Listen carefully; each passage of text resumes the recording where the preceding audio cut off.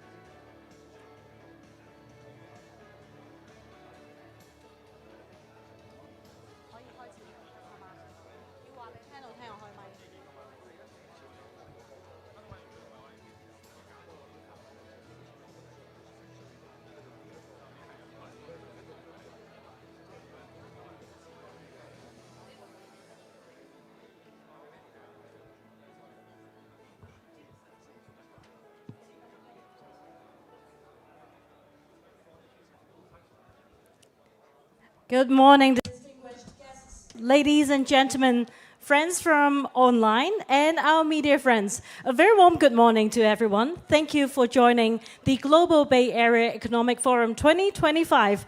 My name is Laura Kasensen, your MC for today.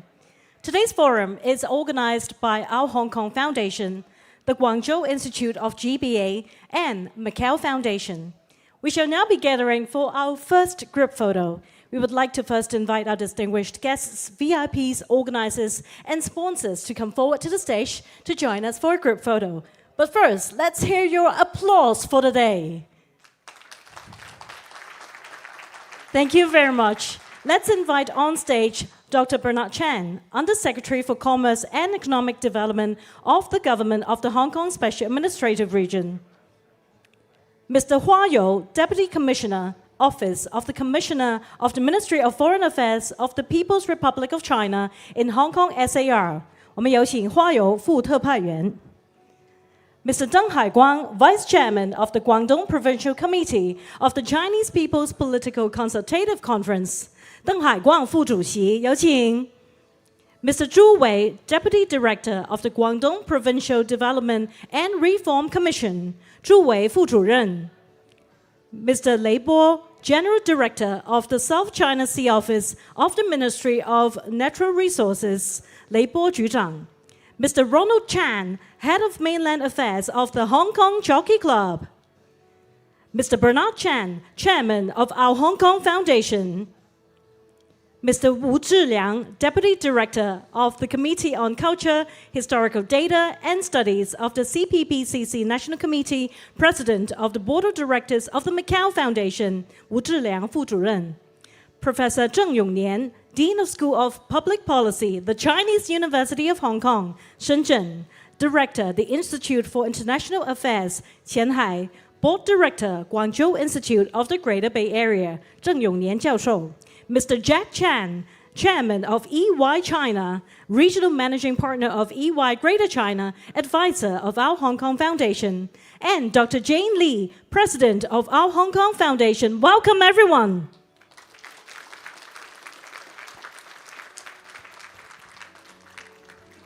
That's right, please look straight ahead with the official photographer and smile for the camera.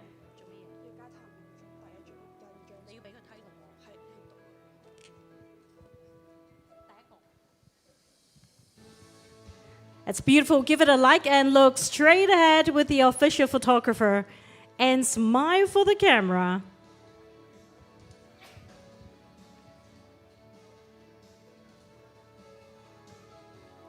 Thank you very much. Please remain on stage. And next, we would like to invite more guests to join us on stage.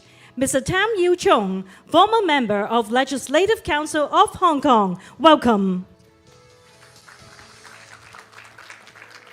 Mr. Sean Randolph, former president and CEO of the Bay Area Council, senior director of the Bay Area Council Economic Institute. Professor Marukama Tomo, professor of the Institute of Social Science of the University of Tokyo. Welcome.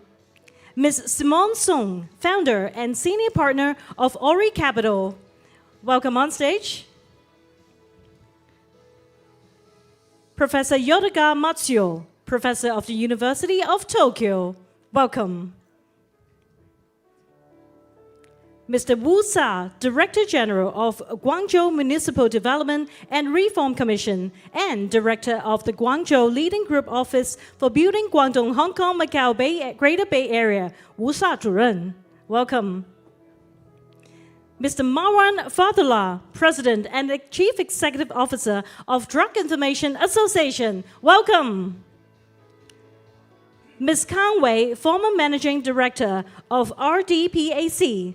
Kang Wei 女士. Welcome on stage. Dr. Chun Wu, Managing Partner of BCG Greater China, Managing Director and Senior Partner of BCG. Wu Chun 博士，有请。Ms. Shan Wu, President of HKAPI, General Manager of AstraZeneca Hong Kong.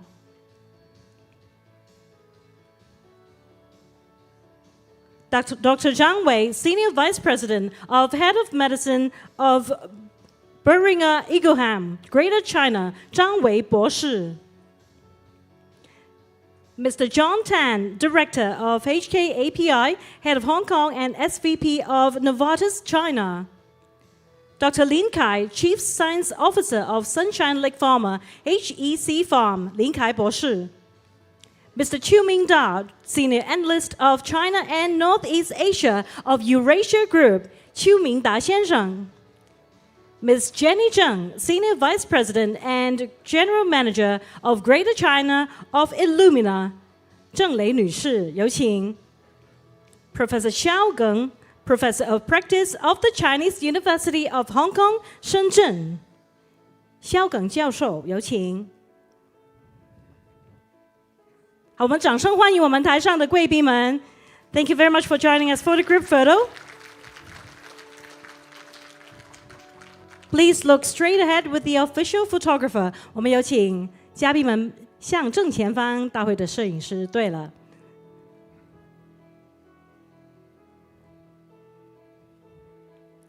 Keep that smile going. Do we want to give it a like? 我们给个赞吧。给赞的同时，也给个笑容。Beautiful. Please look straight ahead and smile for the camera.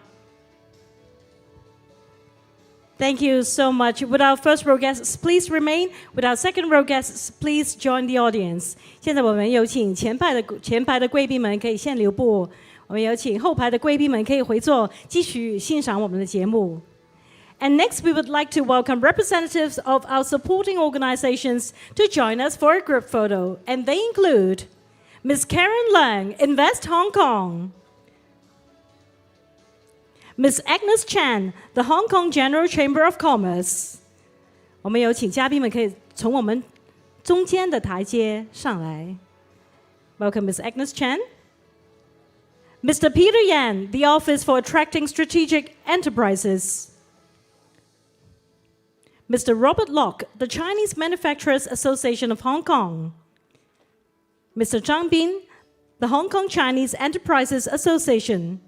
Mr. Wallace Wong, Pearl River Delta Council.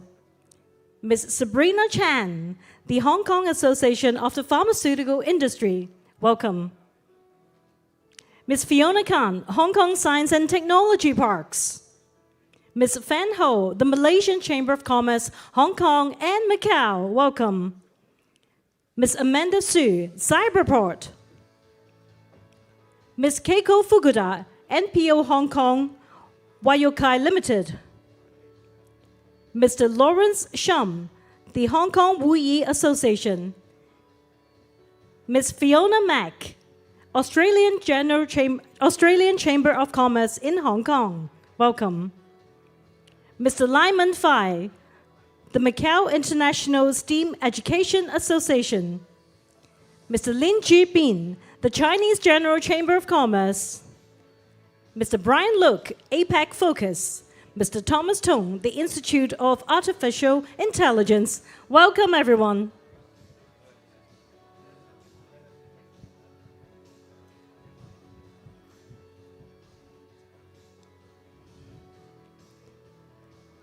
Please look straight ahead with the official photographer and smile for the camera.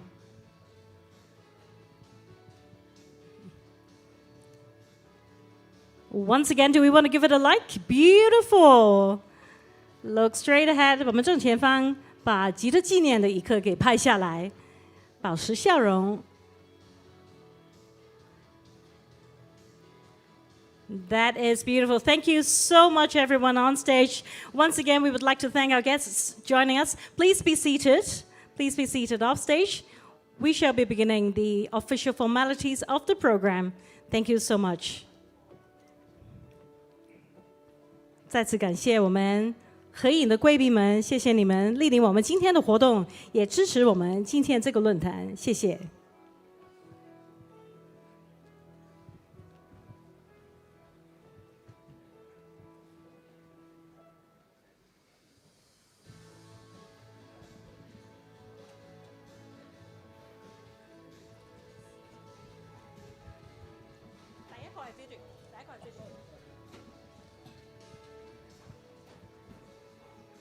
As you can probably tell from the number of guests and distinguished speakers, supporters joining us on stage, we are in for a major, mega, insightful discussion today. Ladies and gentlemen, once again, a very warm welcome to the Global Bay Area Economic Forum 2025. My name is Laura Kusensen, your MC for the day. Before our forum begins, we would like to invite Mr. Wong Wai Lun, Deputy Financial Secretary of the Government of the Hong Kong Special Administrative Region, to deliver an opening speech via video. Mr. Wong, please. Chairman Bernard Chan, Commissioner Lee, Deputy Director Zhu, General Director Lei, Director Wu, Professor Chang, Under-Secretary Bernard Chan, Dr. Lee, distinguished guests, ladies and gentlemen, good morning. It is my pleasure and great honor to join you at the Global Bay Area Economic Forum 2025. On behalf of the Hong Kong SAR government, I would like to extend my warmest welcome to all our distinguished guests. I would also like to express my heartfelt thanks to our Hong Kong Foundation, the Guangzhou Institute of the Greater Bay Area, and the Macau Foundation for putting together this most meaningful event. The theme of the conference, Creating New Economic Momentum, is timely and forward-looking, particularly at a time when our country embarks upon the formulation of the 15th Five-Year Plan. In its recommendations, the Guangdong-Hong Kong-Macao Greater Bay Area is identified as one of the engines of high-quality development, and Hong Kong's vital role in connecting the Chinese mainland with global markets is highlighted. Guided by the recommendations of the plan and under the principle of one country, two systems, the Hong Kong SAR government will continue to build on our strengths as an international financial, shipping, and trade center. We are also committed to developing Hong Kong into a world-class hub for innovation and technology. We'll continue to do our best in fostering cooperation in frontier sectors, such as artificial intelligence, biomanufacturing, and other key innovative technology industries. And we believe that initiatives such as the Hong Kong Shenzhen Innovation and Technology Park at Hetao and the Northern Metropolis will provide us with most effective tools. It is our firm belief that the Greater Bay Area will continue to thrive through openness, partnership, and shared purpose. In this connection, I have no doubt that the forum today will inspire new ideas, deepen collaboration across regions, transform innovation into productivity, and turn vision into reality. Together, we'll create real momentum for sustainable and inclusive prosperity in the years to come. Ladies and gentlemen, I wish you all a very rewarding conference. Thank you very much. Thank you very much, Mr. Wong. Thank you. Well, in today's interconnected world, the development of the Greater Bay Area stands at the forefront of transformative economic dialogues. Dynamic city clusters like ours exemplify core drivers of economic growth and innovation. The Guangdong, Hong Kong, Macau Greater Bay Area is representative of vibrant development, and we recognize that leading Bay Areas across the world have accumulated rich experiences on collaborative development, on industrial upgrading, as well as commitment to sustainable futures. In light of this, we are honored to have gathered leading and authoritative experts in these areas, from us to the US to Tokyo, who convene here at the forum today. We look forward to discussions on how we could further development pathways of the different Bay Areas. Today, we're honored to have an extremely outstanding lineup of speakers for us. First off, I would like to introduce you to our list of guest speakers, and they include Dr. Bernard Chan, Under-Secretary for Commerce and Economic Development, Government of the HKSAR. Let's say a welcome. Hello. Thank you for joining us. We also have Mr. Hua You, Deputy Commissioner, Office of the Commissioner of the Ministry of Foreign Affairs of the People's Republic of China in Hong Kong, SAR. 我们欢迎 Hua You 副特派员。Mr. Deng Haiguang, Vice Chairman of the Guangdong Provincial Committee of the Chinese People's Political Consultative Conference. 邓海光副主席，谢谢您的莅临。Mr. Zhu Wei, Deputy Director of the Guangdong Provincial Development and Reform Commission.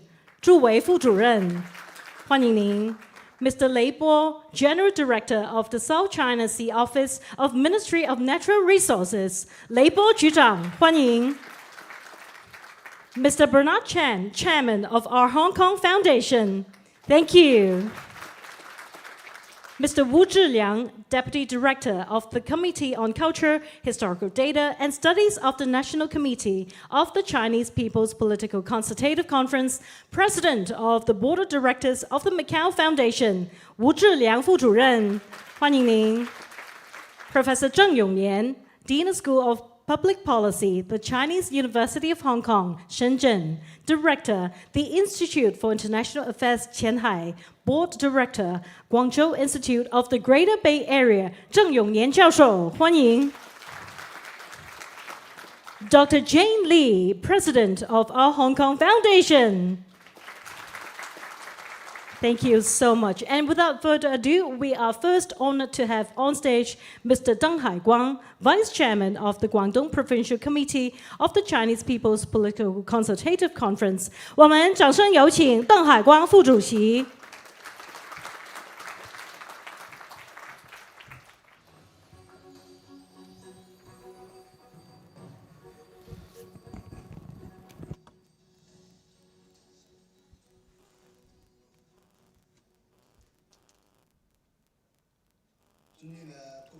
Distinguished guests, ladies and gentlemen, friends, good morning.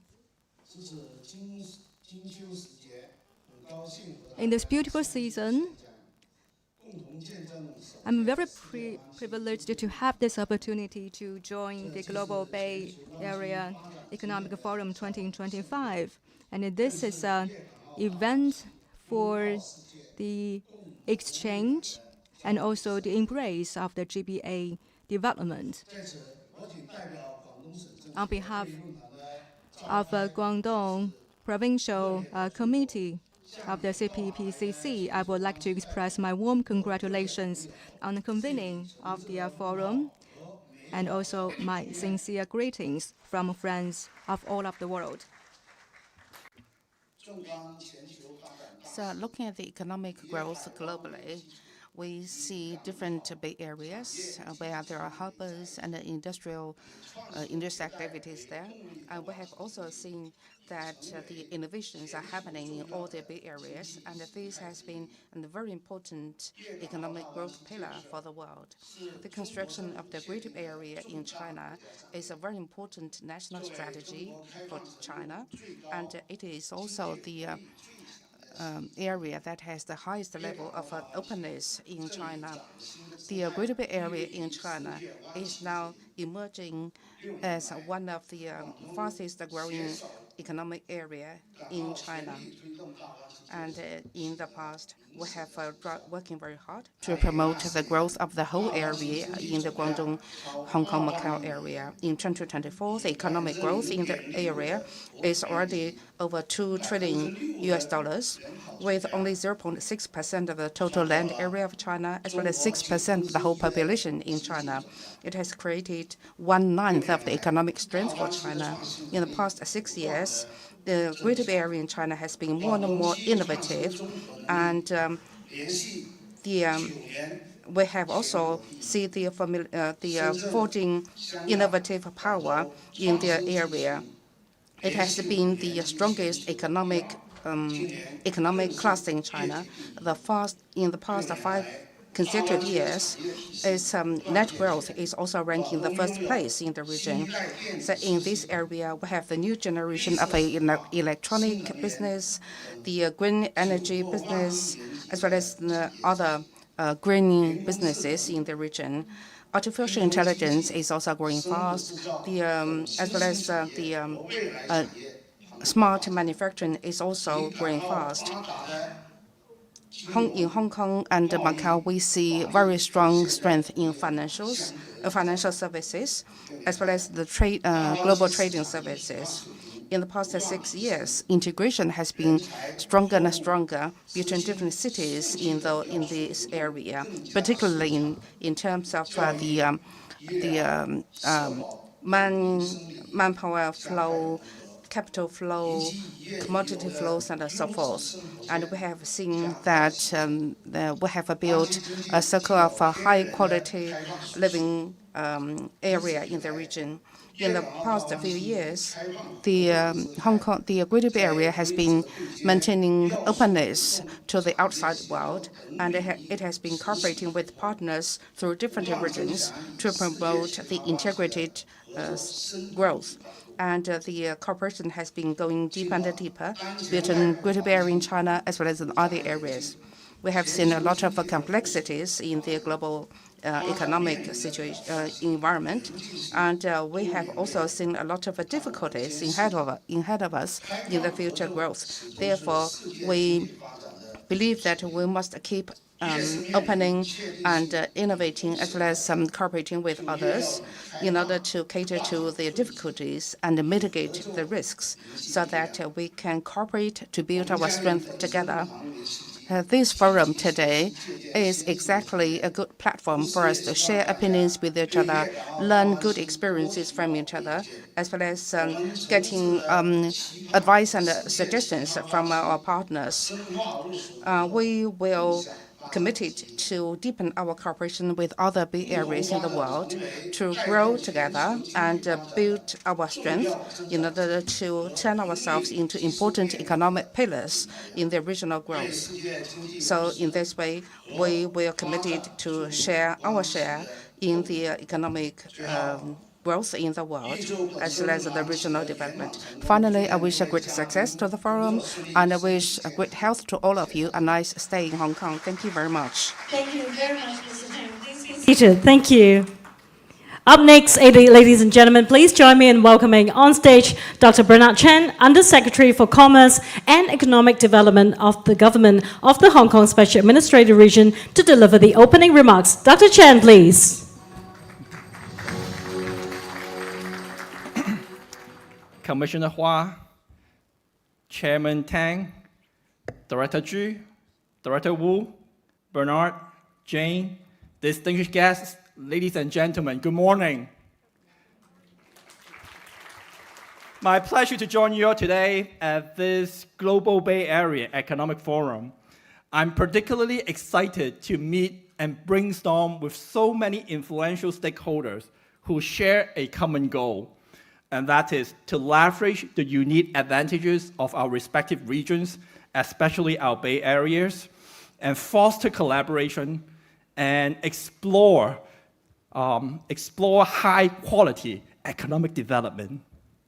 While speaking of economic development, Hong Kong's economy expanded quite nicely in the first 3 quarters of 2025, mainly supported by visible growth in exports of goods and services, as well as the resumption of moderate growth in terms of overall investment expenditure.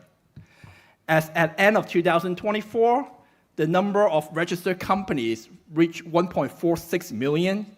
The number of overseas and mainland companies rose to over 9,900, and the number of startups rose to almost 4,700. All these numbers are record highs. And according to the Fraser Institute Economic Freedom Report, Hong Kong remains as the freest economy in the world, excelling in international trade and regulatory efficiency. Our ranking as one of the top 3 most competitive economies in the world in the 2025 World Competitiveness Yearbook further underscores our international standing.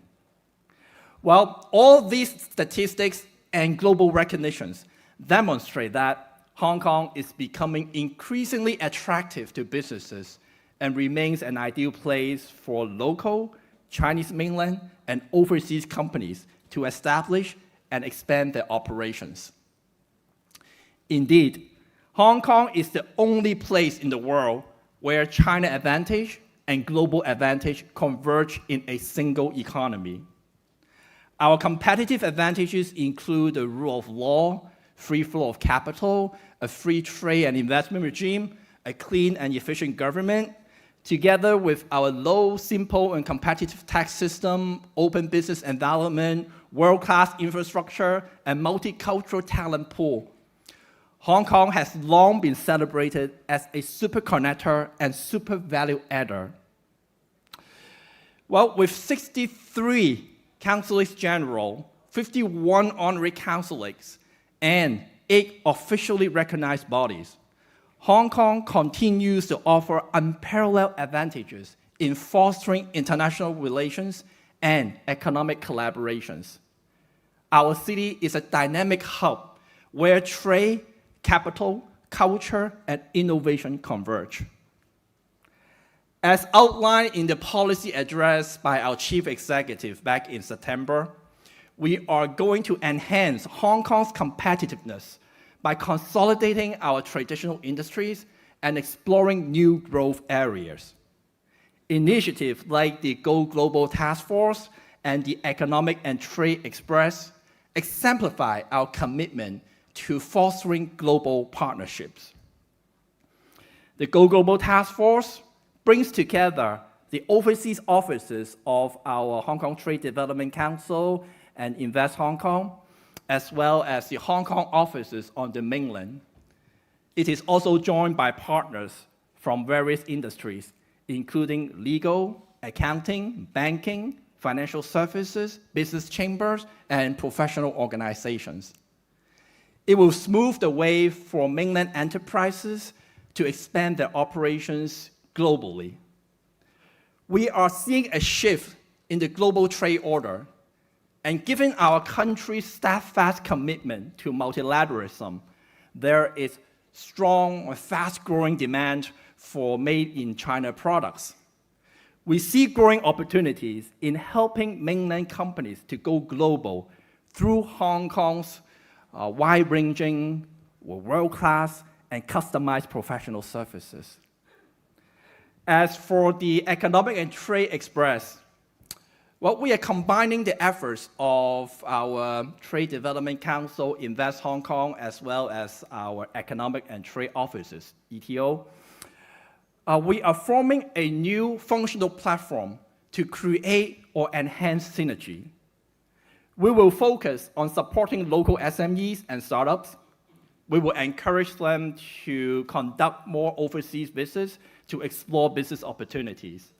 At the same time, this Economic and Trade Express will, at the same time, be tasked with bringing more investment and companies from around the world to our city, thereby facilitating two-way flow of trade and capital. Aside from establishing the Economic and Trade Express as well as the Go Global Task Force, we are also expanding our overseas offices. Our ETO in Malaysia will commence operations later this year, and we are in active discussion with the Saudi Arabian government to open an ETO office in Riyadh.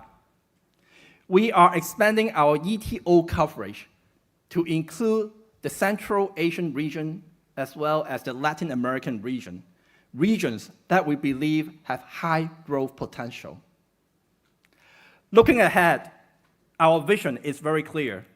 We will continue to enhance our role as a supply chain management center, a hub for investment and entrepreneurship, and a gateway for mainland companies to go global. Our commitment in maintaining a business-friendly environment, coupled with our independent judiciary and world-class infrastructure, ensures that Hong Kong remains one of the most flexible and easiest places to do business. Ladies and gentlemen, Hong Kong's resilience and adaptability are our greatest assets. And in order to harness our strengths and drive our economy further, we need partnerships with every stakeholders, including everybody sitting here today. So my sincere thanks to our Hong Kong Foundation and the organizers for bringing us together. With your support and friendship, we will be in a better position to empower Hong Kong into a dynamic, innovative, and indispensable player in the global arena. So I look forward to working very closely with each and every one of you. With concerted efforts, I'm sure we will together build a better Hong Kong. And speaking of building a better Hong Kong, allow me now for a moment to speak about the upcoming Legislative Council election. A strong partnership between the government and the legislature is key to building a better Hong Kong. I therefore encourage every registered voter in the audience here today to support this important election and cast your vote on December 7th. Well, I wish today's forum a great success and everybody here good health and fruitful years to come. Thank you so much. Thank you very much, Dr. Chan, for the opening remarks and for all the exciting initiatives that you mentioned. Up next, ladies and gentlemen, we're honored to have Mr. Wu Zhiliang, Deputy Director of the Committee on Culture, Historical Data and Studies of the National Committee of the Chinese People's Political Consultative Conference, President of the Board of Directors of the Macau Foundation, to deliver the opening remarks. 各位来宾，我们有请吴志良副主任，有请。尊敬的陈。 Mr. Deng, Mr. Hua, Mr. Chen, dear distinguished guests, good morning. Today we are gathering here in Hong Kong for the Global Bay Area Economic Forum 2025. And we are one of the supporting units. And by taking this advantage, this opportunity, I'd like to extend our warmest welcome to all of you for your coming. The theme of our discussion today is on the economic growth in Bay Area in order to promote the integration of global economies and construct the destiny for the human beings together. This is a theme that has great significance. And the construction of the Bay Area was put forward by President Xi Jinping for the first time, and it is also a very important part of our national strategy. It is also a very important step that the government has decided to make in order to realize our economic growth. It is a part of the One Country, Two Systems scheme, and it is also particularly important for Macau. Macau always remember that we must get integrated into the national economic growth, and it is our obligation to serve the country to realize better growth. So by taking this opportunity, I'd like to share with you some of my thoughts on this regard. First of all, we'd like to build the world tourism and a leisure center with a high-quality Bay Area. Macau as a tourist city with rich cultural heritage and tourism resources. It also has highly international service and inclusive urban culture. In the GBA plan, we are committed to make efforts with Hong Kong and Guangdong and other cities to jointly build tourism products in one city and multiple stops, and also to promote cross-border leisure experiences, jointly build a living circle suitable for working and traveling. We not only want tourists to appreciate the uniqueness of the Chinese and the Western culture in Macau, we also want to use tourism as the carrier to promote people-to-people exchange, enhance the mutual construction of a civilization, and show the world the soft power of Chinese culture and harmonious coexistence. And Macau is striving to build tourism and a leisure center with global influence and contribute to the development of a humanistic Bay Area. Secondly, we are building a commercial and a trade cooperation service platform for Portuguese-speaking countries. Macau has long taken China's economic and trade and exchanges as the role of a bridge. And it also has advantages in language and law, culture, and business networking. At present, Macau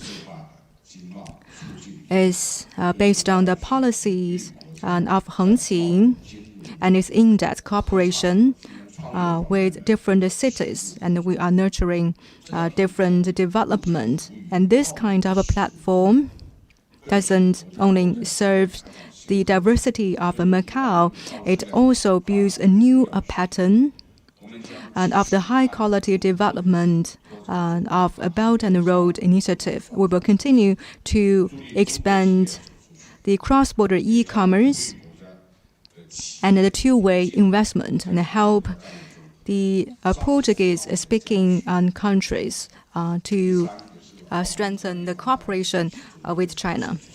Thirdly, we will also emphasize Macau's role in the GBA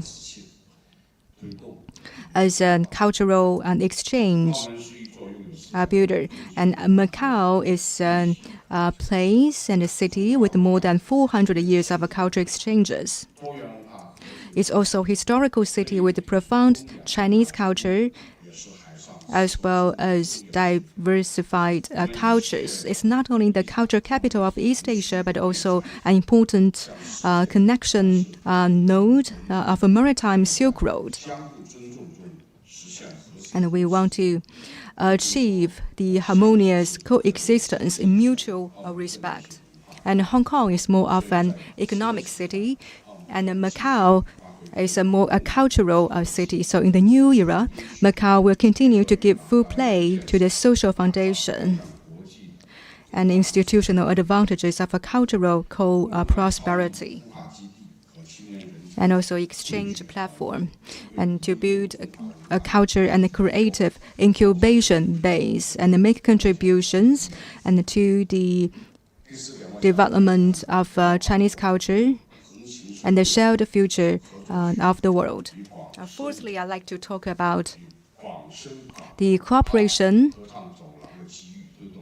between the Guangzhou and the Shenzhen and the Macau corridor. And as we all know, Macau's economy is mainly dependent on the gaming industry.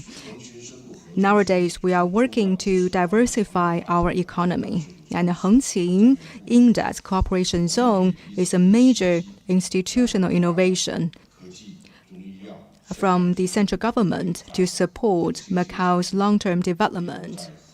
So we would like to take this opportunity to accelerate the development of emerging industries such as science and technology, traditional Chinese medicines, modern finance, cultural tourism development. We also want to cultivate high-quality talents with international vision and innovative spirit. The Popular Science and Technology Center will also land in Hengqin at the same time. On the basis of the gaming industry, we will also explore the cutting-edge fields such as development of AI, smart city, and financial technologies, and forge our cooperation with universities in other cities in GBA, and to build the comprehensive global technology center. Ladies and gentlemen, the development of GBA and also other Bay Area is not only an economic proposition, but also a topic of the times. It's not only a regional strategy, but also the strategy for our country. As a member of the country and the GBA, Macau will adhere to the policies and will be more proactively integrated with the GBA's development. We also hope that Guangdong and Hong Kong can help Macau's development in the future. Thank you very much. In fact, I love Macau, one of my top lists to go to. May we now invite on stage Mr. Bernard Chan, Chairman of our Hong Kong Foundation, to deliver the opening remarks. Mr. Chan, please.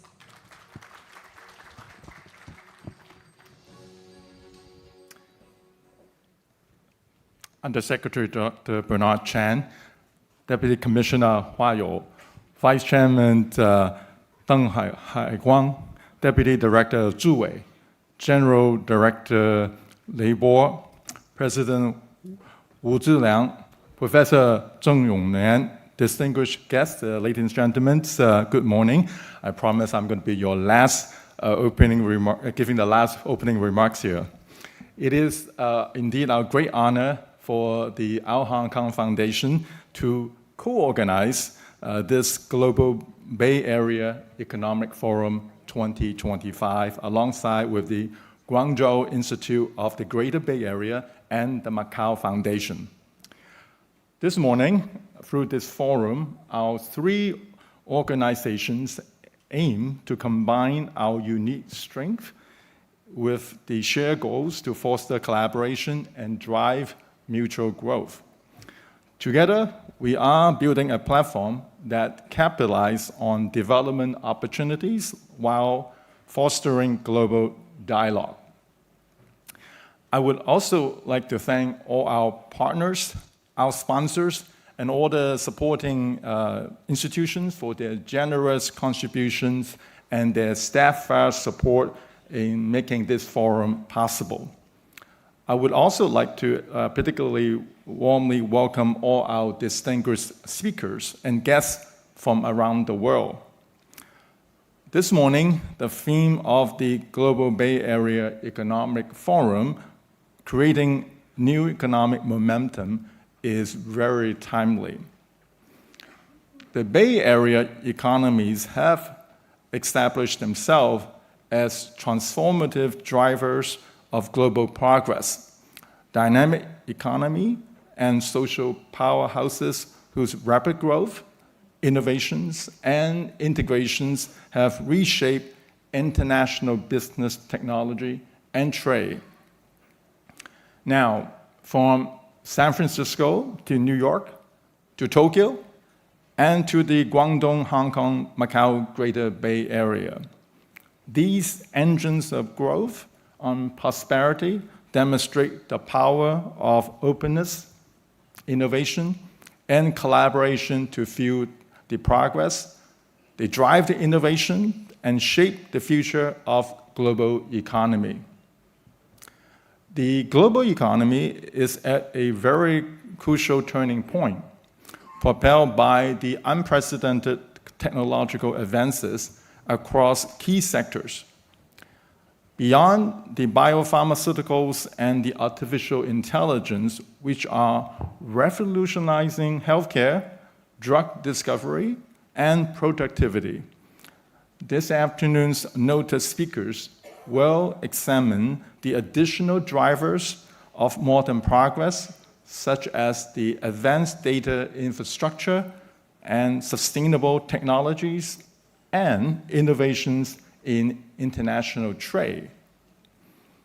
Strong investments in the generative AI and high-tech sectors, rapid growth in the biopharmaceutical industry, and the strategic integrations of digital platforms are converging to reshape competitive landscapes and address the urgent societal issues. Now, together with these business models and redefining the business models and transforming how economies expand and adapt and at a geopolitically unstable but yet very interconnected world. Our aim today is to explore how Bay Areas worldwide can exchange insights and experiences, collaborating to promote sustainable development and international cooperation. As Dr. Bernard Chan said, Hong Kong serves as both a super connector and a super value adder, linking our country and the world through our role as an international financial center and as a vibrant hub for commerce, talent, and innovation. The recent fourth plenary session of the 20th Central Committee, aligned with China's 15 five-year plan, reinforced this vision emphasizing Hong Kong's role in modernization through innovation, self-reliance, and high-quality development. The plan supports Hong Kong's autonomy, recovery, and deeper integration into our national strategies, cementing its position as a global business and innovation hub under our one country, two systems framework. At our Hong Kong's Foundation, we work to enhance Hong Kong's global connectivity, promote innovation in science and technology, and share China's and Hong Kong's stories internationally. Through our research-based dialogue and collaboration among the government, academia, and the business and the community, we aim to address regional and global challenges and shape a shared future. This morning, our forum embodies that philosophy. I hope today's discussion ignite new ideas and strengthen collaboration. By bringing together the 4 major Bay Areas, we can unlock new economic prosperity and momentum. Our success relies on turning the shared visions into the reality, as progress is rooted in dialogue, partnership, and teamwork. So ladies and gentlemen, thank you once again, and I'm sure you're all excited to now listen into our keynote speakers for their wisdoms. Thank you very much. Thank you. Thank you very much, our chairman, Mr. Chan. Thank you. Please be seated. As we gather for the inaugural Global Bay Economic Forum 2025, and as our chairman mentioned just now, we shall be beginning to explore the theme of creating new economic momentum. Today, we bring together entrepreneurs, industry experts, and academias to delve into the opportunities as well as challenges within the GBA, highlighting Hong Kong's pivotal role as a bridge between the Chinese mainland and the global market. And I must admit, when I was doing my research of the speakers today, I was so excited. A lot of them are indeed world-renowned speakers and experts. So, ladies and gentlemen, without further ado, I would like to invite on stage Mr. Sean Randall, former president and CEO of the Bay Area Council, senior director of the Bay Area Council Economic Institute, on stage for the keynote speech. Mr. Randall, please.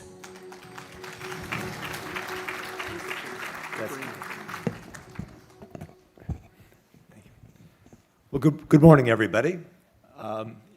First of all, I want to thank the Guangzhou Institute of the Greater Bay Area, our Hong Kong Foundation, and the Macau Foundation for the opportunity to be with you today. My favorite topic to talk about, because I live there, is what's going on with innovation and technology in the San Francisco Bay Area. But I've been coming to Hong Kong and Shenzhen for probably 8 or 9 years now, since the very beginning of the idea of the China Greater Bay Area, to watch and to speak and to learn about what you're doing here. So how we can connect our 2 regions and how we can learn from each other is I think very important for the future of our economy globally. And I think this forum is really helpful. So thanks so much for organizing this. So what I'm going to try to do very briefly is to share a perspective on technology and science and innovation. So in our region, the San Francisco, Silicon Valley Bay Area, we're not good at everything, but we are really good at entrepreneurship and technology innovation. And I know, of course, that that is one of the key components as you are working to develop the China Greater Bay Area. So I'm going to focus in particular on that. And there's a few slides. I'll go through them quickly. I'm not going to stay long on any of them. But I think just seeing them will help to illustrate what I'm talking about. So this is how we think the innovation economy in the San Francisco, Silicon Valley Bay Area uniquely works. First of all, that's the region. It's 101 cities, it's 9 counties. It is much smaller population-wise than yours. We are only 7.5 million people. The geography is a lot smaller, but the economic activity is very intense. And you can see from that, there is a bay, And the Bay both connects and separates our different jurisdictions. So how they work together around that geography to develop commonalities and connections is an important topic for us as it is for you. So what happens with innovation? First, a couple of high-level thoughts. One is we describe it as an ecosystem, meaning there's a lot of diverse moving parts, but they're organically connected to each other in terms of how they interact. There are multiple technical disciplines. It's the largest biotech cluster in the US, along with Boston. It's the largest IT cluster in the US. So when you put together different disciplines like that, you end up with things like bioinformatics. So we're always looking at how can these different disciplines be formally or informally connected so that they can be more innovative as they emerge. So the networks are very important to how that happens.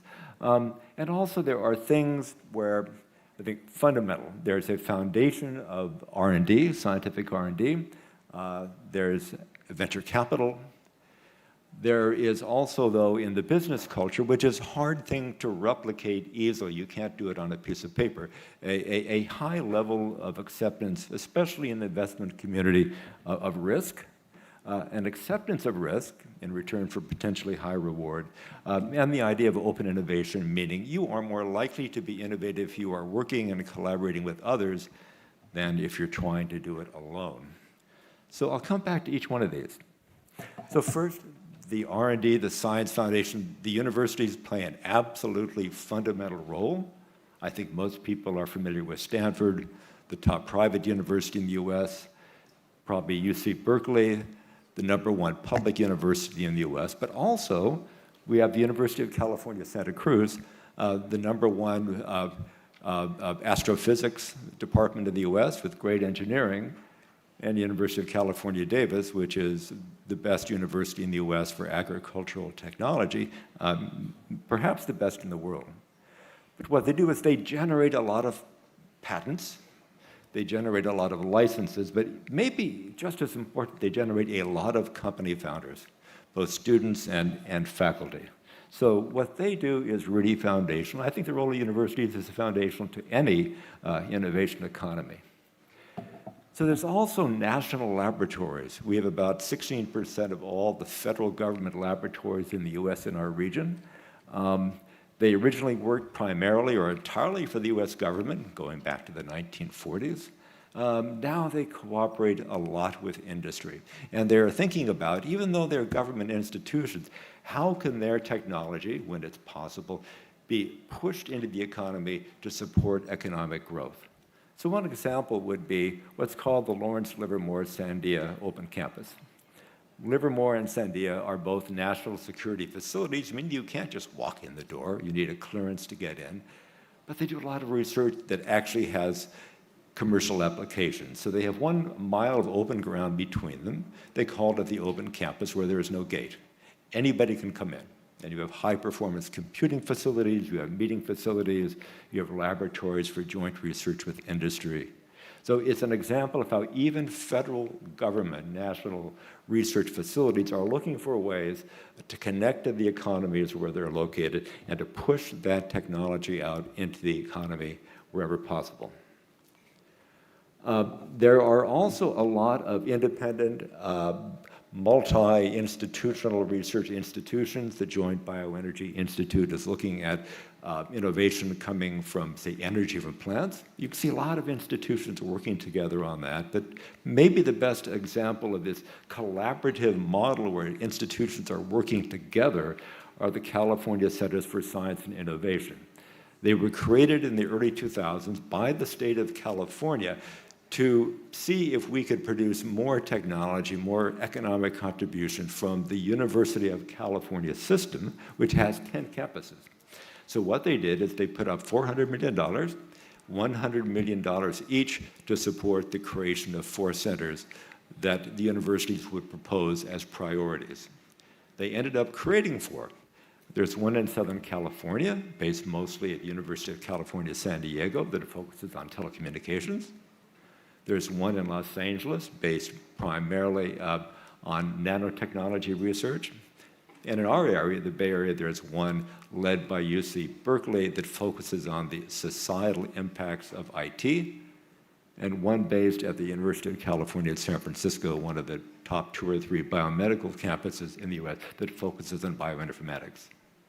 But the key to the model is, if you're just one university, you couldn't get the money. You need at least 2 or 3 together jointly to qualify. And it's worked really well. They are wildly successful at attracting federal research, industry partnerships. And why is that? Because you can actually combine the high-quality resources of each one into much more powerful proposals, much deeper technology research. So we're finding this model of institutions actually collaborating and working together rather than competitively as a very effective one. There are lots of independent, nonprofit institutions. The SETI Institute looks for life in outer space. That's quite a fun one. The Gladstone Institute has 17 laboratories, a lot working on regenerative medicine, stem cell research. The Buck Institute is the first research laboratory in the US entirely to focus on the science of human aging. So what we found going back to the early 2000s was we started to see a lot of companies that were not headquartered in the Bay Area, were headquartered someplace else in the US, and they started to show up in our region opening laboratories. What was going on there?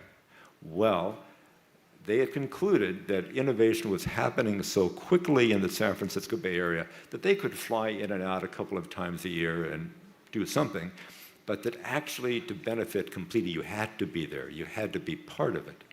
So they started to open up laboratories and research offices so they would be part of the economy and moving with it as it moves forward. Then we started to see the same thing for global companies. From everywhere in the world, they started to open laboratories and innovation offices with the same objective, to be part of the economy, the innovation economy as it moves forward, because you're going to benefit from it more if you're part of it than if you're just looking from the outside in and visiting. So I'll come back to this at the end, but just one example of this would be the automotive industry. So the Bay Area has never been a big automotive center. It's not Milan or Stuttgart or Detroit, but almost every significant automotive company in the world is there. So what are they doing? We have Tesla, but it's just one company. But these global companies are there. Well, they're not producing cars for the most part. It's around the technology. It's around electrical vehicles, but especially the technology around autonomous driving. And you can see all the major automotive companies, including from China, many of them from China, are present. So it just kind of shows how this global presence comes together to kind of leverage and access the technology innovation that's occurring. So that's the research foundation, federal, university, and corporate. So those are big wheels. And as they start to turn, what's the product? Well, one of the products is intellectual property. So this shows the production of patents in the region. And you see the green bars are Silicon Valley. The dark bars on the top are San Francisco. Why is Silicon Valley so large? Well, one thing, Stanford is there, but technology companies, Facebook, Google, Apple, the rest are there, and they have enormous portfolios of patents. So lots of IP generation, and this would show the top cities in the US for generating patents. So if you put the Bay Area cities together as a region, it's close to 15% of all the patents generated in the US are happening there. And then you can see the other cities. San Diego in Southern California is very good, but most of the rest are actually local companies in the Bay Area. So lots of intellectual property coming out of this process. And then the other big story is venture capital. Historically, we're going back a few decades, about a third of all the venture capital being invested in the US is being invested in this region. In recent years, it's been between 40 and 50%, sometimes almost 60%, whether you're measuring it by deals or by capital. What's going on there? Well, of course, most of the venture capital companies are headquartered there, but it's driven by these technological leaps. What is the leap right now? It's AI. Those spikes are so big now because the enormous amount of investment going from venture capital into the emerging AI industry. But what happens with the venture capital, it makes those gears turn faster. It just accelerates the spin for innovation. So some of the dynamics behind that, in the US generally about 25% of technology startups are founded by people from another country. In the Bay Area, it's almost 50%. They come from everywhere. They come from India, they come from China, they come from Europe, but you'll find startup founders from absolutely every corner of the world. I mentioned earlier this philosophy in the investment community about a high level of acceptance and tolerance of risk, recognition of the possibility, if not the likelihood of failure, but the belief that if you succeed, well, you will be wildly successful if you're disrupting or creating an industry. So let's say you have a venture portfolio of 10 companies. Let's say 4 fail, 5 do okay. But if one becomes Facebook, if one becomes Google or LinkedIn, that's enough. That pays for everything for years to come. So they're willing to take big risks in return for the possibility of high rewards. And one way to think of that would be, let's say we're at the Olympics and you're doing a 100-meter race, and every 10 meters there's a barrier. So what's the barrier? It's an institutional barrier to collaboration. Well, if the barrier is an 8-foot-high brick wall, you got to stop. It takes some time to get over that. You can finish, but you got to work at it really hard. So everybody has barriers. We do too. However, if the barriers are relatively low, let's say they're like a hurdle. They're not 8 feet, they're maybe 3 feet or more. You can actually run that quickly. And what do you have at the end? You have a commercial product in the market first. So this goes back to this theme about collaboration and reducing as far as possible the barriers to collaboration between institutions and private companies and the government. I won't say much about that. It's sort of how we map it, but if you look at the middle, we put the entrepreneurs in the middle because everybody is looking for startups that they can invest in, that they can support. They want to know where they're leaping in the next phase of technology. And then the arrows show patterns of connection. The densest arrows, guess what? They're the blue ones. They go to universities that are tied into lots and lots of things. And then the purple ones just to show that so many companies and people and government entities are looking to those startups for the next wave of innovation. So what does this produce if you're looking at it from the standpoint of an emerging early stage company? So our region has, on a sustained basis, managed to produce far more unicorns and $1 billion private companies than anywhere, including many more than even in much larger regions. New York is much bigger than we are as a place. Los Angeles is much bigger than we are as a place, but you can see this oversized production of these fast-growing unicorns, more so than Texas, more so than any place in the US. But if you raise the number to, how about 5 billion? It's even more pronounced. Far more $5 billion private companies than anywhere else. And if you actually said, what about $10 billion companies, it would be even more the case.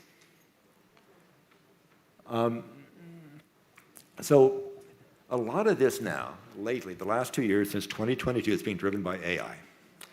And that really has become the latest leap of technology for Silicon Valley. One characteristic of the region is that going back decades, it started with the technology, its integrated circuits, its semiconductors, its personal computers, its cloud computing, its social media, and now we are at the beginning of the next big leap, which is AI. So this shows globally there's been a surge of AI investment. Right now, about 73% of all the AI investment in the US is invested within our region, which is not that big a place. This would show you the funding in 24 and 25. And you can see just this enormous spike. And it's not quite sure where it's ending, but again, this explains a bit why AI is such an enormous driver of our economy right now, with a lot of implications. And then you can see quarterly how this goes. So more than half of the funding globally in AI is just going into these local companies that I could walk to, most of them within 30 minutes of my office. So they're very, very concentrated. And you can see the funding going into AI startups. Cumulatively, there's the Bay Area on the top, then you get to New York and other places. So it just, in different ways, it just reinforces the perception that there's an immense investment being made in AI in the region, and it's being built on many, many years of development of the digital economy, digital technology, and now this is the next leap, building on the long foundation in digital technologies. More than half of the major AI companies in the world, especially Gen AI, are local, same kind of story. And one of the interesting things, it's the entire stack. So starting with the hardware, you've got your NVIDIAs, your Intels, your AMDs, then you've got the large language models, people like Anthropic, you've got ChatGPT for OpenAI. You have these big intermediary companies around data and data management, like Databricks. And then you have all these application companies that are smaller, but a lot of the big money going into the major models, that's primarily coming out of like large companies like your Amazons and your Microsofts. The classic venture capital is going into the smaller emerging AI companies with specific applications and sectors, and that's how they kind of divide it up. The final thing about AI is it all goes back to the talent. I think this is really something to think about in the Greater Bay Area here in China, that the concentration of talent, of job postings for people with AI skills in the Bay Area is much more than all of the other metropolitan regions in the US combined. And so one reason, why do companies come? They come because of the skills that are there, and because the companies are coming, skilled people come from the US and from around the world as well. So it's a self-reinforcing kind of pattern, but the key to it is underlying all of this is the skills development and the talent. Without that, nothing would be happening. Those just show the largest companies by capitalization. NVIDIA's gotten bigger, but I think one of the methods for our region, the leading companies, what are they all? They are almost all technology companies, and they are both the companies producing the AI. They're also some of the largest investors in AI and some of the largest companies using AI. So there's this synergy between the large companies and the smaller ones, between the investment, the use of the models, and just how that synergetic relationship is expanding between large companies and startups that are fast growing. So finally, on the global thing, the region would not be what it is today without the global presence. It's the talent, it's the cross-investment, it's the R&D. The door is open to people from everywhere in the world, and they do come. They come because of the capital. They come because it's an open door. They come because of the reputation that something is happening that's changing the world. So we try to follow this to understand who is in the region from some other place in the world and why are they there. So this won't be 100% accurate, but maybe 95% because it's dynamic, things change. But so these are accelerators that specifically host startups and early stage companies from overseas. And so some of them are really big players in the field, Skydeck from Berkeley, Y Combinator, of course, Plug and Play, but they welcome hundreds and hundreds of startups from everywhere in the world, including from China. There's a large European footprint. So these are European, some venture, but primarily corporate innovation and research offices. And if you look at it, we've counted more than 80. They are pretty much every country in Europe that you can think of, and pretty much every industry. They're financial services, they are automotive, they are aerospace, they are biotech and biopharma, they are IT, e-commerce, you name it. So it's a very, very broad and deep and expanding representation from across Europe, and everyone is involved in connecting their economy, their startups, their major companies, so they can fully participate in our economy. So these are European incubators and accelerators and government offices that play the same kind of role. A lot of them are public-private partnerships in some way, but they're primarily there to connect their companies, especially their smaller companies, into the region, to get them sort of plugged in, find partners and things of that nature. So often these offices will have their global corporate venture fund there. So they're looking for startups. Everybody's looking for startups, and guess what? If they decide they want to invest, their corporate venture arm is right across the hallway. So those are European ones. Now, unfortunately, the only country, I have to say this sadly, where the presence isn't growing but has been shrinking is with China. That's for pretty obvious reasons. I think some of the political tensions with China we all know about, with the US government, and especially because we're all about technology in the Bay Area, that it's become harder over the years to collaborate on critical technology. So there is still a significant Chinese presence. It's just not as big as it was, say, in 2017, 2018, when it really peaked. But there's a number of leading Chinese companies that are very much a part of this conversation. And the same story for Chinese associated corporate venture firms and related venture firms. Not as many as there were, but they're still very much present. The surprise to me was Japan.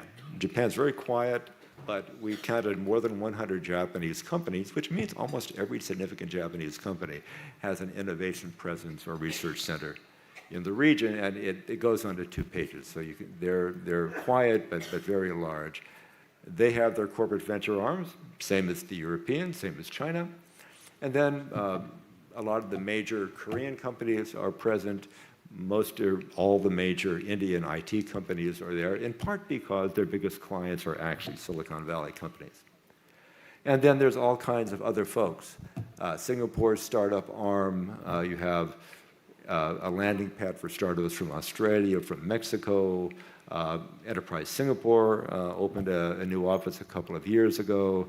Japan opened their innovation campus. So a lot of other countries, they don't have dozens or hundreds of companies or offices, but they have a significant presence. And sovereign wealth funds.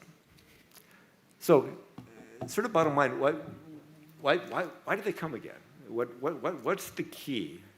And one is, so for the smaller companies, it's access to risk capital. Maybe you can get plenty of angel money or pre-seed, seed, Series A, maybe Series B at home. But at the point very often, even in Europe, when they need growth capital to go into global markets, they need $50 or $100 million.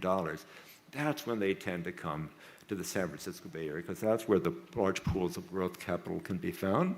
The large companies like proximity to, smaller ones like proximity to big platforms. Let's say you're Spotify, you're going to run on Facebook or something. Well, you want to be close to them. If your exit strategy is to be acquired by a big company, well, our big companies, like China's big companies, do a lot of acquisitions, so you may want to be close to them. The big companies, they want to do research often with the leading universities. That's a possibility. They want to find startups, absolutely.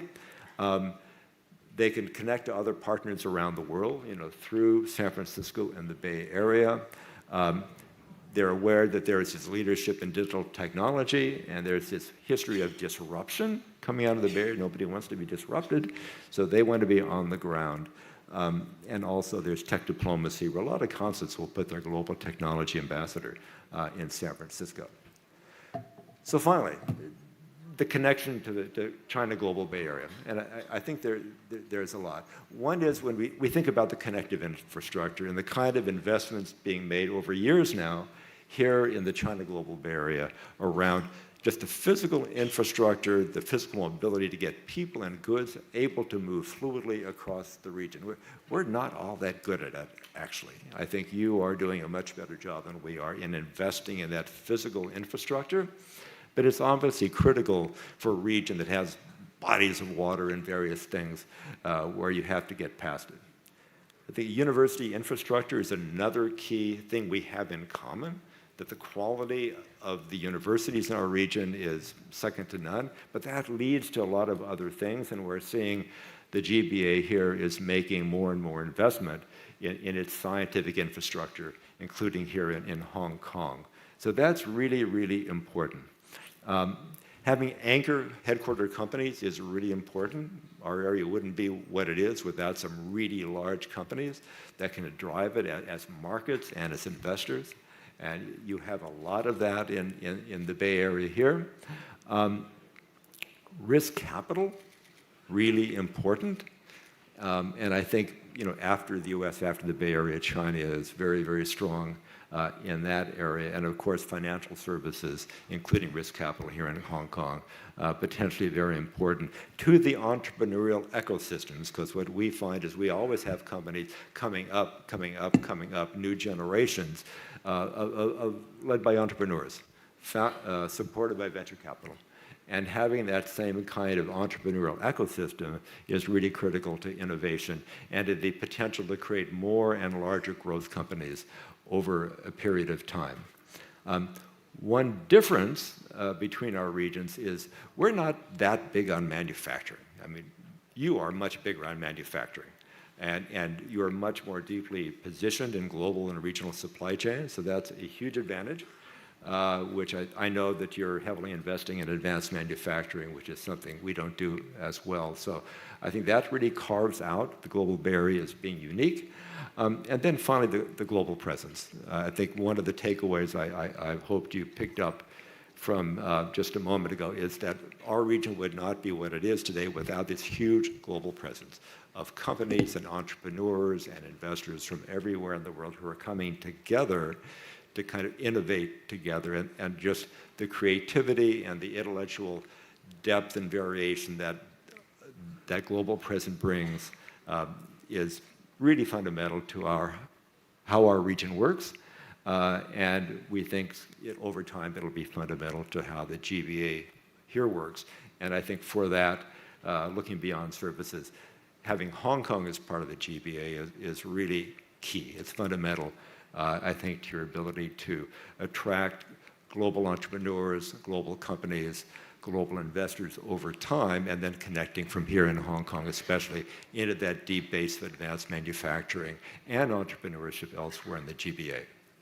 So I think I've watched for 7 or 8 years now the progress you're making in the GBA. It's been steady and consistent. It's really an admirable thing to see. And we look forward to the opportunity for more discussions and connecting our two regions. Thank you very much. Thank you very much, Mr. Rando. Thank you. Please be seated. So from Bay Area to the international innovation system, one of the key messages that I have marked is you have to be there and to be surrounded with the right ecosystem. Up next, ladies and gentlemen, we have a shift of schedule. We would now be inviting on stage Professor Lawrence Lau, Ralph and Claire Lando Professor of Economics of the Chinese University of Hong Kong, to come forward to the stage to deliver the keynote speech. Professor Lau, please.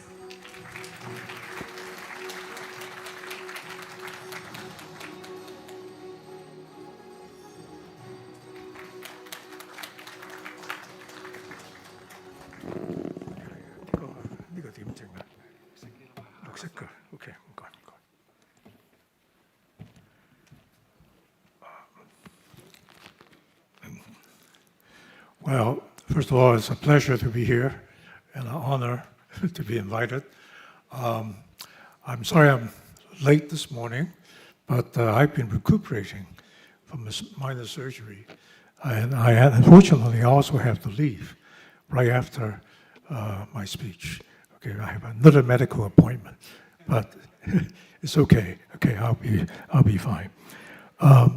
The Greater Bay Area is a topic that we've talked about for many years. In fact, for decades. Those of you who are in Hong Kong will remember this is the Pearl River Delta Project, right? A long time ago. But I think it is finally coming into being. There are a number of reasons, and I want to give you some background. First of all, let me show you the 11 cities of the Guangdong, Hong Kong, Macau, Greater Bay Area. Okay, I've listed all of them. And you can see on the top, very top, the total mass of this area. The population is actually 87.5 million. Okay, for those of you who know, this is actually bigger than Germany, than the whole country of Germany.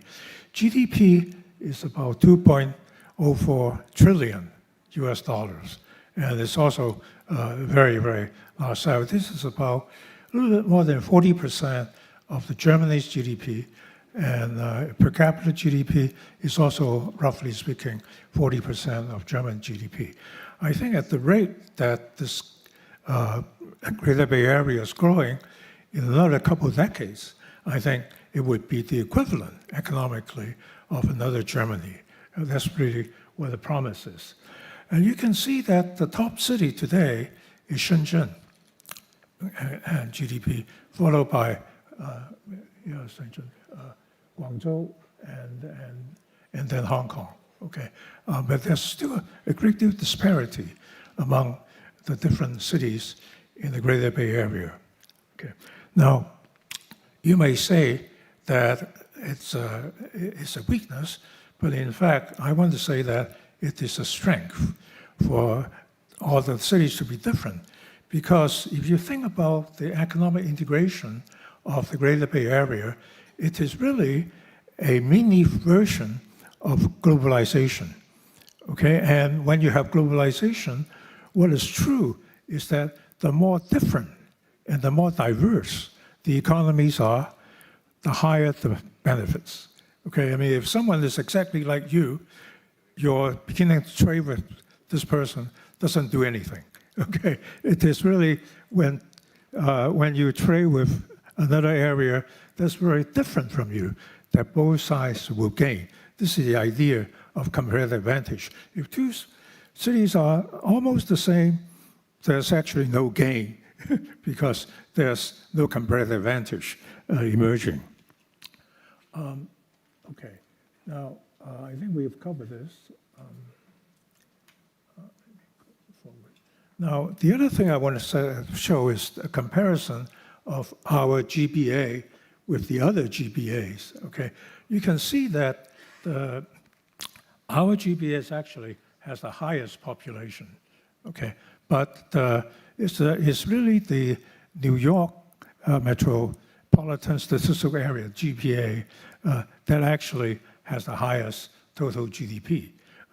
But what is interesting is that the San Francisco Greater Bay Area actually has the highest per capita GDP. And I think that is entirely a result of the technology emerging from mostly from the Silicon Valley that has really raised per capita GDP. Okay, we've done this. Now, let me show you what the background is. What is different today? What is different today are really two things that's emerged in the last decade.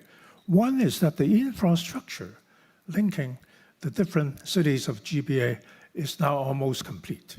Okay, you can actually go from Hong Kong to Shenzhen in 14 minutes with the high-speed rail, and you can go to Guangzhou in less than an hour. I think it's less than 50 minutes.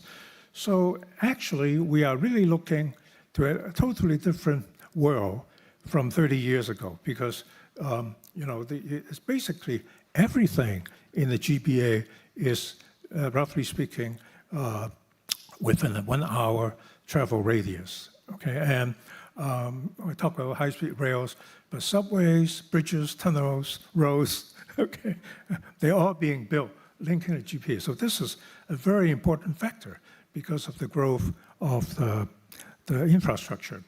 But the other thing I want to say that is very important is the growth of technology, development technology. What I will show you in a moment is that the digital currencies, the central bank digital currencies, would be very instrumental in making sure that capital can flow freely within the GBA, okay, between Hong Kong and Shenzhen and Guangzhou and so forth.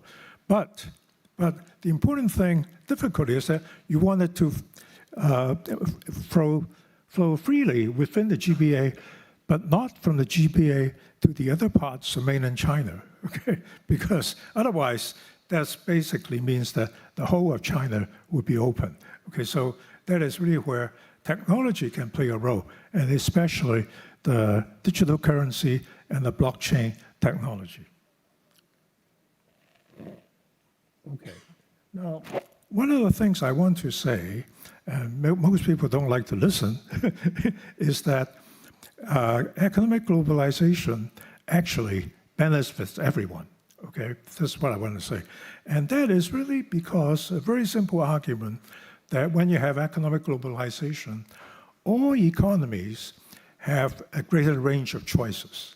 See, the best they can do, the worst they can do is to say, we don't care, we don't want to trade. Then they are no worse off, right? But if they actually proceed to trade with others, they must be gaining, they must be getting better, okay? So that is a very important factor. However, most people don't mention the downside, okay? And that's why I wanted to mention the downside right now. That is, economic globalization creates both winners and losers, okay? Who are the winners? The winners are the exporters, importers, consumers, etc., okay? But who are the losers? The losers are the workers who work in factories that produce or that used to produce products that are now substituted by imports. Okay, and those are losers, and we don't have to look very far to see that they will be here. And one of the things that we realize is that in the last year or so, is that people now want to go up from Hong Kong, want to go to Shenzhen in the north to buy things, okay, and to go to restaurants and so forth. And so the result is that Hong Kong is losing business, okay. But you can see that this is an obvious result, and that means no matter where you are, the U.S. is the same thing. President Donald Trump is complaining. And I think with some truth that losers have been created in the United States because of economic globalization. Okay, but one of the things we have to remember is that economic globalization generates enough benefits so that in principle, everybody can be better off. Okay, now, if you are a winner, the government doesn't have to do anything. The free market rewards you, okay, right? But if you're the loser, the government of the individual cities, they have to do something, right? They really have to try to make it easier for the losers to survive, okay? And actually, if you look back, China went through this period in the late 90s, okay, when you have a lot of the workers in the state-owned enterprises, they were 下岗, okay? They were laid off. Okay, but the Chinese government actually took care of the layoff workers at the time. Okay, in some sense, every city government has to take care of the losers to make sure that they don't lose out forever. All right, so that is one thing I want to add. And you can see that most people don't like to listen to this. Okay, now the other thing that is happening is that is the increasing use of the renminbi. Okay. Now there are many factors, and I don't have time to talk about it. But one of the things for sure is that more and more countries are using renminbi to settle their international transactions. Okay, and this sometimes is voluntary, sometimes it's partly involuntary. Like Russia has been forced out of the SWIFT system, so they are actually they cannot receive dollars, right? So they actually are accepting renminbi for their exports of oil and gas. Okay, and the same with other countries. So, but what this means is that there will be more and more renminbi out in Hong Kong, the so-called offshore renminbi. And Hong Kong can really do a lot to make sure that the offshore renminbi is productively utilized rather than just sitting in a bank account, okay, to make the most of it. Okay, now, one of the things about the Greater Bay Area compared to the others is that we expect that the four productive factors, capitals and goods and services, that they should flow freely within the GBA. This is certainly true of the New York metropolitan district area, clearly true for Tokyo, clearly true for San Francisco, but it's not true for us. Okay, so sometimes I used to call it, when I was not too optimistic, I said it's 四不通, 不是四通, 四不通. Well, what is it? Is that because goods and services cannot flow freely, okay, and manpower cannot flow freely, capital cannot flow freely, and information cannot flow freely. Now, you look at, you want the free market to work. If none of these things flow freely, that means the market really cannot function properly. So what we are trying to show is that increasingly these things can be overcome. These difficulties, if the governments will spend time, will have the determination to make sure it works.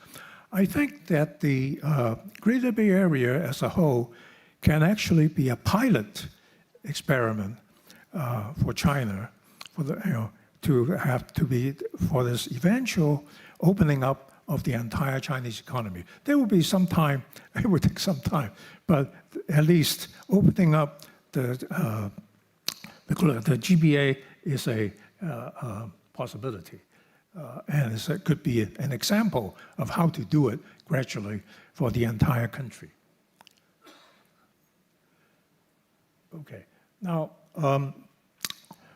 the key to goods and services free flow is really several parts. One is actually the elimination of the customs inspection. Okay, now that's not so easy to do, but I think the other thing is that there must be uniform standards of the quality of the products, okay, and the quality of the services. Otherwise, the free flow means nothing, okay, because you need to have standards. And I think that a beginning has been made in the harmonization and standardization of the qualities, okay, but a lot more remains to do. But one of the things that Hong Kong can try and the other cities can try is to have a uniform tariff rate, okay? Because right now, you have three different sets of tariffs, Hong Kong, Macau, and China, all right? But if you can actually have a uniform set of tariff rates for the GBA cities, that would simplify everything. That means things only have to come in once, pay tariff, and then would just basically circulate freely, okay? And I think that's the key. Now, how would we do that? Well, there would have to be a lot of give and take. My suggestion is that the tariff rate should be lower to the lowest level, existing lowest level of the cities, okay? This means that no one would raise tariffs. Other countries will not complain because tariffs are not going up, all right? But it's easy to lower it to everybody. And I think that for example, the tariff on wine on the Chinese side would be lowered, okay? And, but I think Hong Kong would have to rethink its, quote, tariffs on automobiles, okay? So, but I think that is really the beginning, the key to basically having a free flow of goods and services. Now, the next thing is the currency. Now, because again, there are three different currencies, and it's very difficult if you're, even in Hong Kong today, if you want to pay with the cash, renminbi, it's very difficult. People cannot make change. Similarly, it's very difficult for me when I travel in China to try to pay, even in renminbi. People refuse to make change, all right? Because nobody uses cash anymore. They just use WeChat Pay, Alipay, and so forth. But I think that's why, introducing renminbi in Hong Kong or introducing Hong Kong dollar in Guangzhou have great difficulties, okay? Because but this difficulty can be avoided by digital currency, okay? Now, already, for those of you who have WeChat Pay or Alipay, it's no problem, all right? Because no change is required, all right? And I think what we need to do is to push forward on on central bank digital currency, CBDC, okay? Because those are safe, stable, and unlike other cryptocurrencies, there's really no risk for people to hold it, okay? And I think that actually would make sure that this currency will flow. But there's actually an additional advantage, and okay. Unfortunately, I cannot see what's up on the screen down here. But anyway, the other advantage is the following. We know, as I said at the beginning, that within the GBA, if we send money from Hong Kong, let's say to Shenzhen, so you can say that can be done in principle, no problem. But from Shenzhen onto other parts of the mainland, like to Shanghai, in principle, that cannot be allowed, okay? Because if you allow that, that means you can send money from Hong Kong to anywhere in China, all right?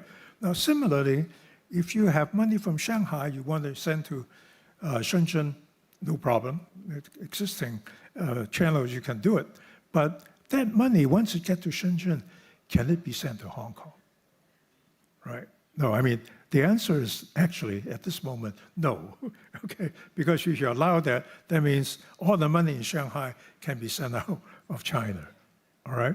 Now, this is where the digital currency can come in to help, all right? Because with the blockchain technology, you can actually trace the fund flows from its ultimate origin, data transaction, all the way until it's converted into cash, into physical cash. You can trace it. So one idea is that money that comes in immediately, they cannot be further remitted outside. But if they can wait 12 months, okay, then it becomes old money, right? Then they can go out. Now, the 12-month rule is actually quite common. Many Latin American countries, they have the 12-month rule, that if you send money in, it has to be put in the bank for 12 months before you can use it. But anyway, it doesn't have to be 12 months. I mean, people could figure out another rule, maybe 18 months, maybe 6 months, I don't know. But that actually will allow you to slow down the money flow, except when they occur within the GBA itself for the time being. So that's one possibility. The other possibility is what I would go back to a proposal made by James Tobin. Some of you may know, may not know him, but Professor Tobin was a Nobel laureate professor at Yale. He has suggested something that's quite interesting, and it's called the financial transactions tax. Okay, so if you think about it for a moment, if when money leaves the other parts of mainland China, that to GBA, for example, you allow it to happen, but you can say that you have to pay a Tobin tax that is 1 or 2% going out. And then if you want to go back, you also pay Tobin tax 1 or 2%. Okay, and that actually has two effects. One is to discourage you from moving money around, but the other thing is also discourages hot money, because if you actually go out, come in, pay your 1 or 2%, you come out again immediately, pay 1 or 2%, that becomes costly. Okay, now we don't have time to go into it, but the Tobin tax actually is a solution to the so-called trilemma in international finance. That is, you cannot have fixed exchange rate, free flow of capital, and autonomy in interest rate. With the Tobin tax, you can actually have a limited interest rate freedom, but we don't want to discuss that right now. Okay, we already talked about coordination of tariffs. In order for the GBA to become one economic area, you really have to coordinate the tariff rates. Okay, and we already talked about this, the light standardization requirements. You have to. Then we talk about free flow of human resources. Now, I think we are getting there slowly. That is, residents or citizens of the cities on the GBA, they can travel freely between the Guangdong part of GBA and Hong Kong and Macau. We are getting there soon, okay, by just using a physical ID. Now, what is actually important is actually the following, and I think our European friends here will understand. In Europe, many people live on one side of the border and works over on the other side, okay? And they have made it very simple for that to happen because you pay taxes only where you live, not where you work, okay? And that simplifies everything, right? So that really means that if someone in Hong Kong works in Shenzhen, pays Hong Kong taxes, pays the MPF charges in Hong Kong, and doesn't have to pay Shenzhen income taxes, and he doesn't have to pay, his employer doesn't have to pay so-called all the insurances, so-called 五险一金, you don't have to pay. And that would be simple. The other way is the same. So if someone living in Shenzhen working in Hong Kong, the Hong Kong employer will have to pay 五险一金, pay everything, but no MPF, right? And no Hong Kong taxes. This is actually a very standard arrangement in Europe, okay? And I think that is something that Hong Kong can adopt, and actually every city in the GBA can adopt, and that would greatly simplify the movement of manpower. Okay, now we talk about the equalization of cost of capital, but that is really the following, is if we can have free movement of capital within the GBA, okay, and I just indicated that if you actually use the central bank digital currency to do it, you actually can control to achieve free flow within the GBA, and actually you can control the flow outside between GBA and the rest of China. Well, hopefully, eventually, everything will be open, but I think this will take time. Okay. Okay. Now, but that really means that we have to redouble the speed in which we develop the electronic currency, digital. And I think the ECNY is already being developed and promoted, and I hope that the EHKD will soon come out. And I think that these are very safe instruments because they are actually converted one-to-one into the physical currencies if you want to, because they are issued by the relevant monetary authorities. Okay, and I think that if you actually have these e-currencies, there's actually no real demand for stable coins. I mean, some people are not going to be happy about that, but stable coins basically is just another form of currency, but requires a lot of supervision. If you have central bank digital currencies, there's really no justification for stable coins because with the e-currency, you can actually have settlement instantaneous, okay? Which is the basic advantage of the blockchain, is that you could settle very quickly. Okay. What do I have? Okay, this is just about. Now, finally, about free flow of information. We know that in Hong Kong in Macau, we can actually get to the internet, go to everybody, go to any website we want, okay? But that's not true in China, okay? You know, people have to climb over these walls to get there, all right? So what I am suggesting is that within the cities, Guangdong cities of GBA, what the Chinese government can do is to say that you can actually you can actually go to the internet, to anywhere you want, okay? There are two conditions.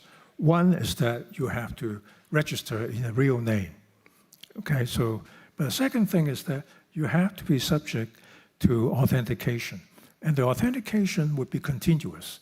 So once you log on, you know, people want to check, you know, your thumbprint, your voice, whatever.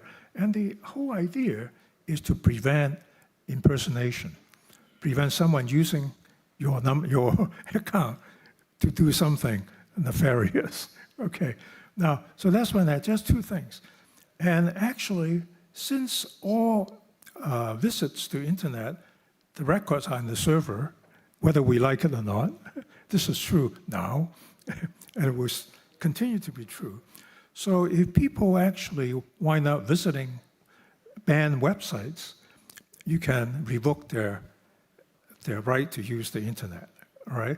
I think very few people would want to risk that. But, you know, there are, and I think that will, at one fell swoop, free up this idea of information flow across countries. So anyway, so maybe I should just stop here.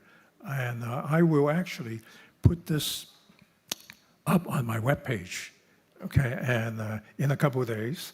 And you are welcome to download. Okay, thank you very much. Thank you very much, Professor Lau. Thank you so much for being with us today, inspiring as always on the economic globalization, the flow of goods and services, human capital, financial capital, and information. Once again, a big hand to Professor Lau. Thank you.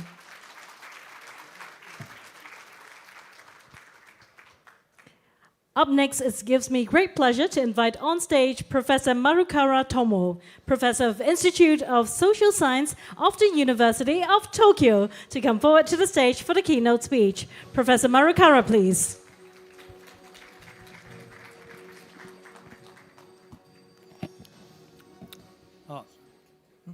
Okay, thank you very much, and special thanks to our Hong Kong Foundation for inviting me to this wonderful conference today. And I'm going to make a comparison on urban housing development between the Tokyo metropolitan area and the Greater Bay Area, which may be a little bit less exciting topic than the previous speakers spoke. Okay.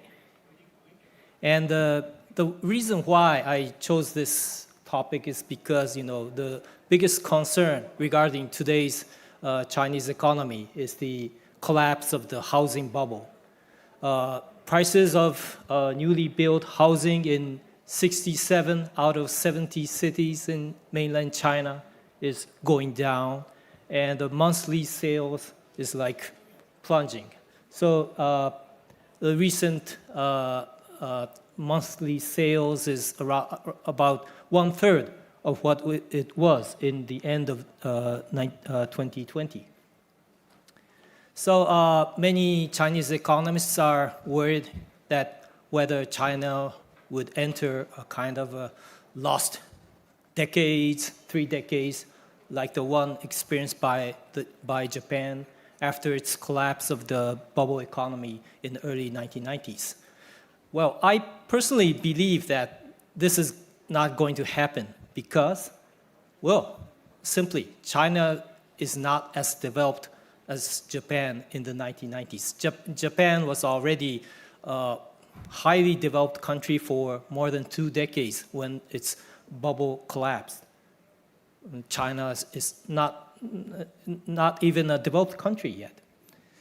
And another point is that I think China's urban housing development is still on its way. It's not like Japan in the 1990s. So I would like to focus on the latter point today. And let me review the post-war Japanese housing development. And the reason why Japanese stagnation continued for like 3 decades is that its housing investment was a kind of dragging down the GDP growth for many years, while consumption, private final consumption expenditure and planned corporate investment, they maintained a positive growth, while the housing investment was, on average, a negative factor. And we can divide the post-war Japanese housing investments into 2 phases. Phase 1 starts right after the Second World War, and housing investments, well, we needed to rebuild our cities that was damaged by the war. And so the housing investments as a part of GDP has been rising, like the graph over there, and it remained at a kind of, relatively high rate until 1997. 1997 was the turning point. After 1997, the housing investment share of GDP is around 4%, which is a quite low level. So it coincides with the GDP growth rate. So I can fairly say that around 1997, there was a saturation of housing demand in Japan. And during the first stage, the first phase, it can be divided into 2 stages, actually. The first stage is that the rural population was flowing into big cities such as the central Tokyo, Osaka, Nagoya, Yokohama, these big cities. So their share in the total population of Japan has been increasing during these years. But it ended in 1968. In 1968, people found that the city center is too crowded, over-congested. So it resulted in bad living conditions, traffic jam, and crammed commuter trains, which was famous during those years. And then came the second stage, which begins from 1969 until 1997. And this was a period when large apartment complexes were built in the suburbs of metropolitan Tokyo or the surrounding 3 prefectures, which are Kanagawa, Chiba, and Saitama. So you can see here that this is the average space of floor space of urban housing in Tokyo. You can see that it actually degraded from during the 1960s. So people got found it's too crowded. So let's move to the suburbs, like here, Saitama, Chiba, Kanagawa, where they can afford to buy bigger houses. So during the period from 1969 to 1997 was a period of the upgrading of housing conditions of the people who lived in Tokyo before then. And the large apartment complexes surrounding Tokyo looks like these pictures, like Chiba, Yokohama, Kohoku, Newtown, and eastern parts of Tokyo, there's a Tama Newtown. All of them were built in the 1960s and 70s. So these are the places where the middle class live, and most of them actually commute to Tokyo for work. And so we can see this movement from our population statistics. During the first stage, there was an inflow of people from the countryside to the big cities like Tokyo, Yokohama. So the Tokyo's population, well, skyrocketed like this, but it stopped growing at the end of 1960s. And then it stayed at almost 12 million for the next 30 years. During this period, the surrounding two prefectures had a rapid population growth. So people from the Tokyo city center moved to these prefectures. From 1998, there comes another stage which people came back to Tokyo. So that was the result of the deindustrialization in Tokyo. Many spaces were opened up because of the closing down of factories or the moving out of the factories. Now, let's talk about China. First of all, China's urban population ratio is increasing, but it is still at the level of Japan before 1965. So if China will proceed its urbanization until the level of Japan at the end of the bubble, it should be like 77.5%. Another 148 million people should move from the countryside to the cities. So this means that there will be a continuous flow of people like we have currently in China for the next 12 years. So that's a great housing demand, of course. And another point is that those who already live in the cities may have the potential to seek better housing conditions. Well, I would like to focus on the four biggest cities in China, which are Beijing, Shanghai, Guangzhou, and Shenzhen. And well, in fact, the four biggest cities can be grouped into two.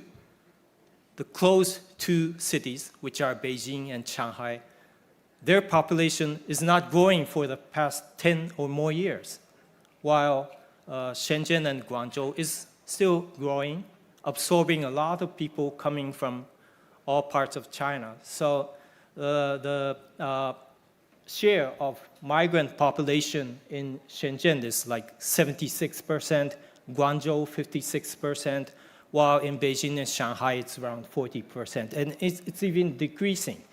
The reason why Beijing and Shanghai is not so welcome to the migrant population is, one, their living cost is higher, and number two, there are kinds of meticulous restrictions on the rights of migrant population. And this is reflected in the structure of housing in the four cities.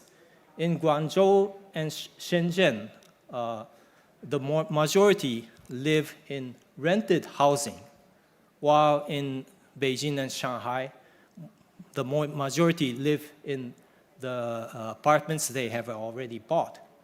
And please look carefully at this monthly rent of rented housing according to the 2020 population census. We can see that in Guangzhou and Shenzhen, the rented housings are quite cheap. In Guangzhou, 90% of the rented housing is affordable at the rate of 2,000 RMB or less. Shenzhen, 78%. While in Beijing and Shanghai, I think there are such cheap rented housing, but I think most of them are dormitories provided by companies for their employees. And the reason why Guangzhou and Shenzhen have so many cheap housing is because of the existence of the so-called urban villages, or Chengzhongcun. In fact, I stayed 3 months in Shenzhen since this June, and one of my main topics was to visit Chengzhongcun, urban villages in Shenzhen. And well, the reason why they are called Chengzhongcun is because, well, they had a sign. They have a sign that indicates that they are that declares that they are villages. Well, I'm not going to go into the details of how they exist, but they are quite special places, very crowded, and they have concentration of low-cost apartments for the mostly for the migrants, and the city urban management is somehow different from the other parts of the city. Well, Chengzhongcun can be found in many places in Shenzhen, so I focus on Nanshan district, which happens to be the richest district in Shenzhen. And in this district, I found 46 urban villages, and it's easy because most of them have beautiful gates like these.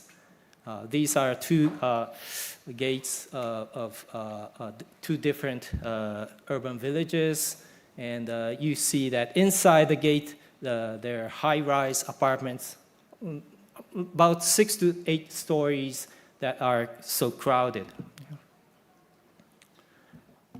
And the average size of an urban village in Shenzhen is 46,000 square meters.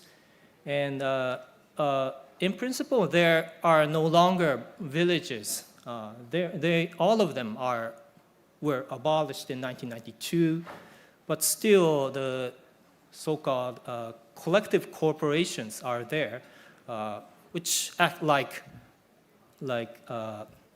village governments. And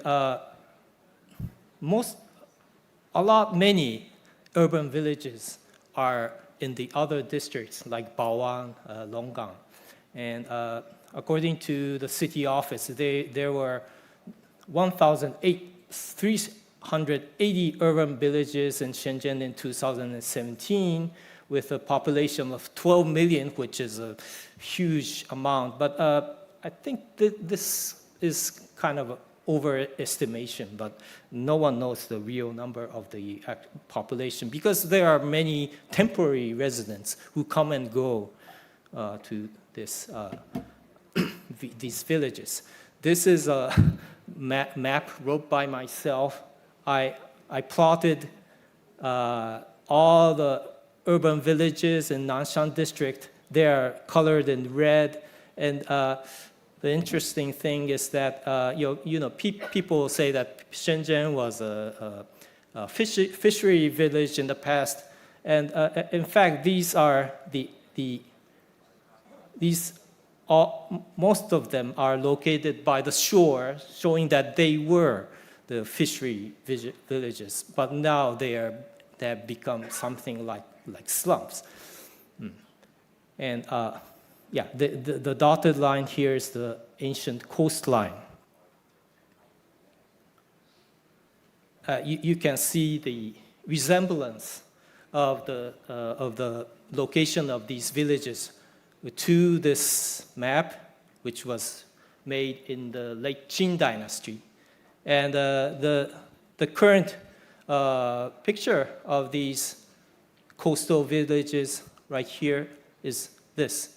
You can see a very crowded place along the ancient shore. So I jump to my conclusion. And first, Shenzhen and Guangzhou is still at the level of Japan before 1968.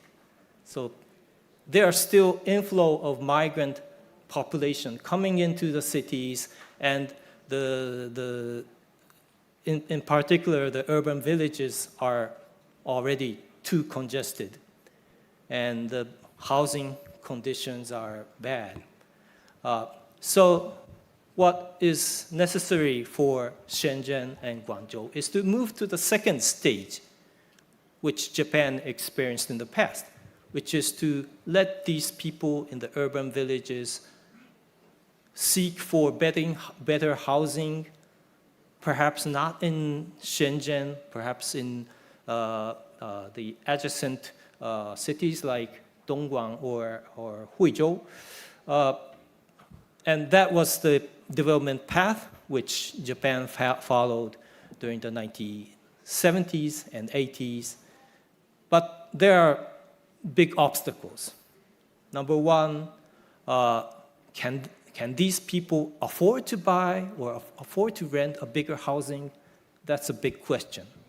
Number two is in fact, the urban transportation system ends at the end of the city. So Shenzhen and Dongguan, Shenzhen and Huizhou are not connected by public transportation. So it would be very difficult for them to commute from these cities to Shenzhen. I would like to say a few words about Beijing and Shanghai. Beijing and Shanghai seems to be already in the second stage of urban development in post-war Japan, which is the movement of people from the city center to the suburbs. But this is intentionally caused by the closeness of these cities. So sooner or later, Beijing and Shanghai's urban development will stop because, like that of Japan, the saturation of housing demand. But this is not good for the whole country. So I think these two cities must open up more for the incoming of migrants. So that ends my presentation. Thanks for your attention. Thanks very much. Thank you so much, Professor Marukara. Thank you. Please be seated. So comparing the development path from a geographic and population perspective, indeed very inspiring. And up next, ladies and gentlemen, it gives me great pleasure to invite on stage Professor Zheng Yongnian, Dean of School of Public Policy of the Chinese University of Hong Kong, Shenzhen, Director, the Institute for International Affairs, Qianhai, and Board Director of Guangzhou Institute of the Greater Bay Area to deliver the keynote speech. 各位来宾，我们有请郑永年教授。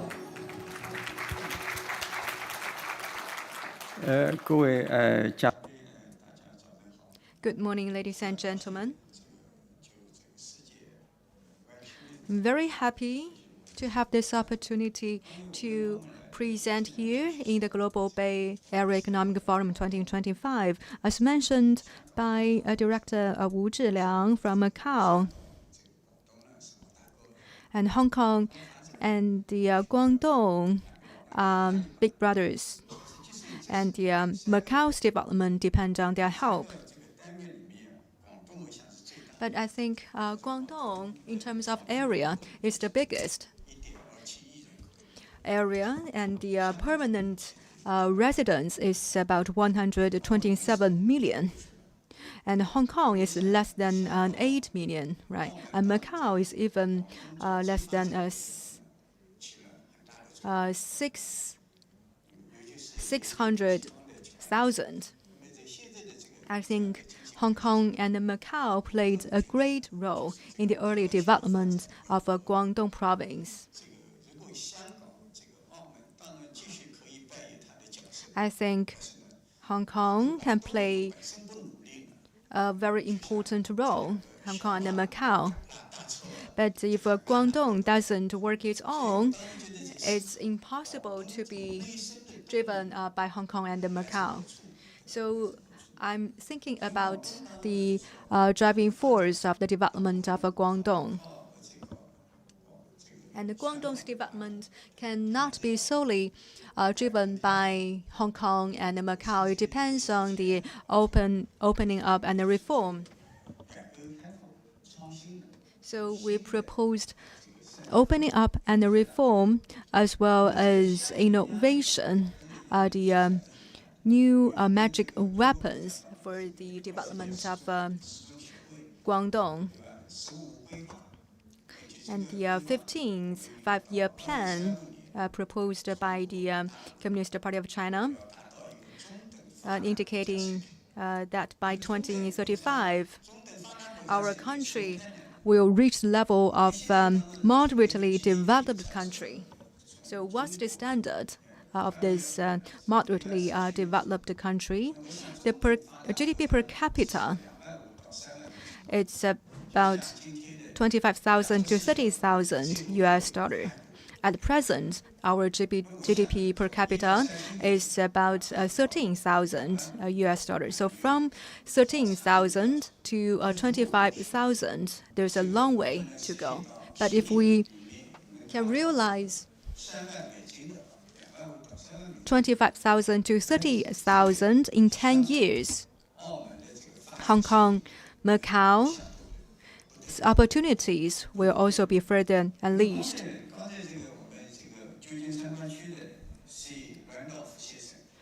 And Mr. Randolph talked about San Francisco Bay, and also Professor Tomo Marukova talked a lot of inspirations. So I'd like to talk about the macro things. And from the comparison of the 4 Bay Areas, for example, the economic volume and the GBA has become the first level. And also we have a very good potential, as mentioned by Professor Lau just now, and we have a lot of flows and connections. In terms of the hard wells, we have already built very good hard wells, and nowadays the focus is on the soft wells connection and interface.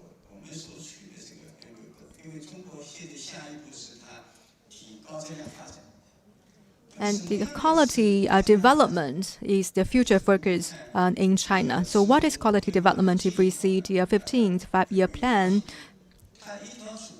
it's easier to find. The focus is on the technology innovation and the scientific and the technology progress and the breakthroughs. And how do we realize breakthroughs? Our team proposed some series, and we called it 3 carriages, or the driving forces. And from the first industrial revolution and in England to the present, we need to have this 3 driving force. First of all, you must have a number or a large number of universities and scientific research institutions carrying the basic scientific research from 0 to 1. And secondly, we must have enterprises who can transform those technologies into applied technologies. Thirdly, we must have sufficient financial service capitals. Whether it is basic scientific research or applied technologies, both of them need the capital.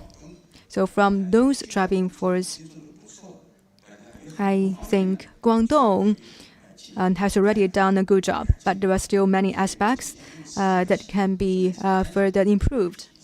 Due to the interest of time, I cannot elaborate the details, but some small suggestions. First of all, we need to redefine talents in the global competition. The focus is on the talents. AI is very important nowadays, but a lot of AI talents flow from China to the US. And Hong Kong and Macau also have very good conditions. But it's also difficult to retain those AI talents. and 44.4% of the AI talents in the US are Chinese. In Guangdong, our talents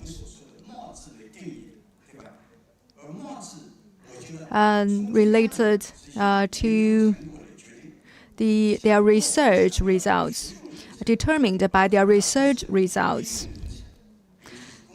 And there are overemphasis on their academic results and ignoring the applied talents. And we have a lot of titles, for example, the Yangtze River scholars and the Yellow River scholars, and there's a lot of titles. Since there's no title, there's no talent. So this kind of a definition needs to be improved because it's not scientific in the industrial field. Because when the basic research transformed into the applied technology, and this will become the real economic activity. And this is also determines the real talents. And we also need the talents like Elon Musk and also Bill Gates. And of course, some applied technologies and also the applied technology enterprises, and they are not calculated as talents in China.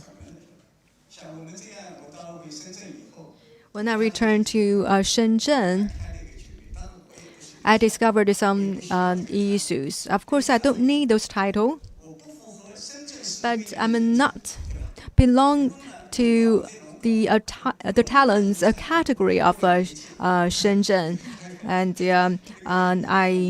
I'm not belong to the talents in Longgang because my age have already surpassed the requirement. And secondly, we need to change the research funding. And where the scientific research funds go is very important.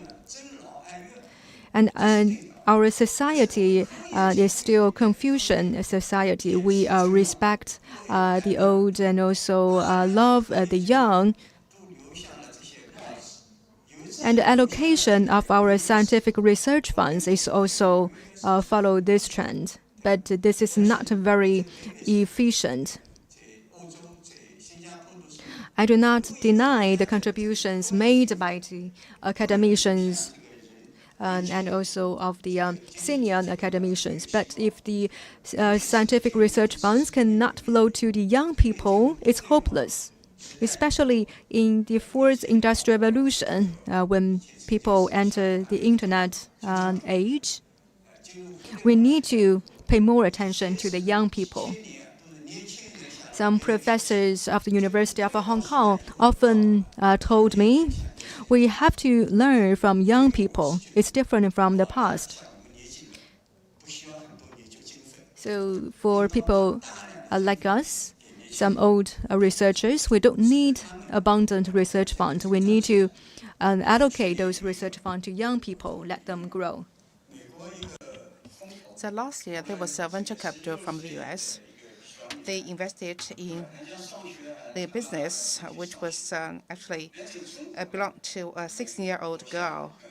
She was still in school every day. I think this is very obvious in China. On the one hand, a 16-year-old girl having a business. On the other hand, the U.S. venture capital from the U.S. is 61 years old. So how could it possible? So people would think, I wouldn't invest in such a young girl, only 16 years old. But actually, the future belongs to the young, to this young little girl, 16 years old, right? The future doesn't belong to the old, 61 years old man, right? So we have to redefine. Sometimes we're confused. For the academic side or the industrial side, sometimes we don't have a very clear picture about what is the relationship between the applications versus literature or publications. Sometimes publication isn't innovation. publication is publication only. So how we apply the technology, that is more important. Even though we have more publications than before, by the number of publications, China is strong. However, the conversion rate is still very low. It's beyond any comparison with the US. I believe we have enough scientists and engineers, a lot of young students. They are really good at writing papers. They are really good at publishing, but they are not really good at applications. So, for example, in universities, they do the math. They know that if they buy one more piece of a chip, they can publish more. But it's a so different story in the US. The US focuses more on conversion, and we just focus on publishing papers. I think, writing a paper isn't working on research, so we have to distinguish these two. The fourth point, we have to speed up our construction on the toolkit development. You have to use a lot of tools in your lab, right? In Hong Kong, in Macau, in Guangzhou. So we actually have so many tools, but those tools are so independent from each other. One thing I found strange in Guangdong, we have labs, and the labs belong to the government. It's the national assets. Actually, they are used by individuals, and usually the labs, they work independently. They are not within a network, just like Mr. Randolph said, that they open the labs to the industries. No, this is not the same in China. So we have a lot of national labs, but they are not fully utilized. In Shenzhen, we have a lot of good labs in the Shenzhen University. We cannot access them. In Hong Kong, we have labs. Others cannot access them. So by definition, theoretically, so they should be the national assets, yet they are owned and controlled by the individuals, by professors. So they just use the lab for their own publications. So I think this is something that we have to change. If we do not open their labs, then we will be in big trouble. Number 5, we have to understand the relationships between the different parties, the industries, and the researchers, as well as the academicians, and so on and so forth. Recently, I talked to many people from the different academic institutions. They complained a lot. They were required to convert the researches to applications, but it is so difficult for them. So for the researchers, they must be able to do their researches in lab. They must be good at funding as well as converting the results to industries. There's such possibility, yet it is not a big possibility. It is impossible to have such a perfect researcher who is really strong at researches. He's also good at the fundraising, venture capital, the converting, and so on and so forth. So if I do it, I wouldn't be able to succeed. For the US, they have a lot of researchers focused on the primary researches. So they may have their own businesses, but they do not run the business by themselves. They have established ecology there. They have people managing the business for them, but we don't have this system in China. So you cannot ask a researcher to run a business by at the same time, in addition to his work in the lab. In the long term, it will be another. It is not improving for the better, but just making the researchers more difficult to do any further research. So talents, they must be utilized better. The theory is important, and the research is important. Vocational schools are important. So I think in China, a lot of vocational schools, they are run by local governments. The local governments don't think they are important. They are not educating the people for don't turn them into talents. Not like in Singapore, in Japan, but vocational schools are also important. In China, a lot of businesses, actually, if you look at the entrepreneurs, the very successful businessmen, they just went to vocational school. They learned by themselves more than what they got from classrooms. So I think for the national level, our purpose to get more talents, the talents at the different levels. We need scientists, we need good engineers as well, we need good technicians. So we need all of them. So I think that we must understand what is the relationship between different levels of organizations. In the U.S., you have Princeton, you have Harvard. Yet in the U.S., there are a lot of very good vocational schools where the students, they will be good technicians, they will be good engineers. Number 7, we have to accelerate our own financial systems, including, for example, having the venture capital systems. So far, we don't have a well-established financial system to set up to support ventures or the startups. So we have the capital. The government said that we must be a country that is really good at finance. But how to do it? Nobody knows. I think that we have done something right in the past. For example, we focused on the physical economics, or we focused on manufacturing. I think that is correct. But if you take all the economic activities as speculations, no, that is not. The financial activities as speculations, no. So some speculations in the financial markets, but not all the financial activities are speculations. That is a wrong concept. I heard this from government officials in Shenzhen. He said that he had been working in the financial markets for over 30 years. And he said that now the financial industry is an industry of a shame. I don't agree with him. I think that financials, well, there are some speculations, but, after the Second World War, in the U.S., a lot of businesses, a lot of economic growth were empowered by financial support. In Guangzhou, in Shenzhen, a lot of investments in the region. So without good financial investments, you wouldn't be able to grow economy. Otherwise, you wouldn't be able to get any patient investment. For example, you need 5 years, 8 years, or even longer period of time for venture capital. You can. So I think that we need to have more patient investments, and if we do not improve our current financial system, then we wouldn't be able to have enough venture capitals to support our business. Number 8, financial services must be able to help the SMEs. So the big company is important. SME is also important. Remember, in the 1990s, we started the opening up and the reform, and the Premier said that we must focus on the big companies while not neglecting those small ones. So I think today we have to look at it from other end. We have to focus on the SMEs while not neglecting those the big ones. In Guangzhou, in Shenzhen, there are big companies. The big companies, SOEs or private companies, they have consumed too many resources, while the SMEs, they couldn't access enough capital. In Shenzhen and the whole Guangdong provinces, we have a lot of worries. So in the past few years, the real estate sector grew too much, yet a lot of troubles for the developers. For example, Country Garden, every time when they encounter some difficulties, the government just went there and helped them because they think that those companies are too big. The government couldn't afford letting them die.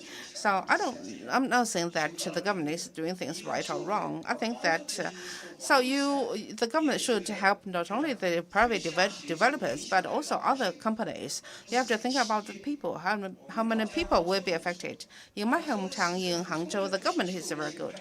The government never tries to save those poor business, which is doomed to die. Instead, the government spends a lot of resources trying to help people. So, for example, some SMEs, they have their own core technologies, they have their core strength. It's only that they had temporary difficulties, and the government would like to help them. So now we have EVs, a lot of companies. Just like in Shenzhen, a lot of such companies overnight just our General Secretary said that you must have your own core business.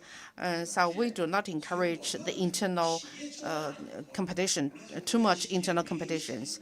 So for SOEs or private companies, let the market do the ordering stuff, and the government must help those new companies to grow as quickly as possible. In Zhejiang province and Jiangsu province, the governments are doing a good job. I think Guangdong can learn a lot from them.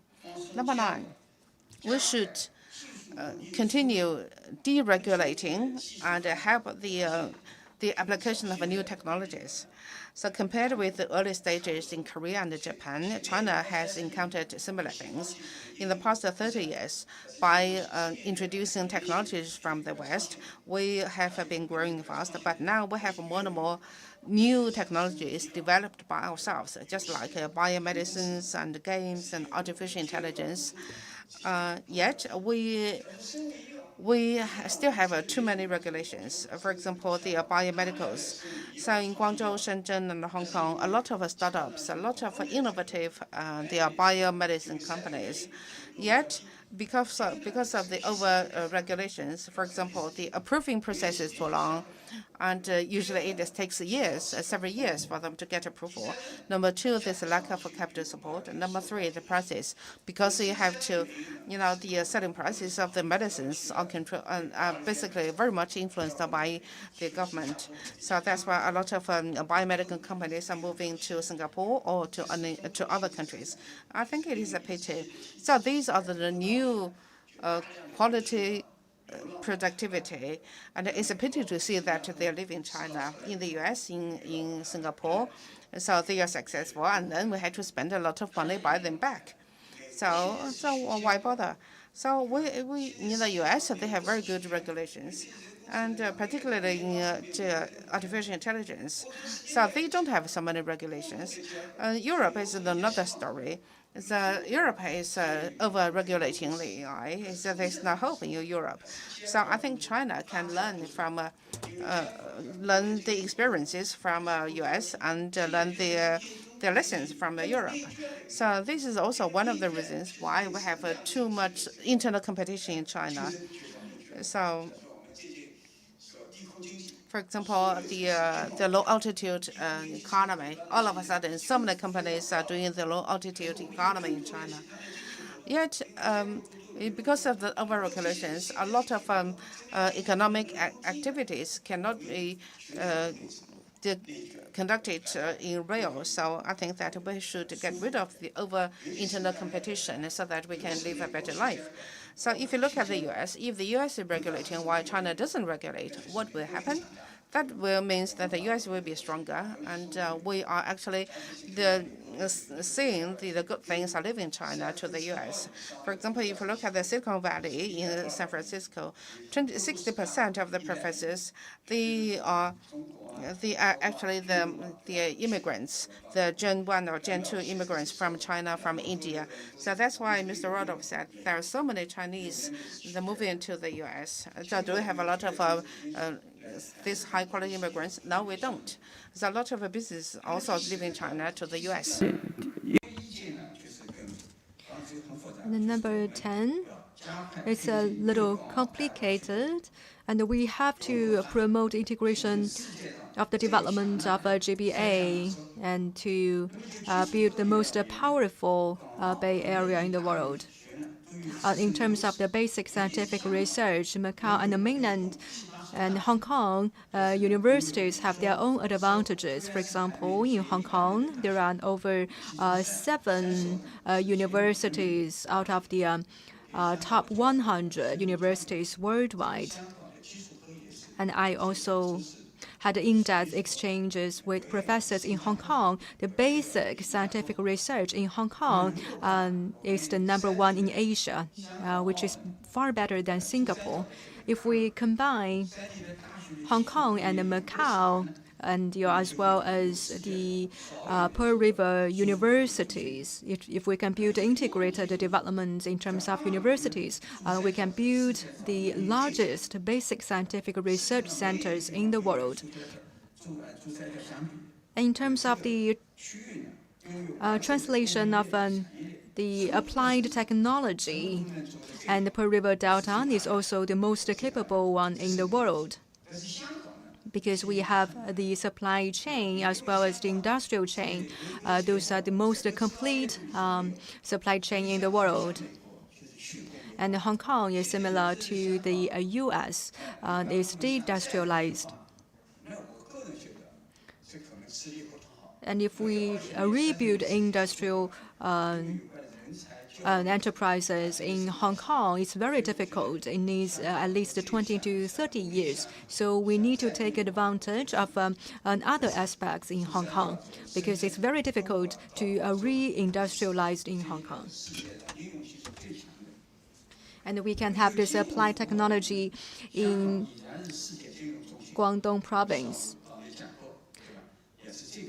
But from the financial service perspective, Hong Kong is still the financial center of the world. As we mentioned in the morning, Hong Kong is the most open financial center and has a lot of experience in operating venture capitals. So we have these advantages and advantages in GBA. We can fully take advantage of those advantages and then compensate each other and to become the largest Bay Area in the world. And build this place as the largest economic center in the world. I think we can surpass Tokyo soon in the future. Of course, we need reform. Thank you. Thank you very much. Professor Zhang, a suggestion on the driving forces of the Bay Area. China to deliver his keynote speech. 各位来宾，我们有请林尚利校长，有请。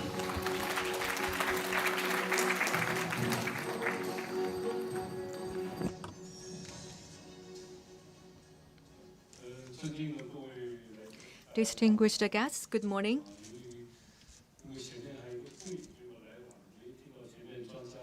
Because there was another meeting before this one, I came late and I didn't hear the speech of the previous experts, which is very regrettable. I'm very happy to have this opportunity to participate in this forum. I'm engaged in the political science instead of economy. But today's theme is the economic momentum.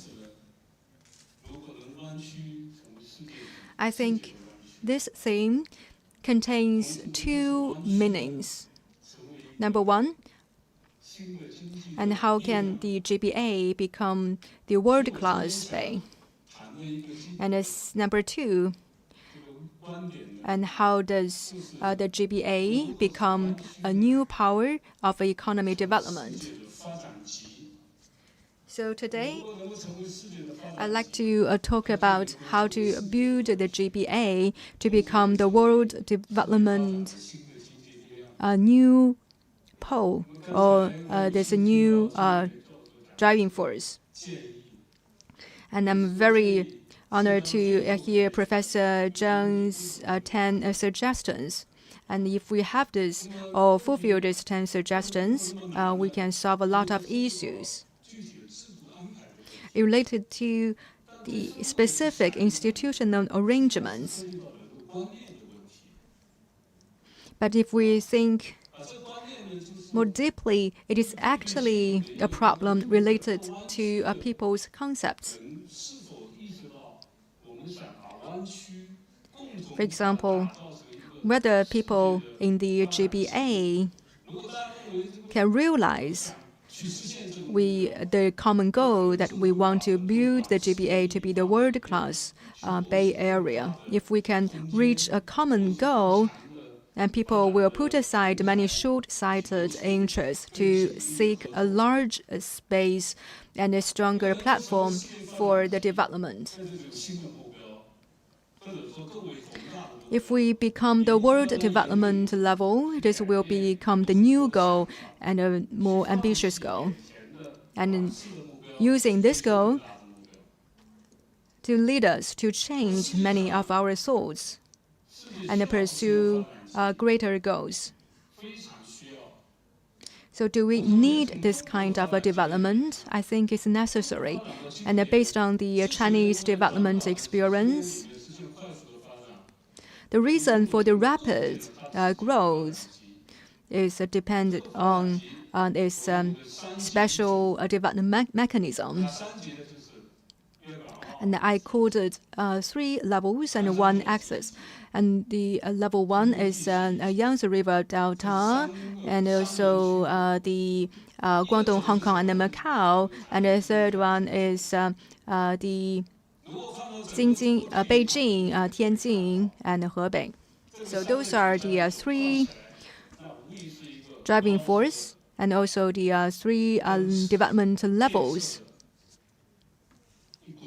And what's the axis? The axis is the Yangtze River Economic Belt. So with this kind of development mechanism, China realizes its rapid growth. It's similar to the development of a world. And the World Bay Area has become the world economic growth drive. For example, the San Francisco Bay drove the economy of the U.S. and similar to the New York Bay Area, and the Tokyo Bay leveraging its manufacturing to develop the world economy as well. And each Bay Area's development brought a new thing to the world, brought a new economic growth to the world. So this is a very interesting phenomenon.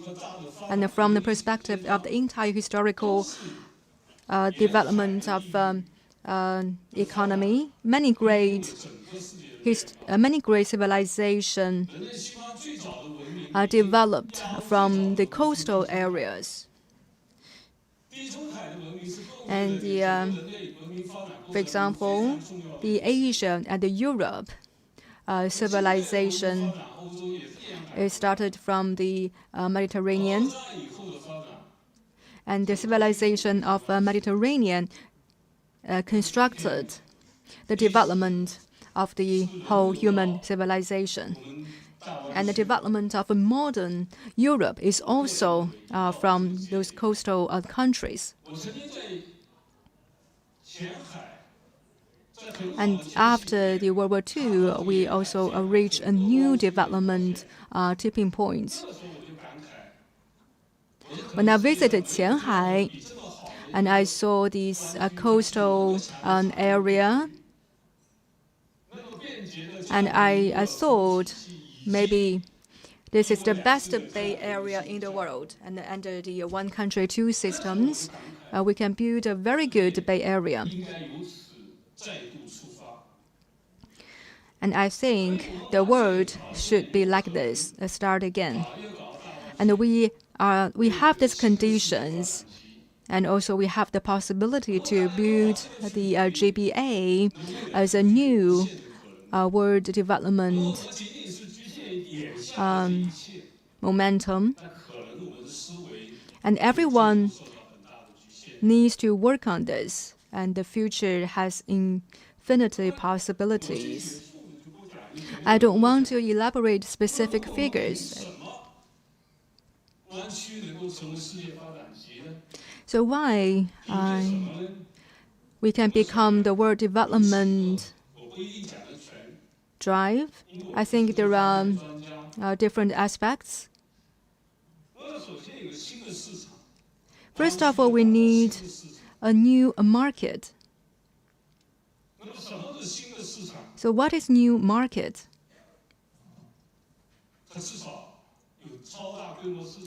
At least it needs a super large market support, but at the same time, it can outperform the super large market. It's a kind of linkage between the super large scale market and the world's large market. A lot of efforts can be done here. Secondly, is the new manufacturing. New manufacturing means the high-tech manufacturing industries. And the GBA is undoubtedly in China as well as in the world and has this kind of ability. In 2025, there are about 8 cities and have the rapid growth. For example, Shenzhen, Guangzhou, Foshan, Dongguan, Zhongshan, Huizhou, Zhuhai, and Zhaoqing. The growth rate is very high, more than 10%. Therefore, new manufacturing has become the very strong driving force for future development of GBA. And China's new high-tech manufacturing industry has greatly surpassed Japan.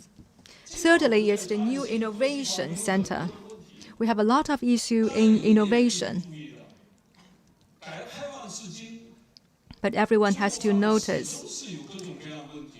Since the reform and opening up, China's development has always had various problems. It always comes with problems. Anytime you talk about China, there are a lot of problems.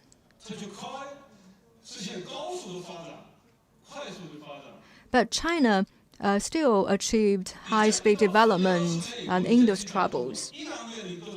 And after 10 or 20 years, you talk about China, you will still face various problems. But that's the fact in China.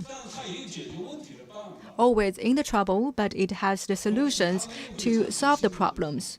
At the same time, there will be new problems. Every country has its own problems.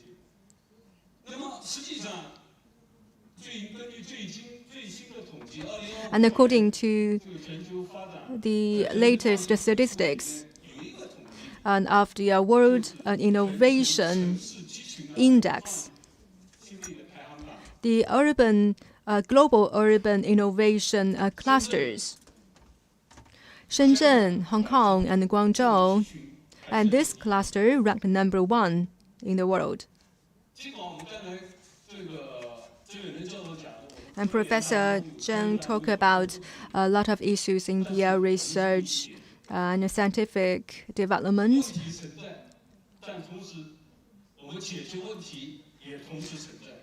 But we also have the solutions. We have different solutions to solve the problems.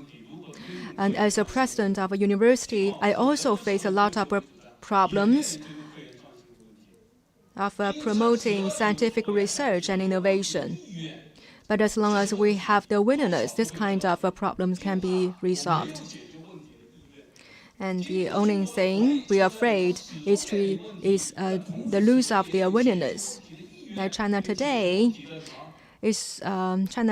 always face a lot of problems, but at the same time, it has the willingness to solve the problems. We cannot solve the problem at once, but we continue and keeping solving those problems. If we can solve the problems, we solve the problem well, we go faster. And if we don't solve the problem well, we go slower. But one thing is for sure, we won't stop. So that's China. It's difficult, and everything in the world is difficult if you want to achieve some results. So that's China. So therefore, the government always said that we have to change. The government has a very strong willingness to change. So China also have a strong will to innovate. Even though People's University of China is focused on the social sciences, however, when I talk to my students, they are not just learners. They are innovators. They are also researchers. So every time I talk to the dean presidents, I tell them that your students are the researchers. Because they are students in the top university in China, they are researchers. They are not just learners. So I can tell you that in my university, my executive dean of the Human Futures Research Institute was a student of mine, together with Professor Shi Gong. So we are focused on the researches on the future issues, social issues of China. I'm a professor of social sciences. We also innovate. We are also strong at artificial intelligence. So we have over thousands of students, and they are the future business people. They are the researchers, the innovators of China. So actually, the people's mentality is also dramatically in current China. So therefore, talking about the innovation and creativity universities, we see a lot of them. And similarly, in Shenzhen and Guangzhou and Hong Kong, why they can foster a base of innovation, why they are so dynamic, having so many such a city cluster here, definitely is because that they have a good system, they have a good resource allocation, they have a very good policies as well. Of course, things don't happen overnight. They still have a lot of issues. It's not bad. It's not terrifying not seeing issues ahead of you. You must, so long as you have a strong will to resolve those issues. I think this will be a new opportunity for us. Another new opportunity is the new finance. In the Greater Bay Area, we can foresee that there will be a new power of new finance here. There will be new financial services, such as for green finance. So green finances just started growing dramatically not long ago, and it will be a great advantage for China. We call for green energy, green development. Definitely we need green finance. Forget about the population. The change of energy actually brings about changes in all the sectors. In new energy, in green energy, definitely China plays a critical role. Every time there's a tech revolution, every time the new era comes, it always comes together with the changes of a revolution of energy. So in China, the government put forward the 2030, 2090 goals, the carbon peak as well as the carbon neutrality goals. Definitely, we will follow the new energy path. There's no way for us to get back to the old way. So now we're preparing the 15th five-year plan, and where you can see a new concept that is a strong power, power of energy. So how can we do it? We will have new energies. So our strategic development for China, personally, I think this is one point which is very important. We are considering all those issues in the grand historical framework, so as well as the civilization framework, because we have this outlook of the world. China, as I said, China still has lots of issues. Yet, after some time, you will see some surprise because China can develop, China can change. China has a strong will to change. New finance, and also new financial technologies, new fintechs. New fintechs, their talents for finance are totally different from those in the past. So we have a future finance innovation center in my university. That center is even bigger than this conference room. And it has the first-class information platform, and all the students learn how to innovate for the future finance. So it is connected to our the StrongGate information system, and it also cooperates for mathematics as well as the artificial intelligence in our efforts of educating future finance talents. And the finance and the technologies always go together. For the Greater Bay Area, if you want to dominate the world by leveraging their finance, you will do it. And then number 5, I think finance, there will be new services as well. Now we're in the era of digitalization. and all the services we need for human beings, as well as how the services are delivered, we have seen profound revolutionary changes. I think that how to articulate the service industry, this is something that the Great Bay Area consider in order to be a new growth pillar of the world. So I briefly talked about the 5 aspects, and there, of course, there are some others.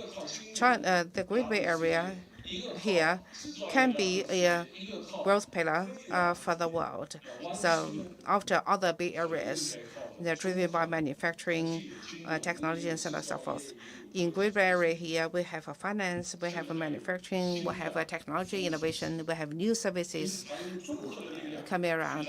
So it has the comprehensive strength to bring about the growth of the world, to be a pillar of growth for the world. If that is the goal for us, I think there will be miracles in the future. And the last point, how to achieve this. For the interest of time, I will be brief. First, we must leverage our national strength and the system advantage to create a strategic synergy, as well as a structural empowerment to connect ourselves with the partners. The Great Bay Area must be a common development platform, so people do not work alone here, and we can support each other and realize the common growth. We need such a system, and that will be the system for the whole region. Number 2, we can leverage the innovation power as well as industrial power. Innovation power and industrial power can help us to build our supply chain, value chain, innovation chains, and so forth, to turn ourselves into the key node for the global supply chain, value chain, and the innovation chain. This is something we can do it definitely if we have the strategic synergies, as I said earlier. Number 3, we can leverage the market power as well as the service advantages.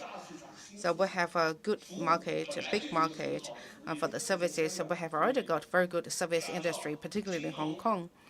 So we can build our strength in the finance, trading, logistics, and so on and so forth, and turn ourselves into a global hub. And this is what we can do. And finally, we can leverage the education power as well as advantage in the Asia-Pacific region, so that we can build a hub for future talents, as well as the cultural exchanges. Talents education, as well as the cultural exchanges as a hub in the East. One thing for sure is that in our future economic and social development, culture will play more and more important role. Why? Because along with the coming of the artificial intelligence, our future life will be different from what is now. And our future life needs support from culture. We have more time to access the cultural resources. Meanwhile, people need the cultural resources to realize their own values, as well as self-achievement. So these kinds of demand will be bigger and bigger. And I hope that the Great Bay Area can also be a hub of cultural exchanges and cultural innovations. In short, this unlimited potential for the Greater Bay Area, it really depends on how we can set our high goals, draft our strategy, and conduct concrete actions in order to realize it. Thank you very much. Thank you very much, Professor Lin. This concludes our morning fruitful sessions, and we shall reconvene after lunch for an afternoon of enriching content, and they include the pivotal roles of biopharmaceutical as well as artificial intelligence in shaping the future of Bay Areas. For those of our guests who have been invited to our lunch, please proceed to level 39. the atrium. Please proceed to level 39, the atrium. And for our other guests, please do enjoy lunch, and we will see you back, time check, at 2 p.m. 2 p.m. back in the same hall for our afternoon session. Thank you so much for joining us this morning. Have a great lunch, everyone. Thank you.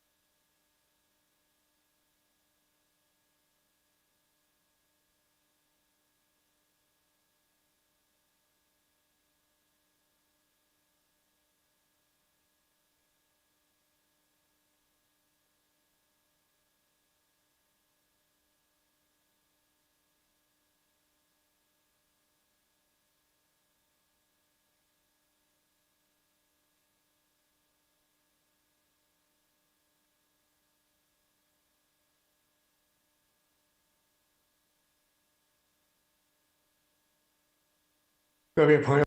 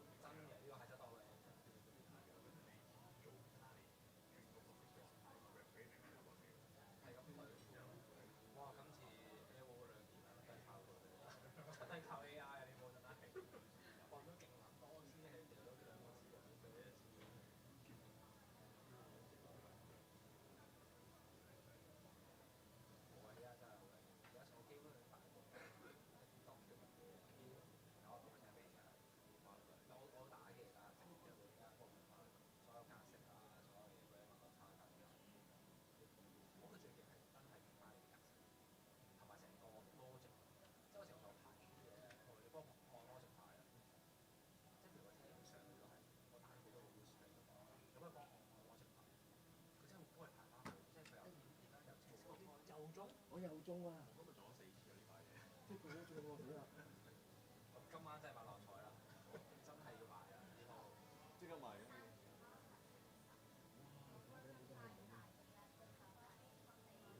低啲㗎啦，學你就都會撞，都中。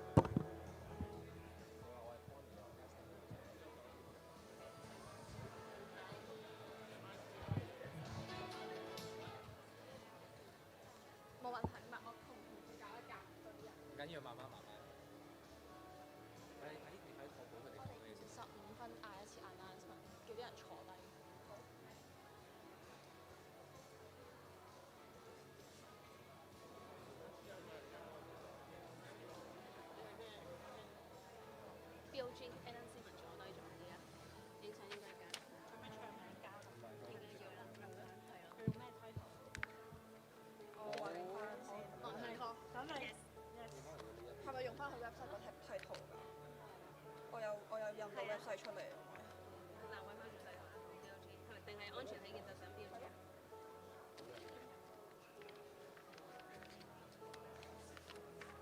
蘭桂坊嗰個即係盛智文啦，盛智文排咩位？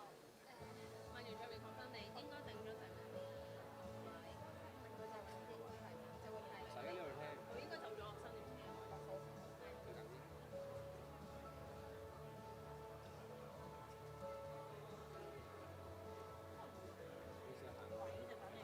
你問下男嗰啲點樣？有啲咩？佢應該係chairman of 蘭桂坊，居然之後就係 board of governor of 呢個 OHKF。係 of OHKF。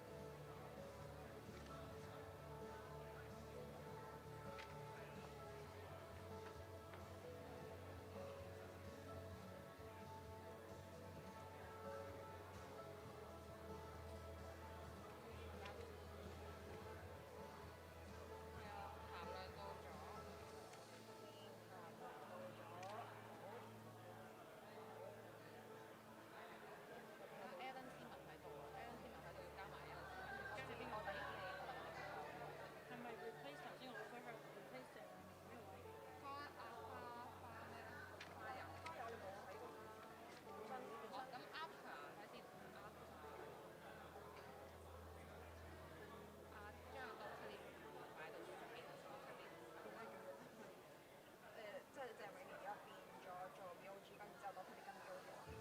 係啦，變 Alan 斯文，跟住拉佢冇問題。講一次俾我聽。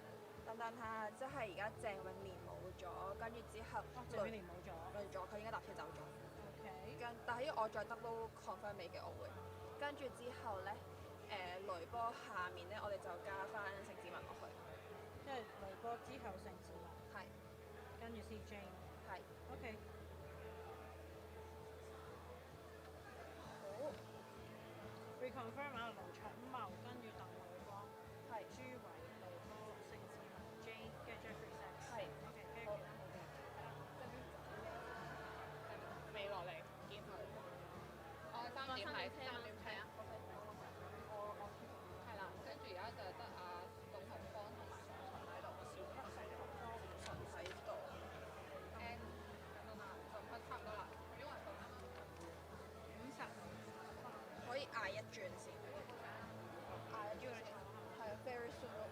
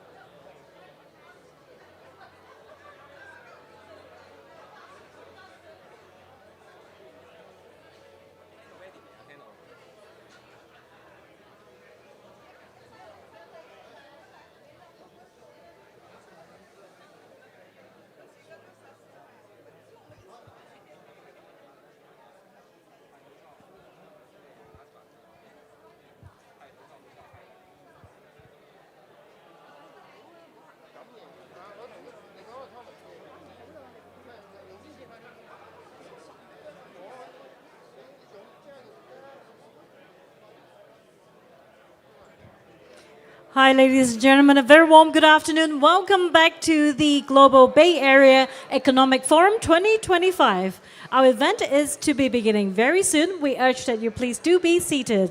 各位來賓下午好，歡迎大家翻到嚟世界灣區經濟論壇2025嘅現場。我哋下午嘅活動即將開始，請咁多位嘉賓盡快就座。各位來賓、女士們、先生們，下午好！歡迎莅臨世界灣區經濟論壇2025。我們下午的活動即將開始，請各位嘉賓盡快回座。另外，我們今天也預備了即時傳譯服務，有廣東話、普通話及英語。如果您需要借取耳機的話，可以向我們的工作人員表示。我哋今日亦都設有即時傳譯服務，分別有廣東話、普通話同埋英語。如果需要借取耳機嘅朋友呢，可以向我哋嘅工作人員示意。We do have simultaneous interpretation available today. If you would require an SI headset for translations from Cantonese and Mandarin into English, please attain a headset by reaching out to any of our staff who would be more than happy to assist you. We shall be beginning any moment. Thank you.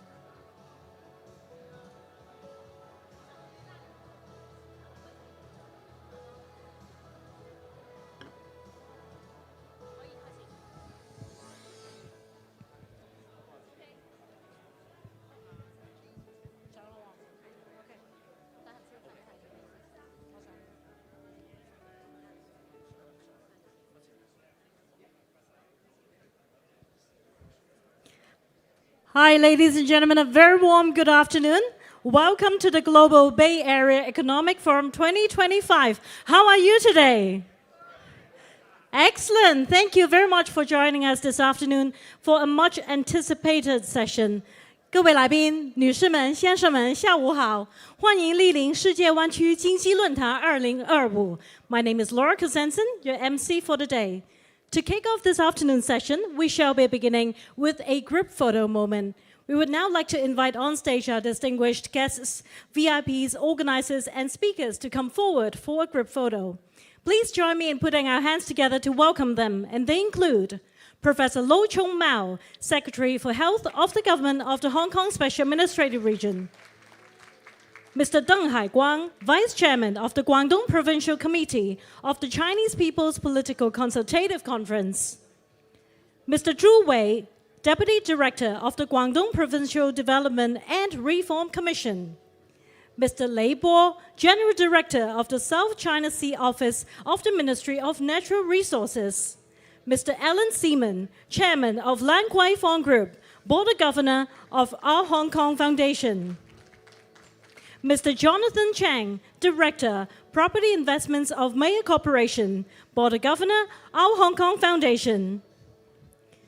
Dr. Jane Lee, President of Our Hong Kong Foundation. Professor Jeffrey Sachs, Professor of Columbia University. Professor Yodaka Matsuo, Professor of the University of Tokyo. Professor Tan Liang, Program Director of the Customized Program of Executive Education and Professor of Practice in Management and Strategy of Hong Kong U Business School, Tan Liang 教授. Mr. Wawan Fathula, President and Chief Executive Officer of Drug Information Association. Dr. Chen Wu, Managing Partner of BCG Greater China, Managing Director and Senior Partner of BCG, Wu Chun 博士. Ms. Simone Song, Founder and Senior Partner of Ori Capital. Ms. Kang Wei, Former Managing Director of ADPAC, Kang Wei 女士. Dr. Lin Kai, Chief Scientific Officer of Sunshine Lake Pharma, HEC Farm, Lin Kai 博士. Ms. Jenny Chang, Senior Vice President and General Manager of Greater China of Illumina, 郑雷女士. Mr. John Tan, Director of HKAPI, Head of Hong Kong and SVP of Novartis China. Mr. Chu Mingda, Senior Analyst of China and Northeast Asia of Eurasia Group, Chu Mingda 先生. Ms. Shan Wu, President of HKAPI, General Manager of AstraZeneca Hong Kong. Mr. Wu Sa, Director General of Guangzhou Municipal Development and Reform Commission and Director of the Guangzhou Leading Group Office for Building Guangdong-Hong Kong-Macao Greater Bay Area, Wu Sha 主任. Dr. Zhang Wei, Senior Vice President of Head of Medicine of Boehringer Ingelheim, Greater China, 张伟博士. Professor Xiao Geng, Professor of Practice of the Chinese University of Hong Kong, Shenzhen, 肖耿教授. Mr. Henry Yao Guangqi, Managing Director of Hong Kong U Clinical Trials Center. Welcome everyone on stage. Let's give them a big hand.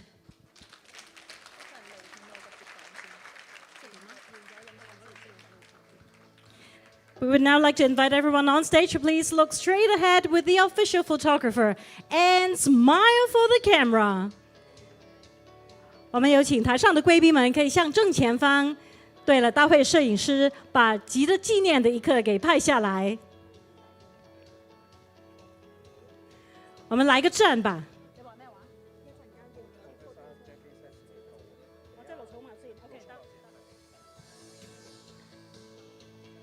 That is beautiful.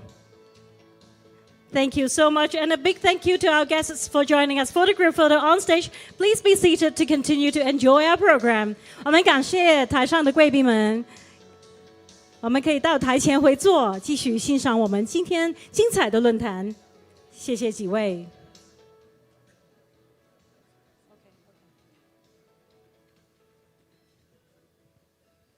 As we complete our photo-taking session on stage, we have a little bit of a highlight for this afternoon. There is a much anticipated biopharmaceutical session, as well as a session on a hot topic, artificial intelligence, which I'm sure everyone is very excited to learn more about. So up next, ladies and gentlemen, we would like to invite on stage for this first speaker for the afternoon. Please put our hands together to invite Professor Lo Chung-Mao, Secretary for Health of the Government of the Hong Kong Special Administrative Region, for the opening speech. Professor Lo, please.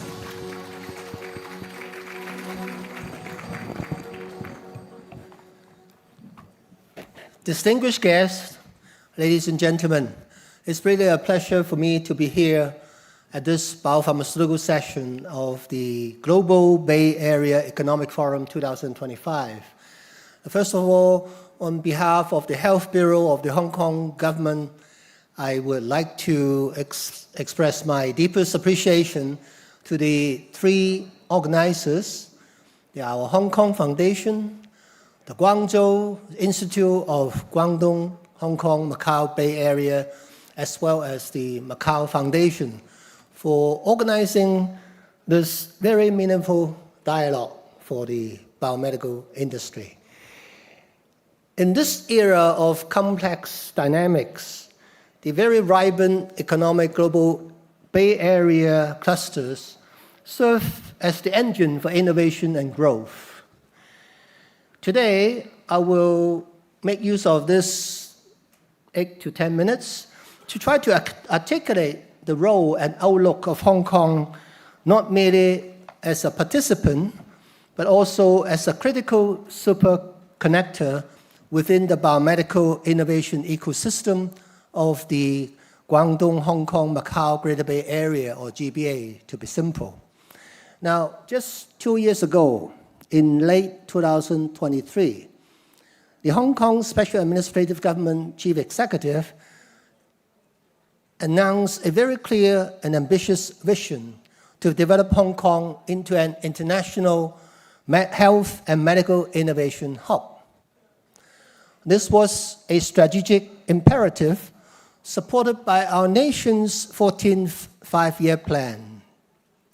The vision also aligns perfectly with the decisions of the third plenary session of the 20th CPC Central Committee, which emphasized deepening healthcare reform as well as establishing robust mechanisms to support the development of innovative drugs and medical devices. Hong Kong SAR is uniquely positioned to advance these national priorities. With our intrinsic strengths, such as our international connectivity, our rule of law, high quality and efficient healthcare systems, robust data integrity, world-leading financial center, as well as life science research backed by two of the world's leading medical schools. We are systematically transforming this vision into tangible reality in the Greater Bay Area.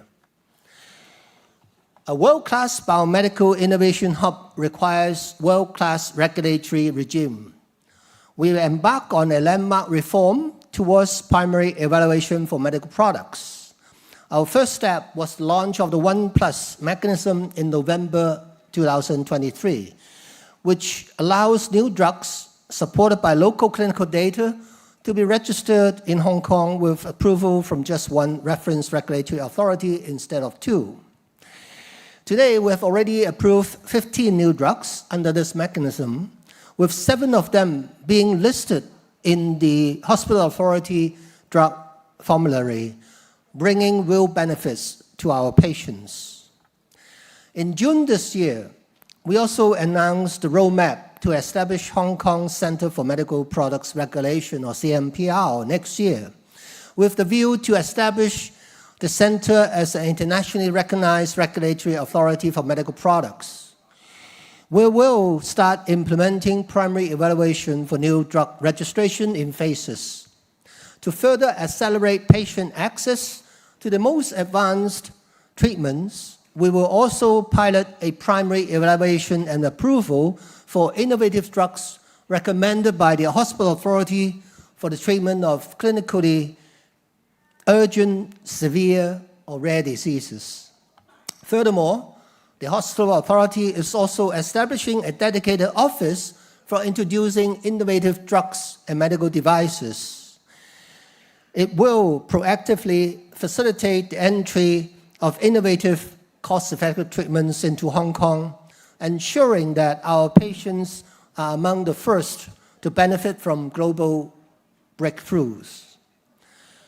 The Greater Bay Area International Clinical Trial Institute, or GBA-ICTI, which we envisioned in 2023, is now fully operational in the Hotao-Shenzhen Hong Kong Science and Technology Innovation Cooperation Zone. Operating under the innovative idea of one zone, two parks model, with the constitutional advantage of one country, two system, we are collaborating with our Shenzhen counterpart, the Bay Trial in the Shenzhen Park. The GBA-ICTI combines Hong Kong's world-class clinical standards, data integrity, and international recognition with the vast patient population and diverse disease profiles in the GBA. In May this year, the GBA-ICTI started a partnership with the two medical faculties in Hong Kong, the University of Hong Kong and the Chinese University of Hong Kong, to provide comprehensive support for over 70 new clinical trial projects in the coming year. This will effectively consolidate Hong Kong's world-class research capabilities into a unified force. Even more important, at the same time, we established collaboration across the border. In July, the GBA-ICTI signed a pivotal memorandum of understanding with our Shenzhen counterpart, the GBA International Clinical Trial Center, or Bay Trial, and established a unified GBA clinical trial collaboration platform. This platform streamlines matching services through artificial intelligence, provides a one-stop platform for application, protocol preparation, approval, and as well as execution, and builds shared talent pools. This partnership has already yielded its first major project, a cross-border phase 3 clinical trial for ICVAX, a therapeutic HIV vaccine co-developed by Immunocare and the AIDS Institute of the University of Hong Kong. The Real-World Study and Application Center is set to launch by the end of this year. Its core function is to systematically harness the high quality and comprehensive real-world data for Hong Kong's public healthcare system, which covers over 11 million patient records over the last 30 years. The center will provide robust real-world evidence to support multiple functions, such as to accelerate the development, regulatory approval, as well as the market access of innovative medical products, particularly through data integration across the GBA. A key part of this strategy is the establishment of a unified GBA real-world data platform, which will standardize and connect clinical data from both sides of the boundary, creating a seamless data ecosystem. Now, ladies and gentlemen, the biomedical innovation landscape is rapidly evolving, and so are we. Over the past 2 years, we have systematically transformed vision into infrastructure, infrastructure into capability, and capability into tangible results. 50 new drugs approved and over 70 clinical trials in the pipeline, and a regulatory body ready to serve the region and the world. But our ambition extends beyond our shores. We envision Hong Kong as the nexus where Eastern and Western medical innovation converge. For international companies, as we offer a trust gateway, conduct trials here under globally accepted standards with patients recruited from the 86 million populations in the GBA. Our legal framework, intellectual property protection, and capital mobility provide the confidence needed for bold investment. For our nation's burgeoning biotech sector, we provide the springboard to the world. Leverage our ecosystem to conduct international multi-center trials, access global capital markets, and use Hong Kong registration as our passport to the international markets. Hong Kong will continue to strengthen its role as the unparalleled superconnector in the global biomedical landscape, building a healthier future for the region and the world. Now, on that note, you can see that policy is a very important driver for the biomedical industry. And policy doesn't come just from the government. We also require our legislative council for recommendation, support, and we need their approval. On that note, I'd like to appeal to everyone, the local participant here, to support the upcoming LegCo election. The important day will be on the 7th of December this year. We will be electing a highly competent and supportive LegCo for the new term, and hopefully the new LegCo will work with the government together and with all the stakeholders here to drive Hong Kong into an international health and medical innovation hub. Thank you so much, and I wish you a wonderful afternoon. Thank you so much, Professor Lo, for opening the afternoon for us and for indicating the various food for thoughts for the upcoming session on biopharmaceutical session. Thank you so much. Ladies and gentlemen, I know a lot of you are anticipating the speech from Professor Jeffrey Sachs. Rest assured, he is on the way. He is on the way, just a few minutes out. And I would like to take this moment to do a quick recap of the morning session of what we heard from our various speakers. First off, we had a very informative session from Mr. Randolph on the Bay Area and International Innovation System. He shared how important it is to have schools, labs, and joint institutes as a sounding board or as a platform where companies of innovation offices would then set up in the Bay Area. He also mentioned a phrase which I really loved. He said, you have to be there for things to happen. So he mentioned the importance of being with the same ecosystem. And after that, we heard also from a population angle from Professor Marukara on how the urban as well as rural area population has moved and transitioned in order for innovation to happen. He cited interesting observations in Beijing, Shanghai, Guangzhou, and Shenzhen, and to compare them with the situation in Japan.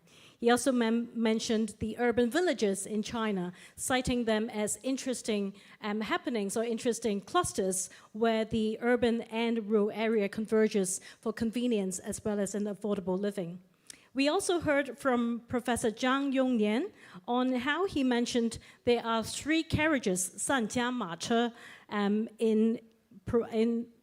in making sure that technology will progress. He mentioned about universities and 科研机构和大学, so universities as well as institutes of innovation, as well as enterprises. How do they make the application of technology into real-world commercialization? He also mentioned about the importance of having a very robust financial services sector. He also mentioned 10 highlight points for us to take into consideration. And of course, we also have heard from the renowned Professor Lawrence Lau. He mentioned, he began his speech today by saying, if you trade with someone exactly like you, you have no competitive advantage. And I think that sets a great scene about how he advocated for the free flow of goods and services, human capital, financial capital, information. And we have also heard from the president of Renmin University of China, Mr. Lin Shangli. He mentioned how he utilized his lens of political studies to study an economic situation or an economic topic. With all that said, thank you so much for bearing with me for the past 3 minutes. Our much anticipated speaker is now with us today. Well, so ladies and gentlemen, I think he requires really no introduction, but allow me to invite on stage Professor Jeffrey Sachs from Columbia University for our keynote speech today. Professor Sachs, please.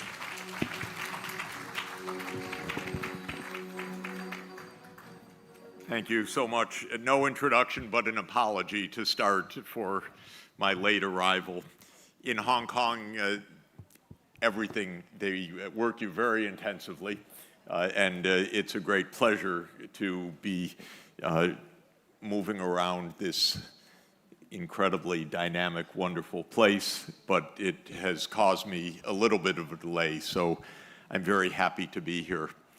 I'm sure you have been celebrating the dynamism of your region throughout all of the talks, and so I will only try to put the cherry on top of this wonderful feast.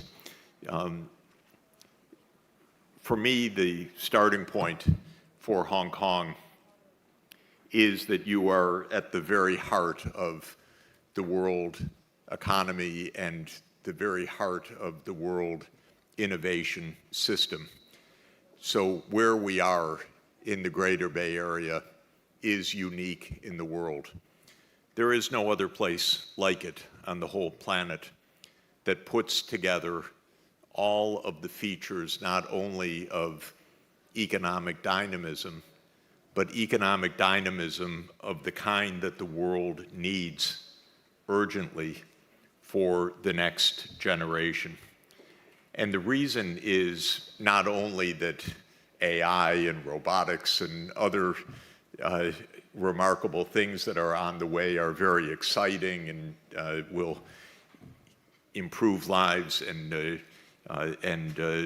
spread throughout the world, but because we also are in the midst of a global ecological crisis and challenge that can only be solved by the kinds of technologies that are being produced in this region. So my view is that the Greater Bay Area will be the beating heart of the energy transformation, the ecological transformation that the world urgently needs for the next 25 years. And if you ask, what should Hong Kong be doing right now? The answer is save the world.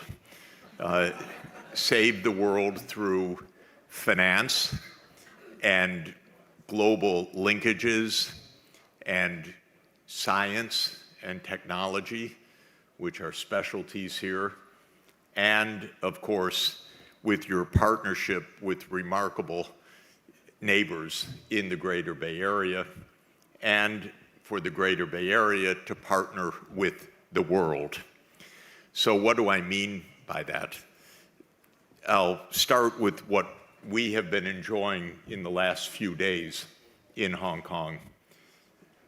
3 days ago, we launched a new initiative called the Greater Bay Area ASEAN Initiative. And that was an initiative that was a kind of bookend for a very interesting week that the world has lived through, because a week ago was the ASEAN Summit. And the ASEAN Summit accomplished many impressive things. It got Donald Trump happy, and he danced on the tarmac as he arrived in Malaysia.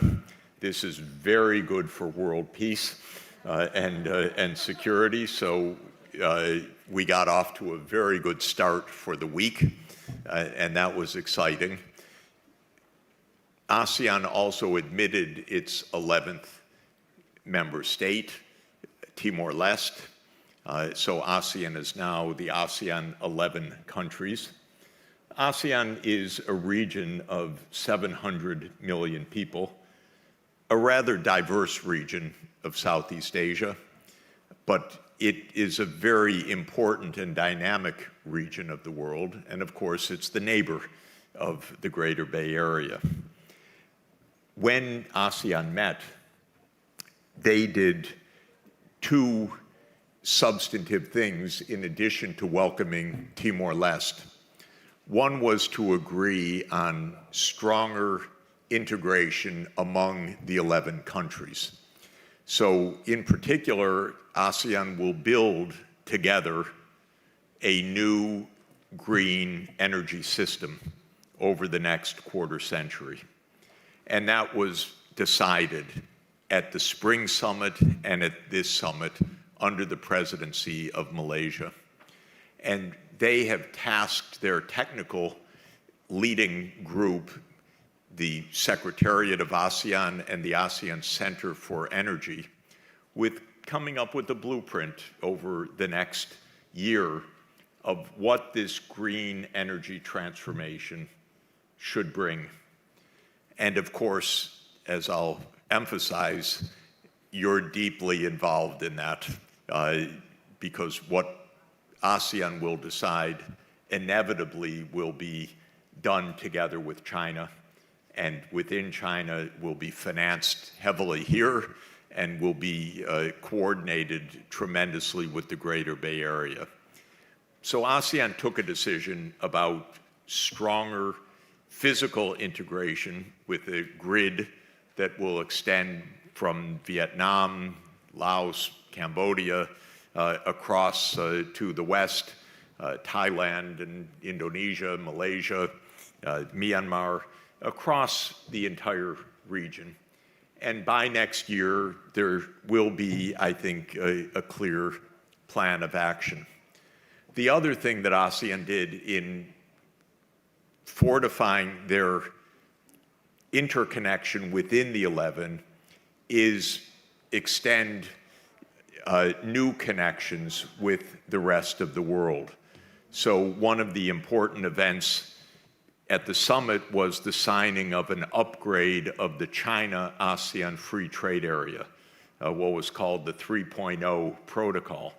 And if you read it, presided over by the Chinese premier and the Malaysian prime minister, it is to interconnect with value chains, with standardization, with digital and green technologies, with physical infrastructure, so to build out this free trade area into closer cooperation. Very important. And in addition to reaching out to China, there was actually a wonderful gathering of other world leaders that came to ASEAN, because I think that a region of 700 million people is understood to be very important, very dynamic, and of great interest for Donald Trump, for President Ramaphosa of South Africa, who holds the presidency of the G20. President Lula of Brazil came. Prime Minister Sakaichi of Japan, the new Japanese prime minister. So the whole world came to gather. And the point is that we are seeing a new world coming into shape that has, in my view, two features. One is the direction of technological change. Green and digital is the theme of the future. Green, we need to decarbonize energy systems.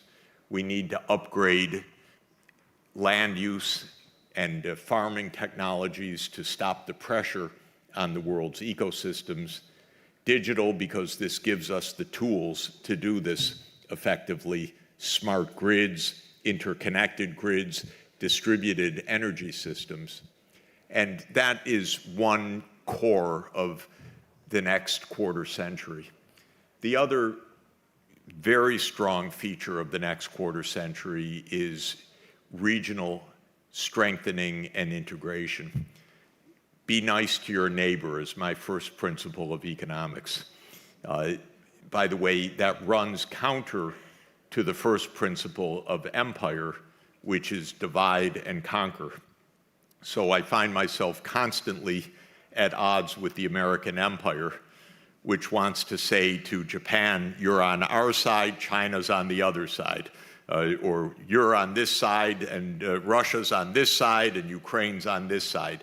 The logic of empire is to divide, weaken and break apart neighbors. The logic of economics is to bring neighbors together.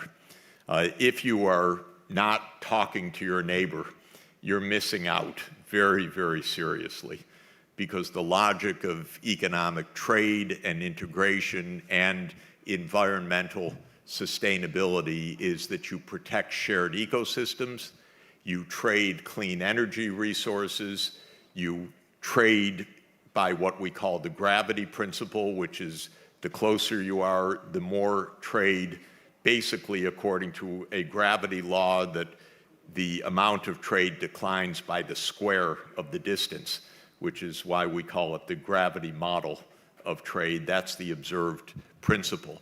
So this is the logic of the world, and the key is peace and cooperation so that neighbors get along, can cooperate, and can invest in the kind of future that we need.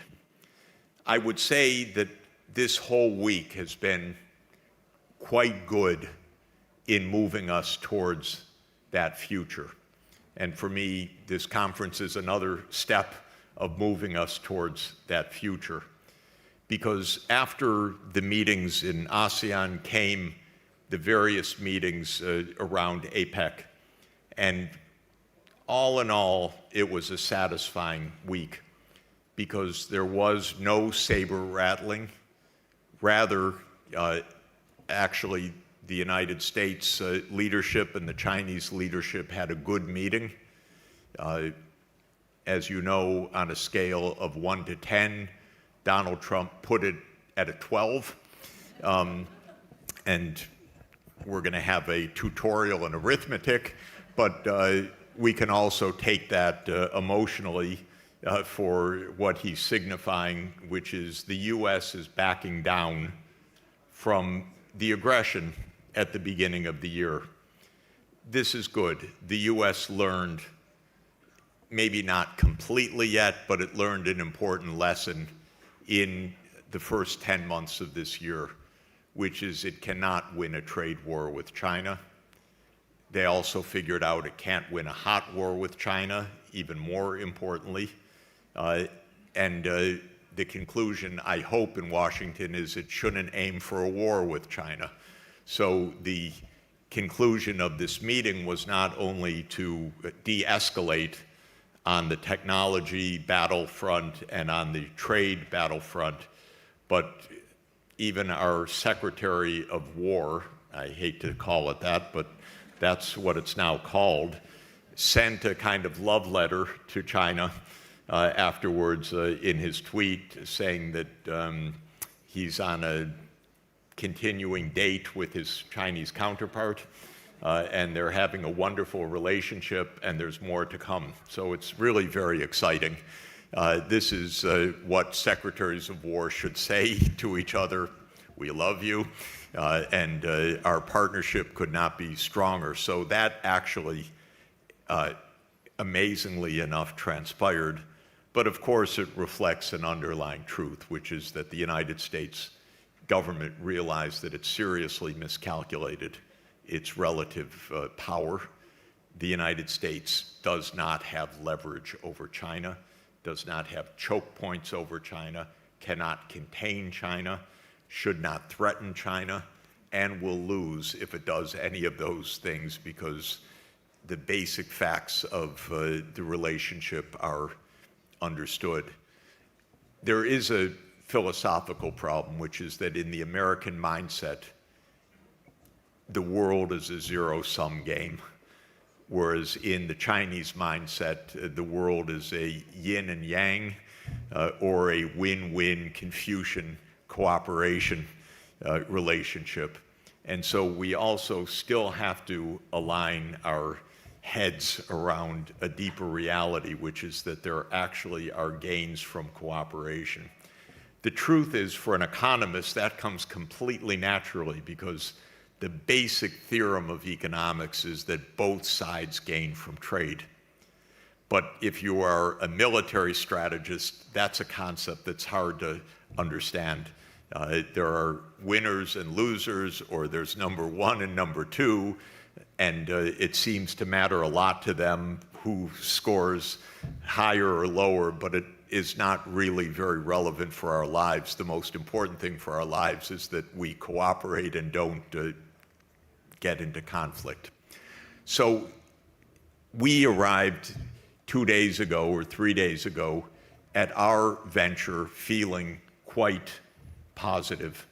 And the idea of the initiative that we launched in Hong Kong with Hong Kong University as our local host, and Shangri-La as a partner, and many, many other wonderful partners and leaders in this community, is the idea that in a world that is going green and digital, and where geography really matters, there are two geographic facts that are extremely important. One is that the Greater Bay Area is something very real as a unit.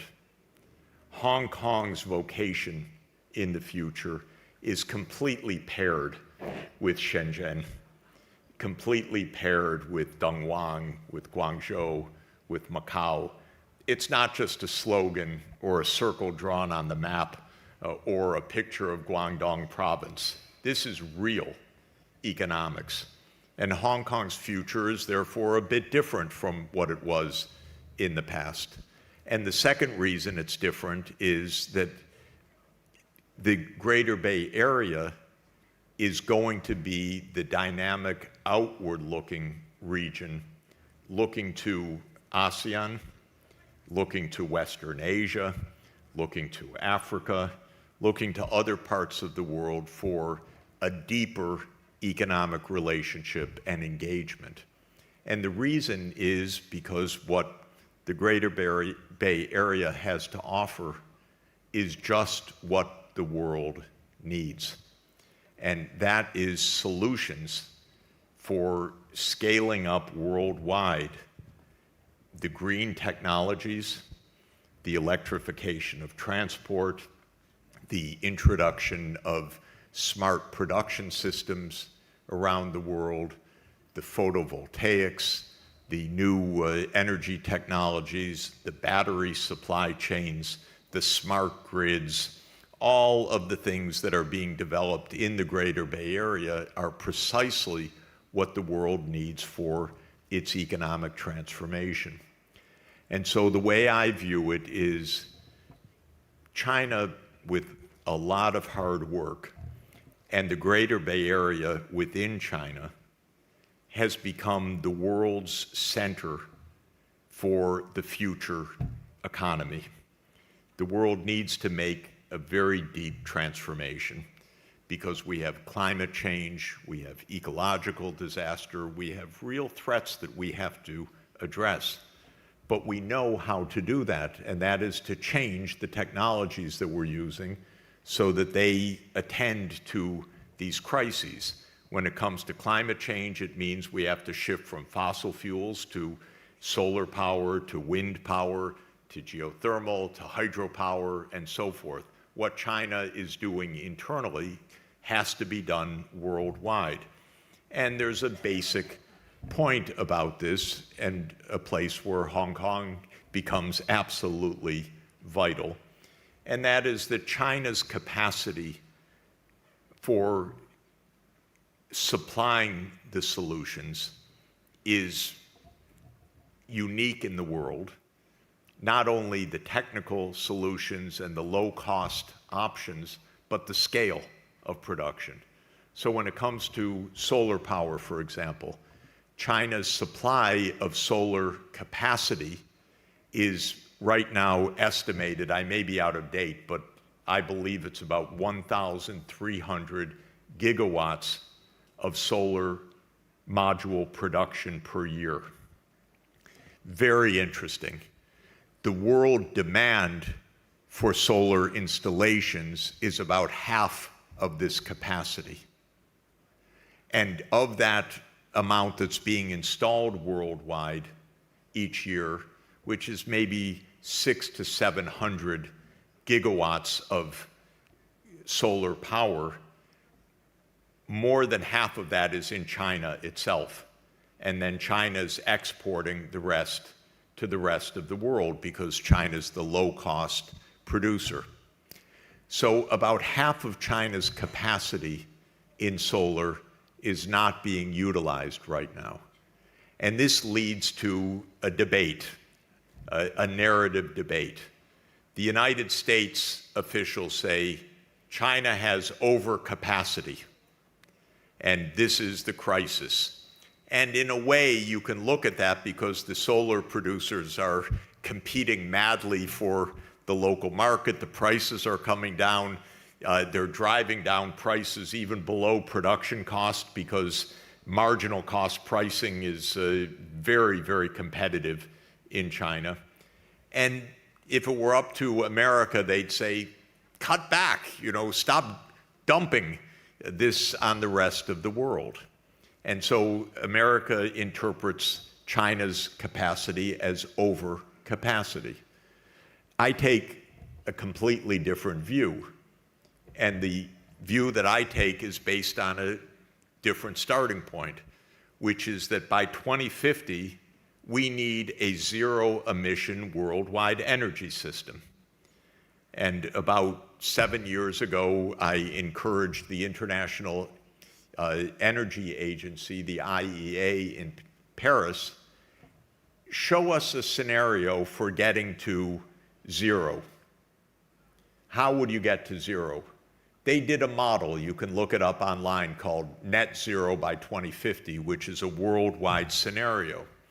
If you look at that scenario, the way you transform the world energy system is to roughly double the amount of annual increase of solar power relative to what we're doing today. In other words, we're not investing in the green transformation rapidly enough.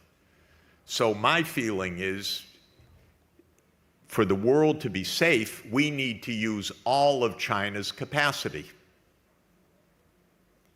And what we should be doing is encouraging all of the world move faster on the energy transformation. And then they'll say, but we can't afford it. And then you show two things. One, maybe three things. One, you really should move faster because countries with a robust and resilient and growing electricity supply will have a competitive advantage over regions that can't show that they have a robust and growing electricity supply. So do it for your own economic competitiveness and to attract investment.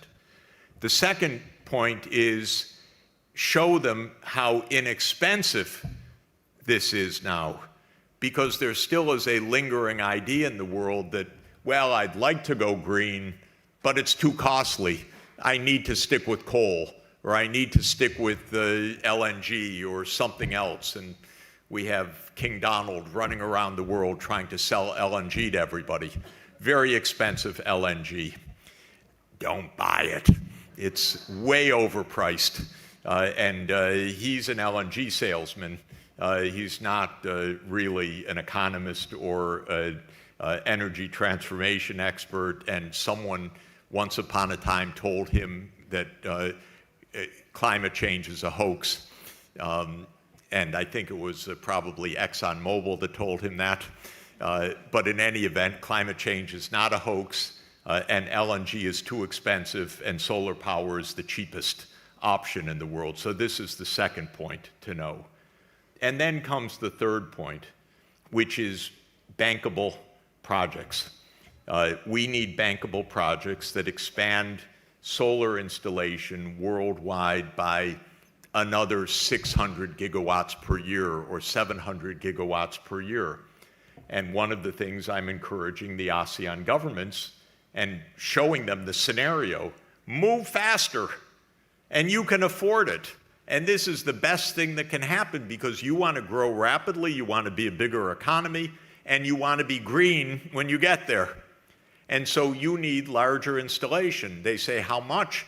We're showing them the spreadsheet. And that's what their expert group will be doing in the coming years, preparing exactly that roadmap. But then they'll say, how do we finance it? And we will say, go to Hong Kong. They are the world's capital of green finance. They know all about your issues. They know all about your need to scale up. They've got the solar suppliers. They're working, of course, with the Belt and Road Initiative.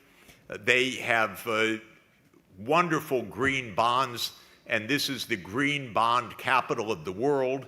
And they know many companies in Shenzhen or in Dongguan or elsewhere that are manufacturing that want to manufacture in your country. So you don't even have to import. They want to do outward foreign direct investment. And you know what? Hong Kong's the place to go. It's useless to go to New York. They won't even know what you're talking about. Certainly don't go to Washington. That's useless. The World Bank also, they're told, don't say the words climate change. Remember, the World Bank is at 18th and Pennsylvania Avenue, so Donald Trump can throw a brick just from 2 blocks away if the World Bank gets out of line with the climate change hoax narrative. So you should be the green finance capital of the whole world. Really. And that is going to be extremely important. A lot of work, I'm sorry to say, because this will keep Hong Kong busy for the next generation. This is not a small project fixing the world, but this is the place where the world is going to be fixed. And you've got all the pieces together. We all now have come to understand, because we visit frequently this wonderful place of yours, and we visit the neighborhood, and we see all of the thrilling change that's underway. And we know that this is the place where all of these great advances are going to happen. I think the timing is quite good. And again, President Trump will be the hero of this.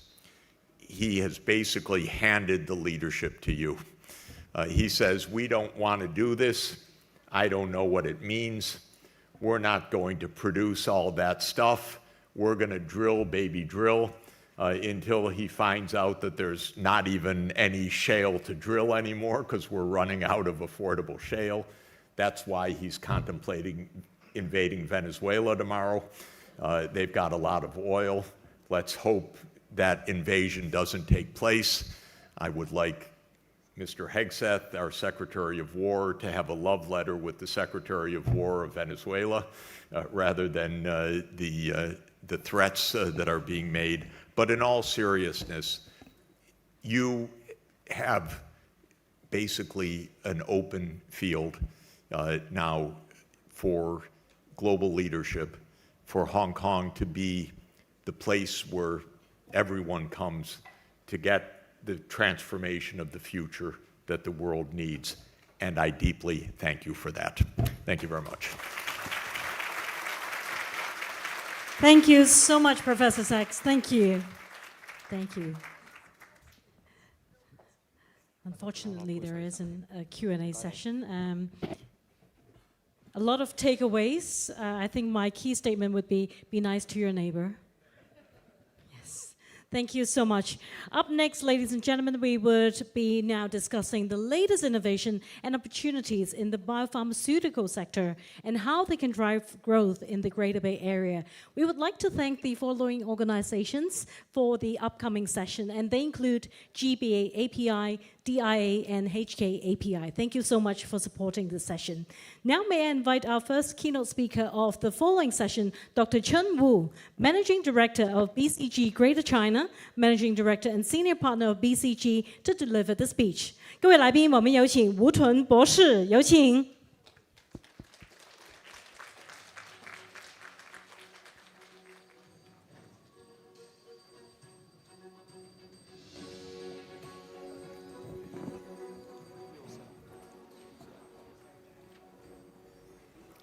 It's a challenge. Thanks very much for the invitation, but I have to say it's a challenge to speak after Professor Jeffrey Sachs.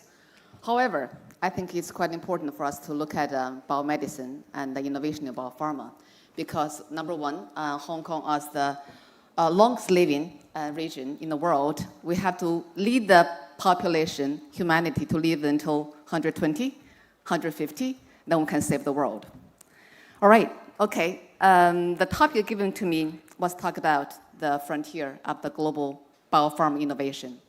But speaking here today, I really want to talk about what's happening globally on pharma innovation and also what's happening in China. Because what's relevant and what's meaningful for us to discuss what's in Hong Kong, we have to look at globally and what's going on, and also what's the context of the Hong Kong opportunity given the China fast-paced change. All right, first of all, a quick introduction of BCG, Boston Consulting Group, so you understand where my slides come from. And BCG is a consultant that established about 63 years ago out of Boston. And over the years, we have actually expanded into more than 90 offices, 60 countries. And in Hong Kong, we entered Hong Kong in 1990, 35 years ago. And we established afterwards Shanghai, Beijing, Shenzhen, Taiwan as a Greater China. And in any other system, just like globally, BCG serve clients anywhere and across industries, consumer goods and healthcare, industrial goods, TMT, financial services, insurance, etc. So, and we typically help clients on the business agenda, and sometimes we also help industries and industry associations, and sometimes government, regulatory bodies, to really look in, as we said, what's the ecosystem build up to really lead industry players and making the right direction, making the right investment, and also providing that ecosystem enablement for the industry for healthy growth. So today I'm speaking from the healthcare perspective. We've been working with global clients as well as local clients in the past 30 years on this agenda in China, Greater China, and more specifically in the past 10 years, since the change or transformation of biopharma in China since 2015, really spearheaded by the government regulatory bodies in China. China has entered the stage that not only competes for cost, but actually competes on efficiency and innovation. And here today, a quick introduction of the global trends, then I'm very quickly going to put China against global side by side to see where our advantages are, where the gaps are, and where the opportunities are. So firstly, if you look into the global pipeline, this is the global pipeline, including China, looking into disease areas and modalities, you do see on the right-hand side from the therapeutic areas, and still 45% or so still focus on oncology, hematology. That has been the center of innovation in the past decade globally, or 2 decades globally. But more importantly, I also want to lead your attention to see not only oncology and hematology, but also CV metabolism, neurology and psychology, immunology, after infectious diseases, really altogether also contributes about 40%. So that's where the innovation as well as the dollars really following really unmet medical needs. And I really hope that's the area the companies as well as industries pay attention to, because they actually contribute a lot of disease deaths as well. If you look into the modalities, small molecule still contributes or takes more than 50% pipeline. But more and more importantly, you can see monoclonal antibodies gives rise to cell therapy, gene therapy, and bispecific or probody antibodies, RLT, radioligand therapies, ADC, antibody drug conjugates, and RNA PROTAC, oncolytic virus, stem cells, mRNA. We do see flourishment of over disease areas as well as modalities. We take an example of oncology to see what's the trend within this disease area and of modalities. We look into the active preclinical pipeline in last 5 years by modality. So there are about close to 400 preclinical. This is not clinical 1, 2, 3. Preclinical assets. And where do they fall into in terms of modality? We see some trends. On the bottom is still bispecific, multispecific antibodies. That is actually overtaking monoclonal antibodies. That becomes a trend. And of course, if you look into chemical over PROTAC, MGD, molecular glue degraders, and Fenzijiao, that's also, we see this change of operate from one older generation of technology become a newer generation of technology. And if you look into bispecific, etc. or so, and some of the probody and as precision targeting and masking peptides are further driving the TCE, T-cell engagers, from hematology into solid tumors. So we do see there's more of a modality, technology-enabled operate that enabled more and more treatment options and better clinical outcomes. I'm going to skip the trends for new generation of XDC and RLT, but let's look into putting China onto the map to see where China stands in comparison with global. Over the last 10 years, China has really made a large progress. Earlier this year, there was a coined DeepSeek moment for biopharma China. That's really take the world by storm to see not only quantity-wise, but also quality and innovativeness. China has really come to the center stage of a global pipeline. From quantity, as I said earlier, China is already about 1/3 of a global pipeline. That's from preclinical to phase 3 and market products. That has really dramatically increased from less than 15% to over 30% in less than 5 years. And we do see the momentum been building. And there's some of a forecast by 2035 or 2040, clinical pipeline or preclinical pipeline, China will contribute about 50%. I'm not be surprised by that time to come, because if you look at now, US takes about 40 to 45% of the global pipeline, and the rest of the world takes about less than 30% or so. And the two markets, US and China, has really had the momentum and a complete ecosystem. We'll come back to ecosystem later on. That stage that China has come to the momentum, the scale has definitely provided inflection point for forward. But what's really taking the global more interest into the pipeline, into 1/3 of a pipeline, is really the improving quality. And when we say quality, it's really head-to-head trials that you compare with a standard of care or the gold standard of current treatment. And you can see B1's versus Johnson, and also the two bispecific of PD-1 with IL-2 and also EGF really has on par or beat the best clinical data by global standard. And that really, made people really wonder, that's not only a low chip version, that's not only me too, that's potential best in class. And China, they have said a lot, not only as a late stage and best in class, they're also looking for first in class opportunities. More and more targets identification and the druggable targets identification, and also first in class opportunity. We do see RE and CD44 and MET-AIP, etc. So there are more and more. In Chinese called 源头创新. There's a strong push against biology, against new MOA. Of course, it's much costly, it's much more risky, but China's heading that way. That all results in what? The latest BD, largest transaction in the past 5 years, you can see also that mirrors the pipeline concentration from 10% 2020. That was a heyday of VCPE into biopharma in China, and now it's 31%. And it's by far is the capital injection into the biopharma innovation in China now. This one, if you remember the first one, we actually showed all of the pipeline and of the modality and the disease spread allocation. And this, we compare China's pipeline against global. Some of interesting strength as well as white space. First of all, you see by modality, China really leads. in immunology cell therapy.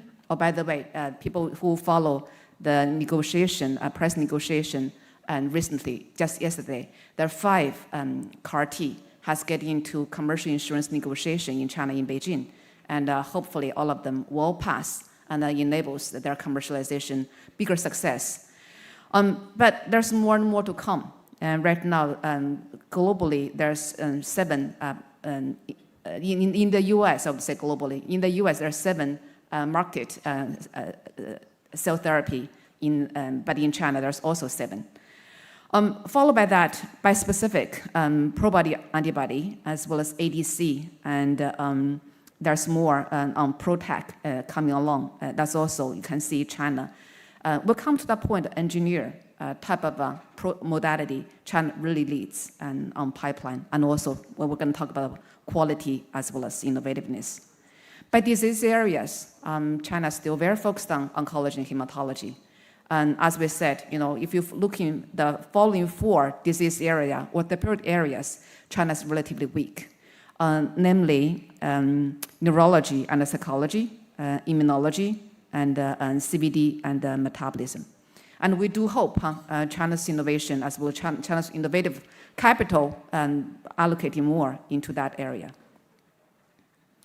Why China has, gaining the scale as well as quality.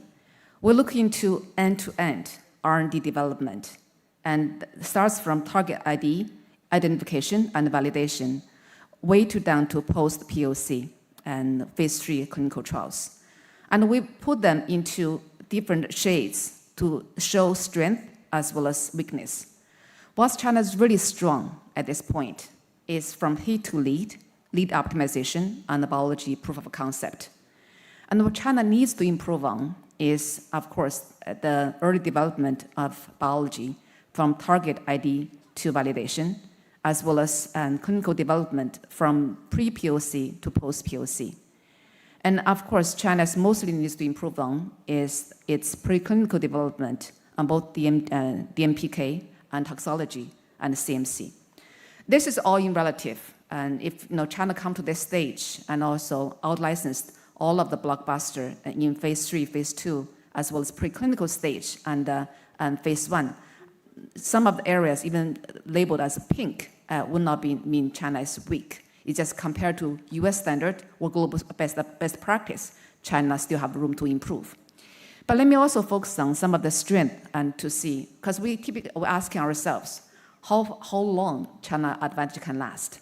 Whether this is just a one-time phenomenon and China's gonna fade away in the following years, especially given the talent as well as the capital constraint put into a lot of geopolitical headwinds.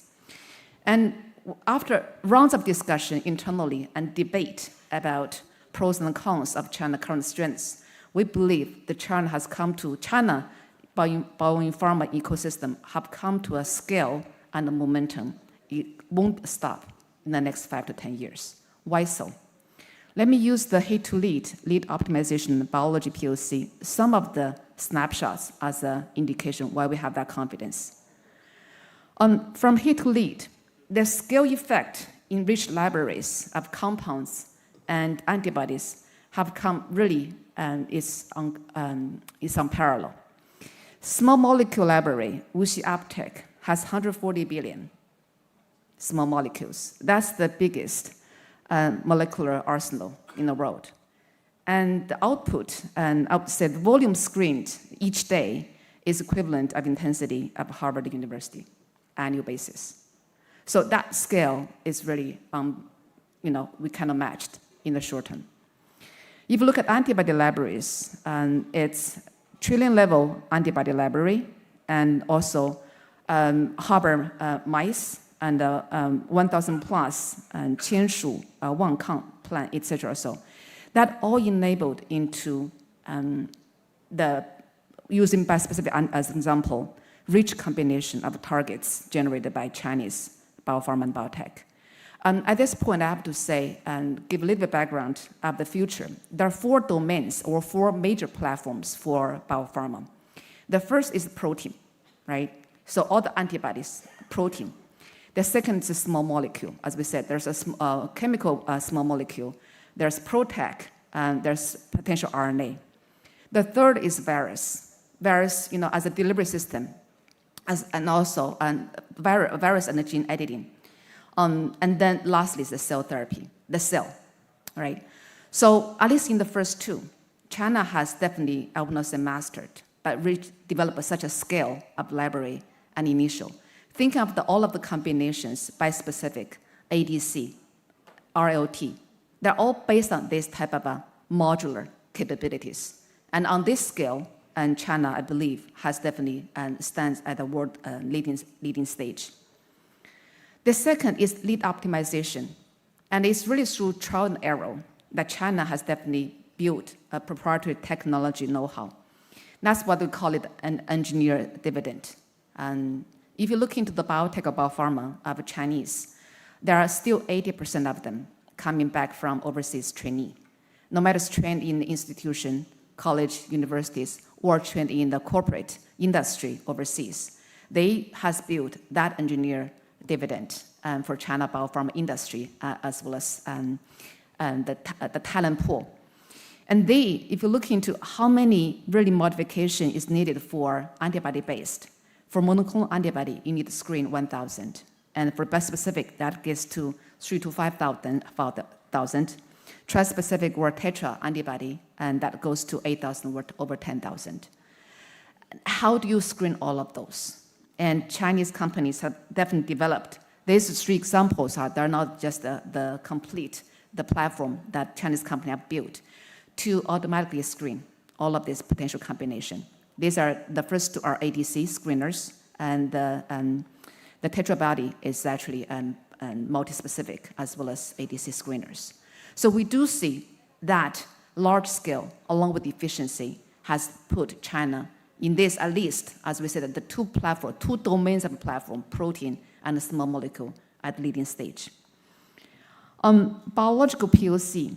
WuXi AppTec offers more than 30 tumor types and 1,400 PDX model. And that's just one example. And there are also a lot of data that generated in hospital that allow Chinese companies go back into validation for target as well as validation into the animal model in human. So I will not go into the detail, but as I said, these have come to a scale that the momentum cannot be stopped. If you look into efficiency, what this resulted in terms of efficiency in cost and time.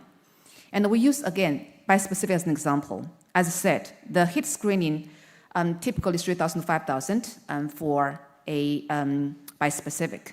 That takes 3 to 6 months now. And hit to lead, 3 to 5 months. And that narrows down to 20 to 50 molecules. And humanization takes 2 to 3 months, and that goes down to 5 molecules. And lead optimization gets you 2 to 3 PCC compounds, and that goes to 2 to 6 months. That altogether in China, if you've done it by Chinese biolocal pharma, that takes you about 3 to 5 million RMB. So that's half to 1 million or so US dollars per lead molecule. Time-wise, and that's half of a US time, or global time, and cost-wise, and US or global cost is about 3 to 6 times of that. That's definitely a cost and efficiency advantage. We'll talk about later and how AI is changing that. Let's spend a little bit of time on clinical development stage right now. China has its efficiency as well as inefficiency compared to US. What we are leading is the patient recruitment, patient enrollment. And this is just because the vast patient pool China enjoys. And of course, Chinese CRA also works harder and works longer hours. But China still currently lacks in administrative reviews, both in IND as well as IND to first in human. This time-consuming admin work, but it's improving. CD has pledged to reduce the IND and IND to FIH to 12 weeks. Right now, I believe harmonization of HGRC or elimination of that requirement will significantly reduce the time. But China, if you look at the phase 2, phase 3, that's really where the time difference and for a China clinical trial versus a global trial that differ. Phase 2, China in a typical phase 2 trial takes about 3 years versus US, that goes to 5 to 6 years. And phase 3, similarly, 50 months over 71 months. This is industry average across different disease area. Across the different oncology type. We took the oncology as an example here. So we do see has a significant speed advantage in patient enrollment. But I just want to say, before I move on to how AI and omics data as the next round of generation, is that as China take these assets global, all of these clinical benefits, clinical advantage will significantly diminish and quickly diminish. Because in a multi-center research and clinical trial, all of them will be equalized by global speed. So how do we do that? Right now, we do see, there was just a publication by a global survey of 300 respondents across large, small, medium, and biopharma globally, and mostly coming from US and Europe, to see how AI is changing their efficiency on clinical trial. We'll come back to that point, but overall, about the full adoption of AI in clinical trial is about 10%. There's still about 30% or so are experimenting or partially implementing AI to increase efficiency. And how AI will change, as we talked earlier, the efficiency as well as the innovativeness, we do see China's no lagging behind. AI and omics data, we do believe that further accelerate innovation in the first part.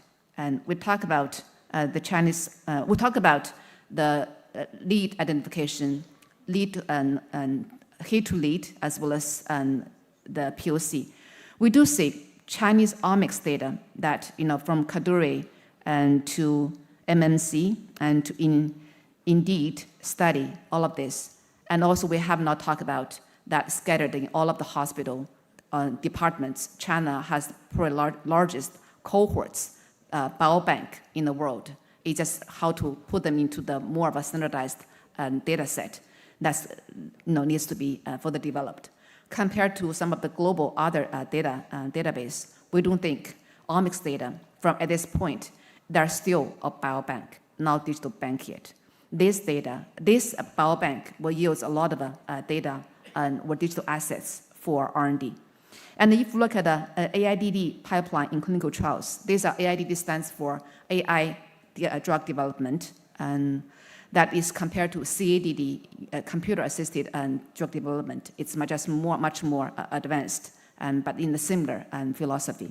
We do see, no matter phase 1 into phase 3, these assets, China takes about anywhere between 25% to 40% of that. So we do have to believe that China is not sitting or lying in that comfort zone of the current progress and contribution. It's still actively working very hard to keep the edge, to keep evolving ourselves. As said earlier, globally is putting a lot of emphasis on using AI to efficientize its clinical process, not only to shorten the time, but also to reduce the cost. This, we take the B1's example, and it's the latest BCL2I phase 3 clinical trial data. They have really, when I look into the whole process of how they run the clinical, this is only phase 3 data, 600 patients enrolled in multi-center across different continents, phase 3 trials within 1 year. With a similar trial, with less patients recruited, it's just compared to that number of patient enrollment, it takes about more than twice or 3 times the time to finish. How do they do that? From time cut up to database lock, and from number of people needed for study and data analysis, on the doc preparation, you do see AI has definitely helped. So we typically say it's not AI against human body. It's a human body with or without AI assistant that really drive that differences. And we do see massive but also divergent adoption rate and embracement of AI in both preclinical and clinical stage. And how do you use your AI in your process will determine. Ecosystem. This is quite interesting because in the past 10 years, I said, and I've been touring around China and working with a lot of local governments, and because biomedicine has been the hot topic industry for local government industrial or economic reform. And we have helped to build a lot of industrial parks that focus on biomedicine or medical device. And here we list out some of the top biomedical industry parks in China. And if you look at the first column, that's number of new drugs approved, and that's innovative drugs, and from last 3 years, 2022 to 2024.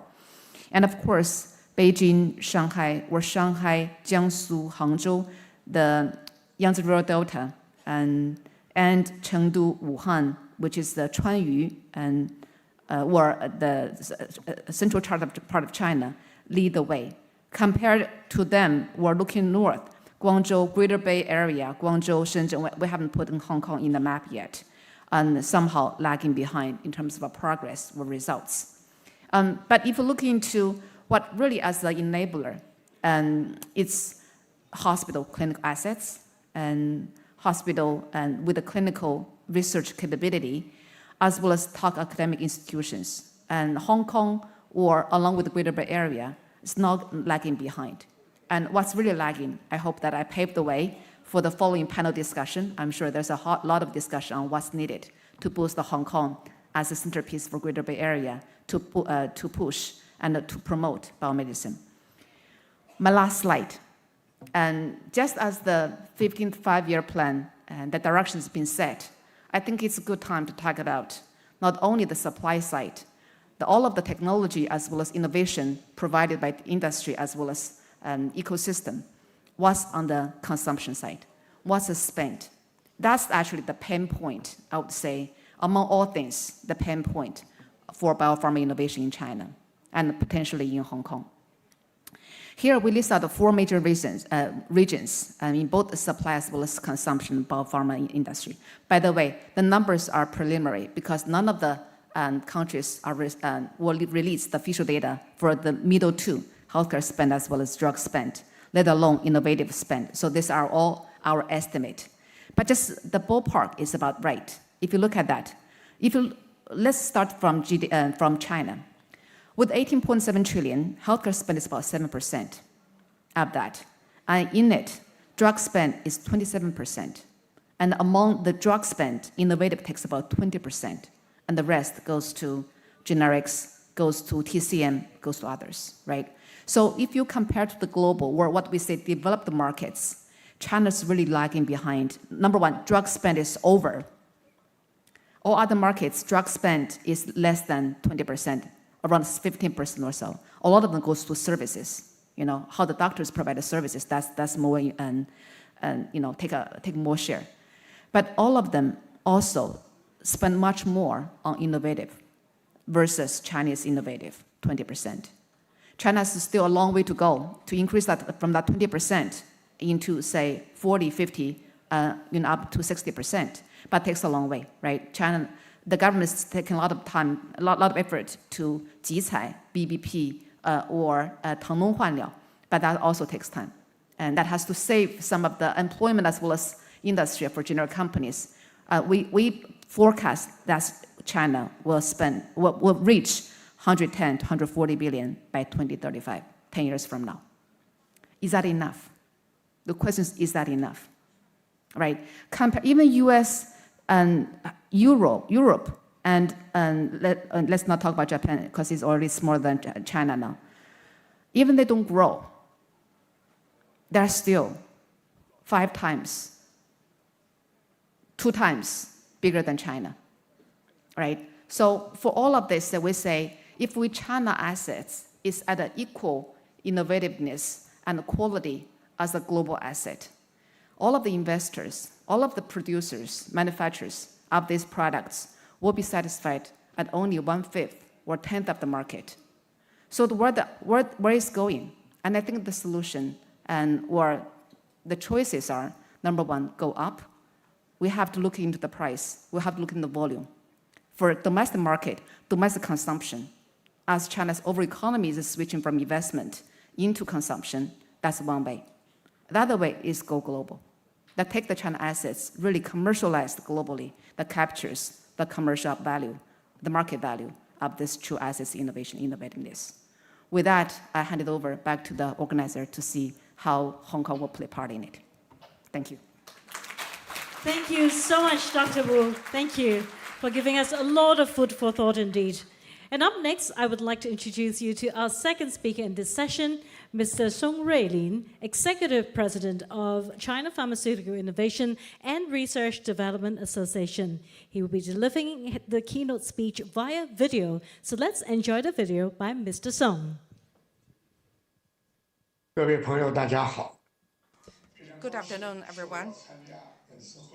So I'm very happy to have been invited and speak at this conference. The topic I'm going to talk about the global path and two-way integration of China's pharmaceutical innovation. First of all, let's look at the rise of China's medical innovation, as well as the reshaping of a global medical industry. Talk about the innovation. We started innovating from 2015 to 2025, 10 years time of innovation. This decade also demonstrated how we grow and build our innovation capabilities, from primary research to R&D to innovate up to the listing of new drugs. From these three dimensions, you can see that according to the Nature Index, if you look at the ranking, the top 100 Chinese biomedical research organizations in 2015 to 2024, these rankings have improved a great lot, from 4% to 22%. The top 100 medical research organizations, if you look at the number, from 1% in 2015, that is only one. In 2024, we have 15 organizations, that is 15%. So such a great improvement. So actually, we were able to do it because we captured the shares from the US. In terms of the new drug clinical trials as well as innovations, in China, in 2024, the clinical trials of new drugs, if you look at the number, has already exceeded that of the US. Of course, in mainland China, there are issues. For example, a lot of the new drugs, they're very similar to each other. However, the great improvement in quantity also shows the passion of Chinese medical innovation. In terms of a pipeline, we have also seen great improvement from 5% to 30% in terms of listings of new drugs. In 2015, only 15% of new drug listings, and now in 2024, it is 38%. So all this shows great improvements. And the improvement in the quantity also reflects a very more important consideration. That is, China's innovation on the pharmaceutical side has basically started reshaping the global landscape. Let's look at this from two dimensions. First of all, the pipeline for procurement from international farmers in 2024 is 31%. And this year, at the Morgan's conference, the FDA former head said that for 15% of the approved molecules in 2024 were from China. Morgan Stanley issued a report recently. They said that in 2040, the FDA-approved new drugs, 30% of the new drugs will be from China. In this process, we will find that China's BD, that is their new code, will definitely improve to a new level. At the same time, the market value of the Nasdaq-listed farmers in the U.S. will decrease, and while China's varieties will also improve. Now we are entering into the 2.0 version of China's innovative drugs, and our main issue is transforming from the competition with each other internally to that of the competition between big farmers in the world. And because of this change, in the past few years, we have been finding that the U.S. has started working on new policies to support the local farmers in the U.S., particularly for their innovative drugs and imported drugs. So the OECD for the U.S.,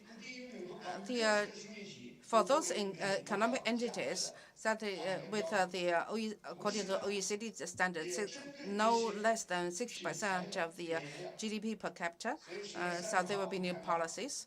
On the 30th of September, Pfizer has reached an agreement with the U.S. for the most favorable state retreatment.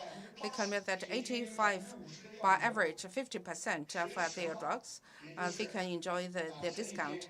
On the 10th of October, a couple of days ago, the AstraZeneca promised to significantly reduce their drug prices from the U.S. At the same time, under the threat of a tariff, the multinational farmers will improve their investment in the U.S. We have seen that in 2025, the multinational farmers' public investment in the U.S. have already exceeded tens of billions. So why this situation happened? It's mainly because U.S. is the biggest world market. It has a kind of a suffrage power.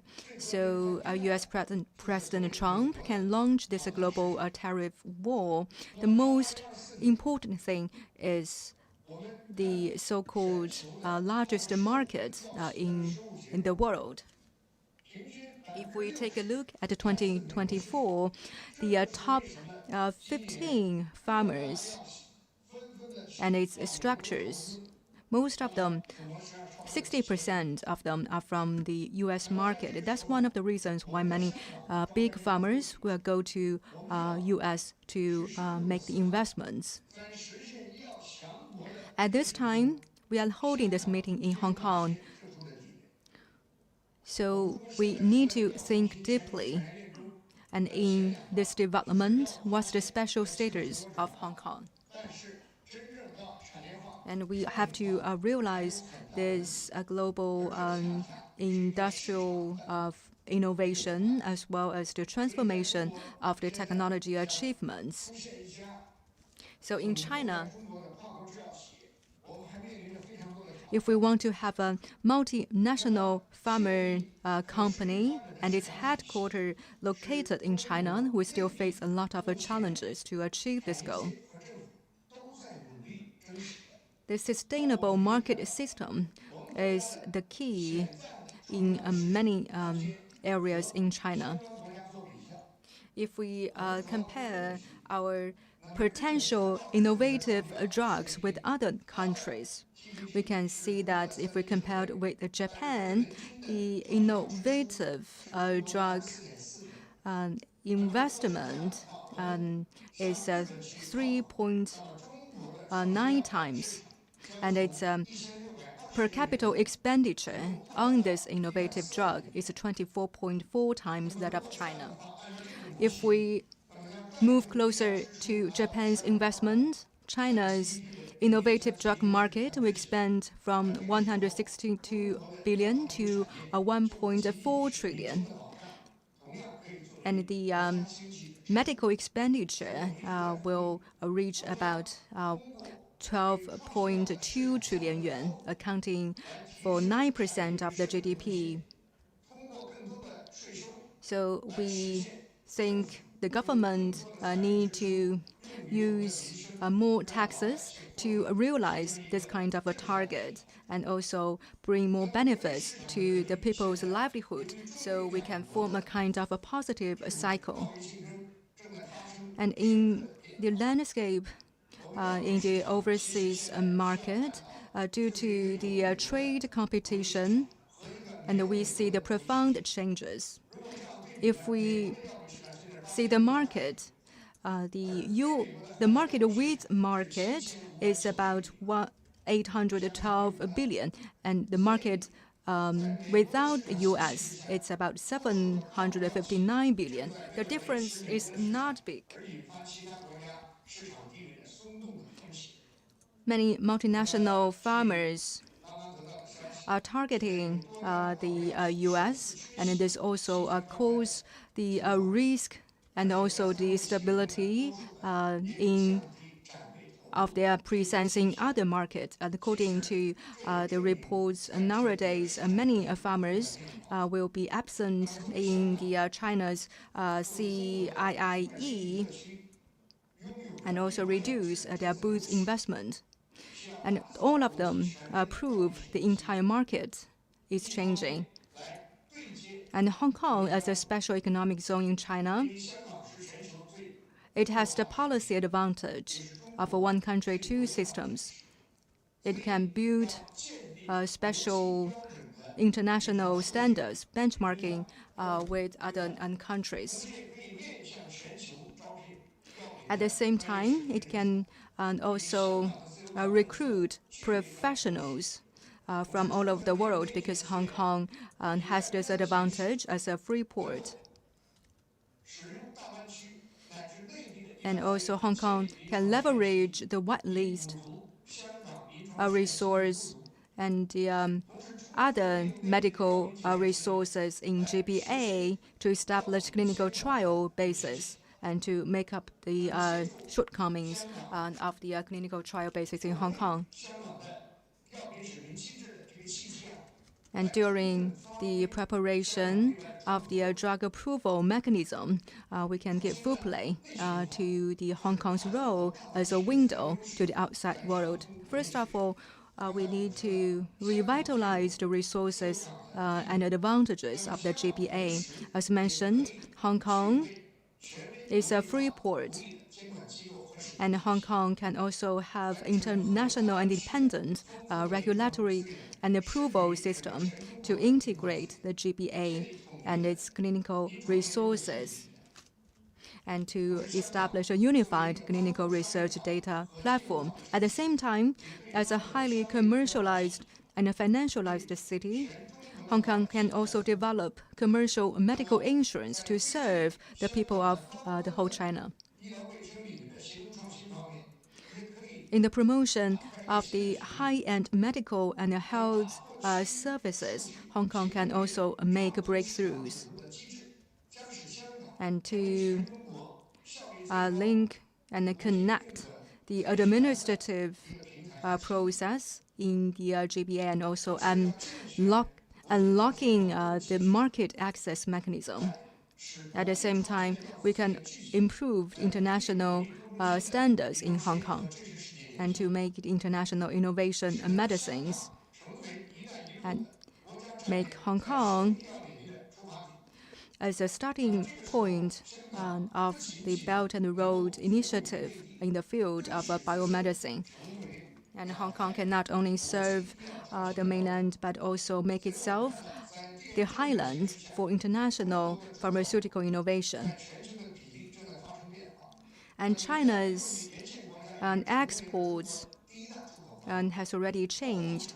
And for example, Belt and Road countries have become the China's largest importer, and the EU is the second, and the US has become the third. And this is also the secret weapon, and we can battle with the US in a trade war. Relying on the internal circulation, and we can also further develop the international circulation. And this is the opportunity of Hong Kong. Thank you. Marwan Fadlallah, President and Chief Executive Officer of Drug Information Association, to deliver his keynote speech. Ladies and gentlemen, Mr. Fadlallah, please.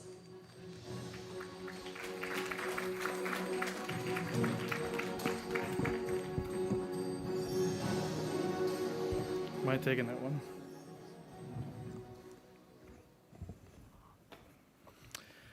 Well, good afternoon. My name is Marwan Fatala. I'm the president and CEO of DIA Global, and I'm honored to be here in this incredible forum. Just a little bit about me. Been in the life science industry for 30 years as a scientist, and I've also taken some companies in the global market public, especially in the life science area. And I'm honored today to give you a little bit of insights on the development of biopharmaceuticals in the global Bay Area. Next slide, please. Let's see if I could do this. All right, here we go. So a little bit about DIA. So we've been advancing global collaboration in life science since 1964. Our mission, we've been driving collaboration and innovation in drug, device, and diagnostics development in a pursuit of a healthier world.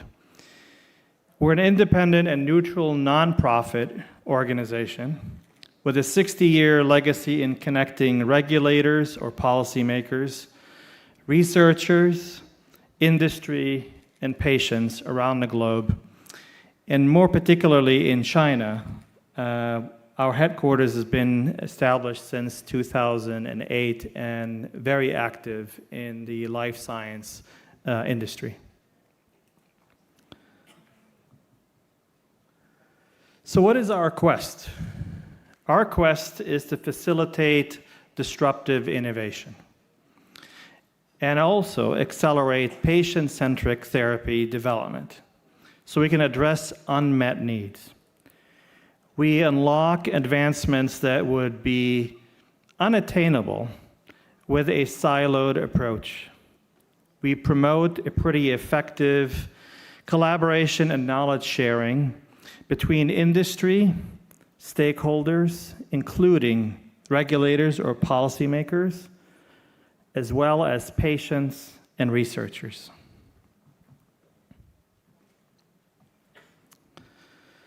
So how do we do this? We do it through a holistic approach, which is why I am so excited to be here. Our global ecosystem connects innovators, industry experts, medical products, academia, capital, and regulatory teams to provide a unique opportunity to drive health innovation forward. We do that through consortiums and think tanks around the globe, cross-collaborative research, global impact initiatives, learning and capacity development. We connect members with communities around the globe, and then also we have scientific publications to share knowledge. So we have a trusted legacy in the greater China area, but also across Asia. We've been a partner in Asia since 2003 with focus on Japan, China, Japan, Korea, Singapore, and now we're also going to be doubling down on Southeast Asia. So I was asked to provide some insight into how biopharmaceuticals and then also medtech thrive in a global Bay Area ecosystem. So I'd like to share some of that with you and then how DIA has been instrumental in working with our partners to make that happen. So to be successful, we must create a globally competitive and an inclusive, innovative region. It is critical to make sure that that happens. We must also attract and retain world-class talent and deep research and entrepreneurship.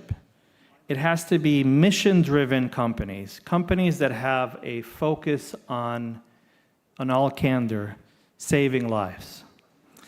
And civic infrastructure anchored by universities, clustered industries, excellent transit, affordable housing, and strong public-private partnership, and yes, very good governance. So to build that global Bay Area of the future, one should look at connecting, training, aligning, and also inspiring trust. We do that through convening international stakeholders and experts to share knowledge, access to talent and developing a workforce capacity through global education and training, fostering regulatory innovation, and support regulatory convergence and best practices. Also important to inspire trust is to build investor and public confidence through transparency. Let's see here. So I wanted to share this with you, and we'll talk a little bit about some hubs that I wanted to highlight. But this gives you a feel for the Global Innovation Hubs ranking, and you could see that the area we're talking about, including Tokyo, Yokohama, and San Jose, San Francisco, lead the innovation cluster ranking. And I'm going to talk a little bit about two of these hubs that are of interest. So if you look at San Francisco and Boston, specifically around biotechs, pharma, you could see with San Francisco, it was the birthplace of biotechs. In fact, top 3 global innovation cluster, and then also 4% of global patents and about 7% of VC deals that are done in that region for the life science side of the ecosystem. Boston, Cambridge is also not too far behind. In fact, it's a cluster of academic and industry ecosystem, and about 1.5% of the global patents and about 2% of the VC deals are also done there. And over 1,000 life science companies exist there. That's about $12 billion in annual sales from hub-originated therapies. Now, the question is, how do they achieve that? So I wanted to highlight a few things that I think are probably of interest. You have to have key ingredients to have a successful Bay Area. And these key ingredients really mature the Bay Area or the hub to be successful. You have to have access to capital and strong investor networks. You have to be supportive in terms of regulatory reform and regulatory strategy and innovation and policy. You also have to have talent. You must have talent, and then you must develop that workforce and have that workforce to be mobile. You also have to have a neutral, convening, and fostering trust and a collaborative environment to make sure everybody is knowledge sharing. And one of the key things that usually starts this on a trajectory of success is academic excellence and translational science. So now you ask yourself, well, how does this usually happen? So building a biotech ecosystem in an innovative hub is made possible through the power of clusters, where science, business, and policy meets. This is done through an ecosystem design where universities, hospitals, startups, and regulators, co-located and interconnected, thrive. You also must really think about knowledge flow. it is imperative that that happens, where talent and capital move freely between academia, industry, and also investors. You have to have anchored institutions where hospitals and research centers act as innovation engines. And you have to also look at opportunities where design hubs integrating science, business, and policy in shared and a collaborative space must coexist. So how do you fuel innovation, especially in this ecosystem where innovation really drives breakthroughs? You must have a strong capital, talent, and yes, a risk culture to thrive. Simply, money and minds drive growth and breakthroughs. Long-term investments, cross-disciplinary talent, and risk-tolerant culture is what accelerates growth. This is done through capital flow, where specialized biotech VCs, public-private partnerships, and translational funding is happening in the hub. Talent engine, it's critical. So biology, data science, and engineering integration, academic industry mobility is critical to have breakthroughs. You have to have an innovation mindset. You have to embrace failure as a learning step. It is critical that you embrace that so that way you can continuously improve. Now, in terms of opportunity, you have to look at opportunity to expand biotech-focused VC funds, STEM and entrepreneurial education, and then also have incubator programs. That drives opportunity. So you also have to think about the infrastructure. I think there was a little bit of talk this morning about how the infrastructure is coming together, and that is amazing to see that happening here in the Bay Area. The ecosystem must address the infrastructure, the policy, and the shared platforms where smart systems meet science-based policies. That is an imperative. Innovation thrives when startups can access shared facilities and predictable regulatory pathways, which includes shared infrastructure, so this is the co-working labs, the digital enablement, the regulatory collaboration, and the China opportunities.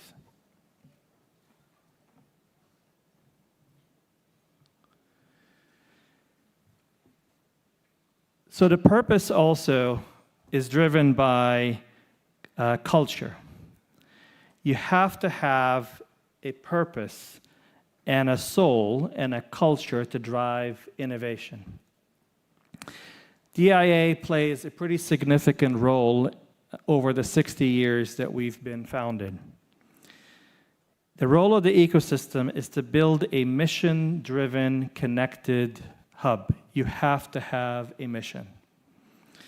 The world's leading biotech ecosystems share purpose, they share ethics, they share collaboration, and a patient focus. Its key to success relies on a cultural foundation with a shared mission, and yes, dare I say, changing the world through science. A global connectivity, international partnerships, and patient-centric innovation, ethics and transparency are critical. That includes diversity, inclusion, and an open science platform. DIA thrives on this. In fact, we are very humbled to be a partner in this cultural undertaking to have an innovative hub. because we are a neutral convener where we link the regulators, the innovators, and academia. Also a platform where we foster training and harmonization in regulatory and clinical science. And of course, we host innovation summits bridging the world, US, Europe, Middle East, Africa, Asia, all together.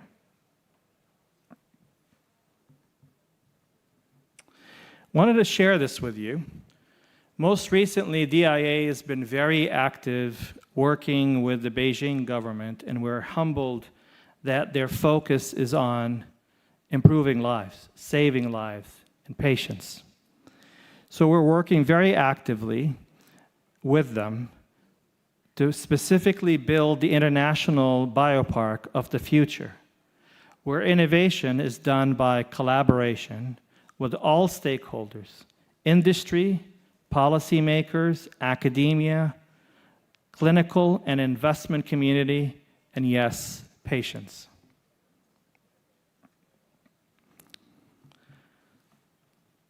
Last slide I'll share with you. We're delighted to be here so we can help grow what is an incredible undertaking for the Bay Area, and we're here to make sure that we serve patients, advancing global collaboration in life science. And thank you very much. Thank you so much, Mr. Fazala, for sharing with us the inspiring work of DIA. Thank you. Please be seated.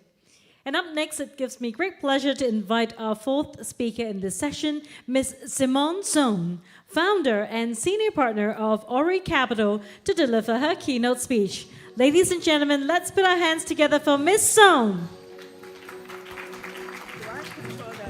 How do I do it? Up here? The green buttons go next. Okay. Thank you to the organizers for having me. It is truly a humbling experience to be able to speak to such a distinguished audience. I saw Lu Huizang there, who championed very hard for Hong Kong to one day have its primary review system. Thank you very much. You know, the speakers before me talked about, okay, I need to learn how to operate this. Dong, yeah, it works.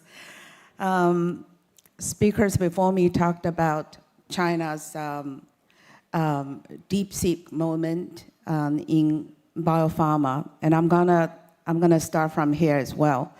So if you look at, and I have the numbers a bit updated from Dr. Wu's number, because I have Q3 number. So Q3, China's out-licensing assets account for not 30%, 50% of the global total. So it is quite astonishing. And the total deal value could reach 1,000 亿. So, but if you look at upfront number, it's a lot lower. It's 4.6 billion. So total deal number is quite impressive. But if you're looking to look at the money that you can collect today, is $4.7 billion US dollars. So from an industry point of view, that number is still modest.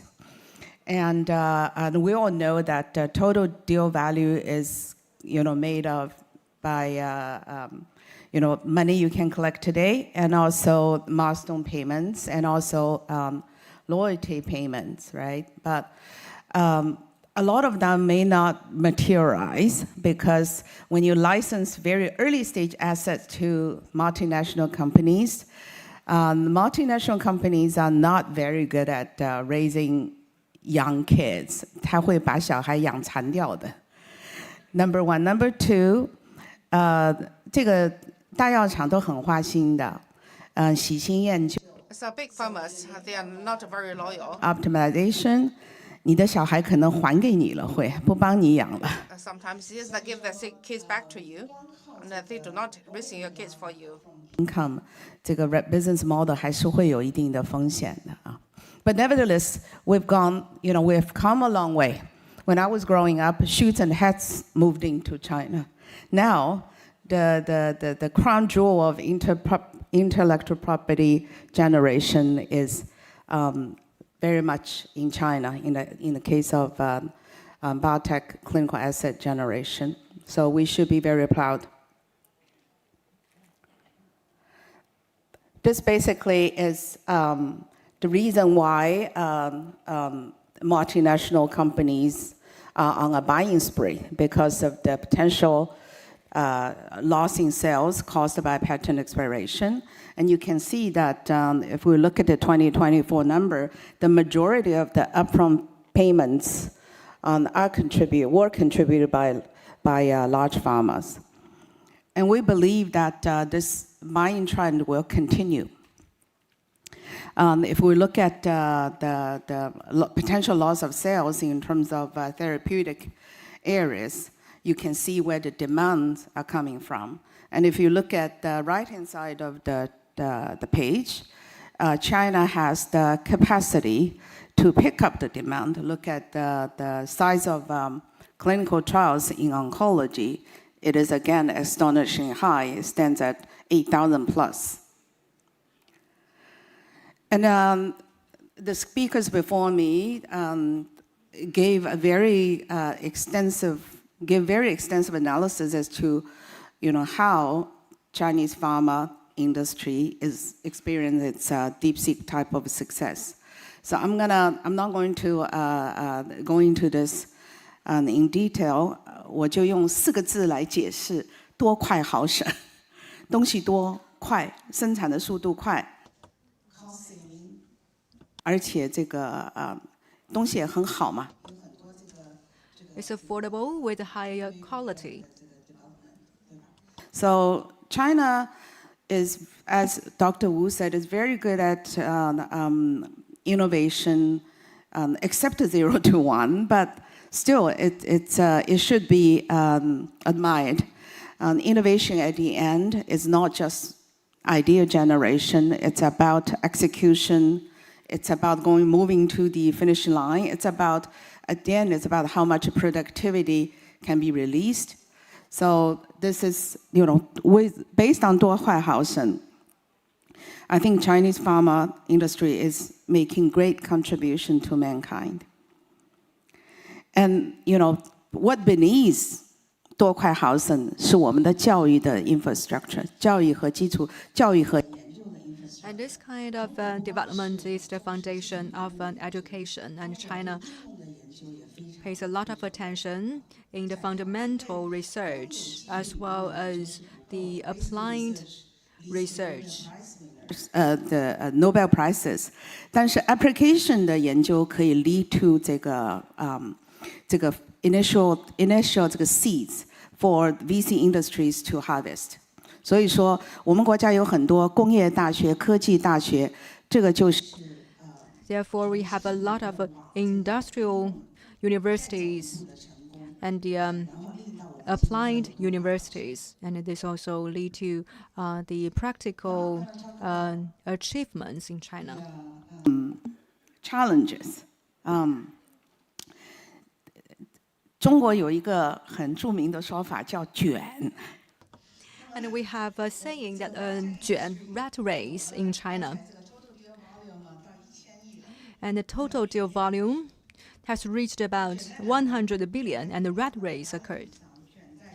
And for example, this rat race on the modality and the target, as well as disease.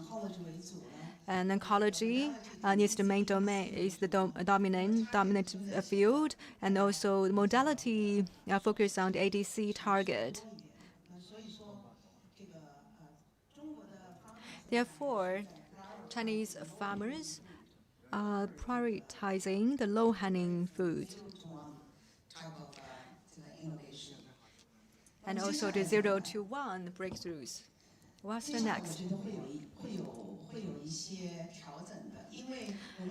I believe there will be changes in the future in terms of demand.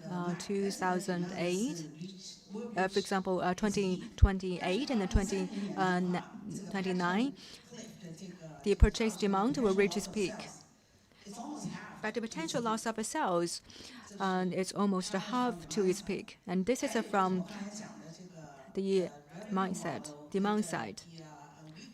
and also the revenue model and the weakness of the our license business model. It is only 10% of the deal value. Example, but this is a proxy to licensing revenue, licensing total revenue 这个情况。所以说怎么办呢？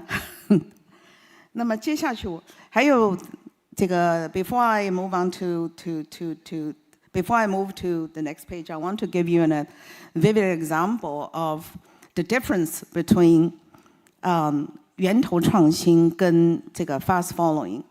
那么你看这个 B1， 它是王晓东院士创立的公司，然后它有。And B1 is a company created by Mr. Wang Xiaodong. B1, the drug was researched by themselves and approved in the U.S., but it has a distribution partner in the U.S. So you see the market cap of the company is 36 billion. It's a global pharma already. The biopharmers in the U.S., the market cap is around 30 to 50 billion, but they spend a longer time. And B1 just used decades to reach this level. So this is the power of a novelty drug and also the original innovation. And also fast-forward extreme case is the PD-1 and the VEGF. And nowadays, its market cap is about 5.2 billion. It's a license-out business model, but the level of innovation can be said to be the extreme of the faster forward. And the PD-1 has already in the Red Sea as a small listed company. The market cap is about over 5 billion. But if you are an out-licensed business model, and we see two other biopharmers. If your asset is not strong enough, this is not your fault.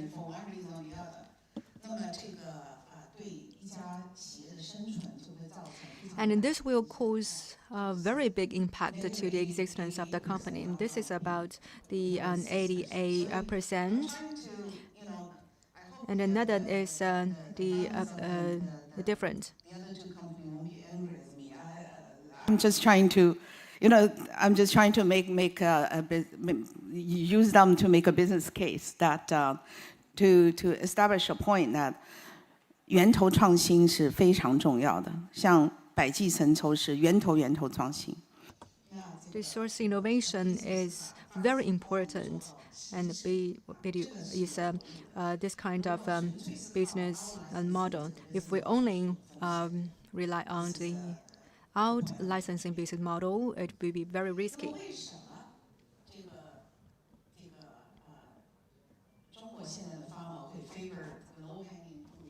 Why the Chinese farmer favors low-hanging fruit than the source innovation? Because source innovation is more difficult. Every innovator faces. The success rate of a novel drug development is only at 6.7%. And healthcare investors who can launch more than 2 funds face very similarly low odds, hovering around 10%. It is hard. It is a hard task for biotech companies, for biopharmas. It's a very hard task for investors. Most of the investors go to the 90% failure club. So why is that? I'm going to use a very 简单粗暴的方法来说明这个问题啊，就我的自己的体会，为什么那么难？为什么95%的失败 Why this is so difficult? Why the failure rate is 95% for a new drug? Triangulating 3 key elements. 你必须要有一个好的方法论，就像造一部好的车子。And the first one is the methodology. For example, you need to have a very good framework. It's like making a car. You must have a Lamborghini framework. And also, it is similar to the treatment targets. If you don't have the logic to guide these three elements, you cannot find the answer.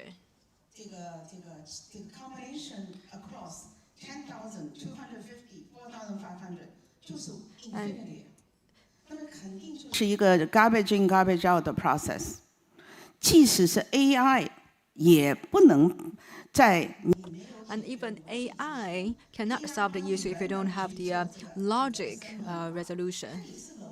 And the AI also at the low yield level, if you just randomly select the combination, you have form your own methodology. The random combination is just a garbage in and garbage out. What I want to say is our personal experience. We have to solve the issue one way or the other. We leverage big data analysis and AI and to strike the balance between the three elements. As mentioned by Marvin, you must have the higher purpose. For example, serving the patient. So you have to find the unmet medical demand. And for example, we have over 138 pages in many needs. And if without the help of AI, it's very hard to meet the demand. In unmet need, we also need the sufficient market, because we have to consider about financial return. If I do the philanthropy, I don't need to consider about this. And thirdly, the biotech must become a good kid and let the big farmer to acquire this biotech company. And this will fix those three parameters. And in the 250 modalities, we also need to fix different modalities. And based on the several hundreds millions literature readings, we have to find out which modality is effective. It's not Red Sea. It's not too early. We must find the blue ocean. And Dr. Wu today listed about 11 blue ocean. And the third element is the engine. And there are at least 4,000 or 500 engines in our database. So it's not the blind touching the elephant, or we have to find the characteristics. We have to avoid this blind exploring to find the right direction. Wrap it up very, very quickly. 就是因为很多人跟我讲香港不行啊，没有。Many people told me in Hong Kong there was no research in Hong Kong, no application research, no talents, and infrastructure either. And Hong Kong seems to be a place with nothing. But I think if back then the government fed all the resources to Jack Ma, and Jack Ma would not achieve his success. And the government has no responsibility to help you. As a successful entrepreneur, you have to start from zero, start from the scratch. And you need to source globally and also source the application fruit in different institutions, enterprises, and emotional pipelines. You need to have the 0 to 1 logic. And the initial creation could happen in Hong Kong because it doesn't need a large group of people, just 5 people are enough. And we talk about GBA, and in China, we can do the preclinical POC, and clinical can be, an execution can be also done in China, in mainland China. And with the clinical POC data, the company will be equipped with value. So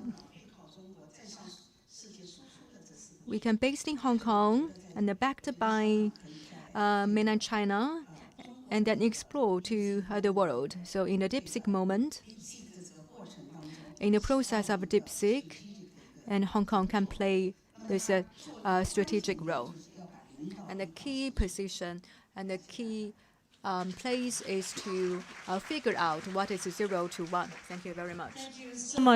Thank you so much, Ms. Song, for the inspiration.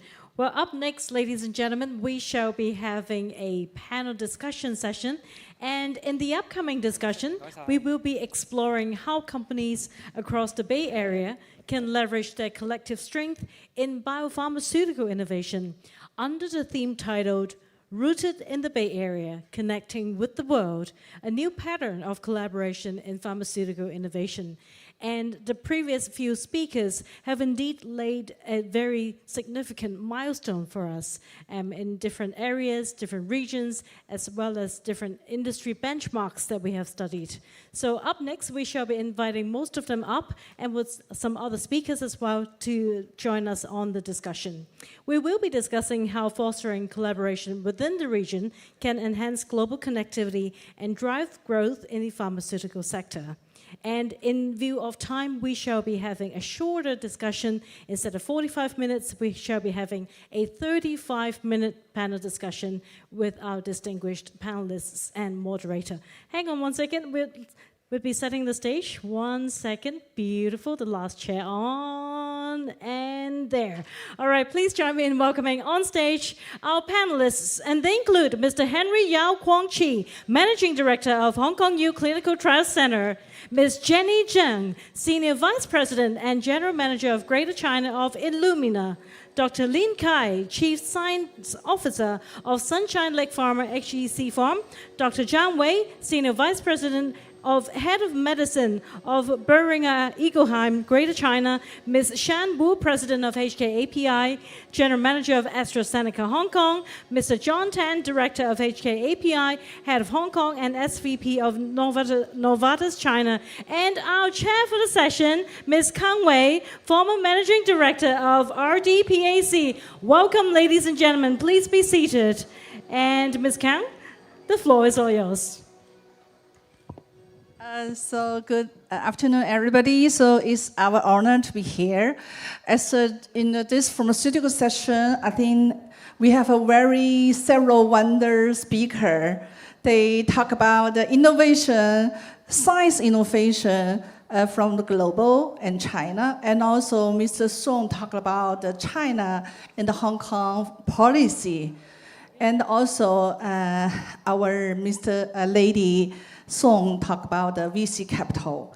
But now I really would like to, I think this is a very exciting moment because they all talk about the high level, but this is, I think the distinguished panelists, they are working every day on the innovation. But this is a really time limit. I will ask the question for everybody. So which number one is overall, our theme is how to build a new area, new landscape of pharmaceutical innovation in the global Bay Area. So based on your experience and your insight. Yeah, so I really would like to hear from you. This is its opportunity and how we collaborate in the next 5 years. So please, Herring, yeah. Thank you, Chairman, for the insightful question. Yeah, we have a lot of panelists here, so let me start first. We are talking about the Greater Bay Area today, right? And a lot of the previous speakers also highlights the role of Hong Kong. So I think in terms of biomedical innovation, no one single person or one single party could do everything. So everything is about collaboration, yeah. And in the panel here, we have representatives from different stakeholders, including from the industry, and then from the investors and from research institutions. So first of all, we have to work together. This is for sure. And for GBA, yeah, we always think about the role of Hong Kong. But when I interact with colleagues or friends in the industry in Hong Kong, I always highlight one thing. Whenever we are thinking about the role of Hong Kong, we should not only think about the benefit for Hong Kong. In order to benefit Hong Kong, we will have to consider benefits for the whole GBA area. So innovation is not only from Hong Kong. We also should work together with other cities in the GBA area to translate the value from bench to the bedside. And on the other dimension, we should also consider the role of GBA area in the country as well as in the world. Yeah. GBA is an area connecting the country to the whole world. So Hong Kong should play a role in the area and also to enhance the whole GBA area to connect the country to the rest of the world. I believe this is the core of the idea of establishing and developing the GBA area. Yeah. So maybe I save time for the other panelists. Yeah. Otherwise, I'm speaking too much. Okay, I think I really enjoyed this afternoon session, but with my personal experience, I work in pharmaceutical and working now in Illumina. I really want to resonate there are very good foundations of Hong Kong, but the challenge here is how do you double down and speed up? I want to give two examples. First of all, biobank is critical for 0 to 1, and there are a lot more pharmaceuticals are building their innovation based on UK biobank, based on US biobank, like all of us project. In Singapore, they're precise biobank. But then in Hong Kong, there is a biobank project, Hong Kong Genomic Institute, Hong Kong GI. They actually completed 30,000 samples so far, and they have a plan for the next 5 years to develop another 60 to 80,000 samples. And I personally fascinated, passionate to drive that because Illumina is part of a solution provider. Question here is, it's not good enough to only have Hong Kong GI and not good enough to only have project sponsor from Hong Kong government. It requires industry collaborations so that it can continuously build on findings from this biobank project in Hong Kong GI and translate it. So another partner we are working now is with Hong Kong CPOS, the Center for Panoramics Sciences. And basically that CPOS is using the outcome, particularly focusing on proteomics, because understanding the proteomics helps you understand a complete disease mechanism so that you can have a more higher chances of success. So I do want to highlight these two examples, having Hong Kong GI, having Hong Kong CPOS, they are our customers, we work with them. But I guess the question is not having this project, is how do you speed up and scale up? I think there are a lot more. We can do it, we have good foundations, I'm passionate for it. I think a lot of the pharmaceutical companies, like I was sitting next to BI, Dr. Zhang, I said, actually, we should look into it. So starting from something concrete and really, really working in advance. But now my last thing is about, I want to echo Ms. Song just mentioned, is to using Hong Kong as a hub to attract those ideas. Idea from Korea, I used to work in Korea, they're very, very good companies, and they are also looking at how do they develop and position Korea in between US and China. I certainly believe that Hong Kong has a very unique attractiveness, so that having those ideas coming and the attraction from Hong Kong is about the IP protection. I think that for pharmaceutical to develop, they look for predictability and sustainability in the long haul, and Hong Kong certainly has that very unique advantage. So I'm all passionate, but I do think we need to do a lot more than today. Yeah. Yeah. Dr. Lin Kai.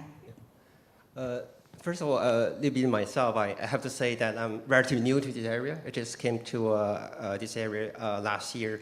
And before that, I spent almost 30 years in US, mainly in the Boston area, in different biotech and pharmaceutical companies. So I can echo many of the speakers spoke before this, that there is really take a quite few different things to become really a biotech or pharmaceutical hub.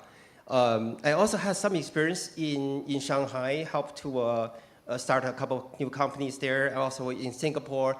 So when I joined here last year, I immediately feel some difference. First of all, the R&D capability in this area is amazing, I have to say. Compared to 20 years ago when I first came back to China, was helping to set up the R&D center for Novartis in Shanghai. At the time, there was almost no novel drug discovery, and today it's totally different. Right? We are on the almost on the top tier on par with US in terms of innovation and drug discovery. So the capability is definitely there. And specifically this area, another thing I feel is that it has many of the good components for making a good biotech hub already. Right? It has a good university, including Hong Kong, and good hospital. Although I don't know much about Hong Kong, but certainly it's very famous, very good public health system. So that's where it has advantage. It also has a very good, unique position in terms of the capital. That's also very important. We need the money to make it work. Speaking for myself, our company actually just listed in Hong Kong Stock Exchange a few months ago.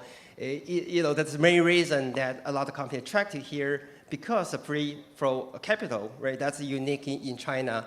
And thirdly is the talent. I think we have quite a few local good university around, and we're also able to attract many good scientific talents here. So those are already there. One thing I feel slightly missing compared to where I live in Boston or when I started a company in Shanghai is the interaction. I have to say that I feel a little bit scattered in this area. That we are actually our main headquarters is based in Dongguan, which is really on the border of Shenzhen. But then you have many different industry parks in around Shenzhen and maybe in Hong Kong as well in Guangzhou area. Actually in Shenzhen there are even quite a few different areas, which are a little different compared to Boston. Although Boston, there are also companies spreading around, but Kendall Square really is the main hub, and that's where the university and hospital are, and everybody goes to in terms of an investment firm. And in Shanghai also, we have Zhangjiang, although it kind of spread out in different cities, but you have a sort of centralized a center that almost attracting everybody to. And here, I think we are a little bit scattered. I think that's maybe that's kind of discourage some of the interaction the industry as well as university, academia, hospital has. So I think there's really opportunity to improve that. And with that, I think we really have the opportunity to make this area even better, more dynamic in terms of drug innovation as a drug innovation center. So. Hi, Dr. Zhang Wei. First of all, thank you, Ms. Khan, for inviting me to this session. I was relieved to hear from you saying we can zoom into detailed examples, because the previous speakers really did a great job. No matter it's Simon, it's Dr. Su, Marvin, Song Huizhang. I think they are coming from more like 30,000 feeders view, talking about what future holds for Bay Area. I fully support that. I think what I wanted to share with you is what we did in last several years, and from our perspective, how we made it some small successful cases. I think the Great Bay Area has always been a very important area for Boehringer China. So whenever there is a global clinical trial or global clinical research comes to China, we do the feasibilities. And this feasibility is not only including Guangdong. We go to Hong Kong, and of course, Taiwan is another story, but we include them all. And in the last several years, we have established 8 strategic partnerships in the region, 2 from Hong Kong, and the rest from Guangdong. But most recently, we also strike a partnership with Macau, and I'll talk about that a little bit later. Personally, we've been working with Mary Hospital and particularly Hong Kong University Clinical Trial Center, happened to be chaired by my good friend Henry for more than 10 years. And I think one thing I would like to take you back a little bit is if you think about 10, 15 years ago, the GCP actually is a relatively new concept for mainland China. And we have been in partnership with Henry's team, and we did a tremendous job in terms of driving and educating, training on the GCP perspective. And particularly for Boehringer trials, we're always not only inviting the investigators, but also the study nets coming to the training. And so far, by doing this very interactive trainings, actually it's not information dumped down, yeah? And they really learn how to do these clinical trials hands-on. So I think I want to, just say a little bit about that. Then another thing is what I just alluded to. We are very proud of actually, again, partnershiping with HKU Clinical Trial Center. We were able to make the very first global clinical trial in Macau. And in Macau history, there were never any clinical research has been done for new drug, for innovative drug. And Macau was very good at the traditional Chinese medicine. But from our perspective, I think if we're talking about Great Bay Area, we should not let Macau alone, right? I mean, they are very good at they're famous for international tourism and also entertainment. But when it comes to clinical research, they also have a good base. And I wanted to take this opportunity to also invite my peers and also research institutes to come Macau and let's work together there. What was encouraging is last time I met a lady from Xiehe Union Medical Hospital, right? They are starting to establish a hospital branch in Macau, but I know they are not alone. So I think these kind of things are very exciting for me, and to also bring the innovative medicines to patients in Macau. Because when we talk about bringing innovative drugs to patients, oftentimes we think about the drug is approved, after the drug is approved. But if you are really doing the unmet medical needs, if you are really tackling the extremely difficult disease, actually the clinical trial offers a great hope for the patients struggling. So when you bring the clinical trials to a specific region, you bring the hope to the patients. So that's probably what I wanted to share for this round of questions. Wonderful. Yeah, so Shan? Yeah, thanks for inviting me to this panel. And this is Shan from Hong Kong API. Hong Kong Association of Pharmaceutical Industry is actually, we are representing more than 30 R&D focused pharmaceutical companies working in Hong Kong for several decades, collaborating with different stakeholders to really shape this industry and also the ecosystem here. And in terms of if we talk about innovation, Hong Kong historically, I think is a kind of the gateway for global innovation to come to a bigger market, I mean the China market. Leveraging the policy of the 港澳药协通, actually I think many of the global innovation actually through this policy to benefit more patients in the past years. And I would say that in these 2 years, actually the policy expanded a lot in terms of the hospital numbers, in terms of the patient coverage, and also the drugs numbers. Actually, we can see like more and more global innovation through this policy to benefit more patients. But I would say that actually not only this. Start from 2023, actually the whole industry and the whole ecosystem partners here, we are experiencing even excited journey. I remember that is starting from 2023, actually we start to have the 1+, the new regulatory approach for all innovation. And starting from that, actually more and more innovation can come through these regulatory new policies to benefit Hong Kong patients and have the potential to benefit more patients in the future. And after that, actually, I think that more than 14 entities actually through these new policies to come to Hong Kong. And some of the new entities actually not only benefit Hong Kong patients and also benefit GBA patients a lot. So I think that is the first step that we can see that actually Hong Kong play a bigger role, not only introducing or play as a gateway for the global innovation to come to a bigger market, also show our ambition to be a part of how to develop more innovation to maybe benefit not only China patient, also benefit global patient. So after that, actually, we also can see a lot. We have all the things to develop innovation here. We have top universities here, top medical school here, and we have some of the very top world-class experts who know deeply about the clinical needs and how to do the research. And these 2 to 3 years, actually, we can see the determination from the government that we have a lot of regulation reform. We have the CMPR to establish very soon to have the primary review system. We have the incentive for the more clinicians to join clinical trial. We have the GBA ICTI to streamline everything to facilitate the clinical trial and development. And we have more and more multinational companies to come to Hong Kong to invest more, to do incubation, to do innovation center, and also to collaborate with academia to really find some translational medicine opportunities for the future.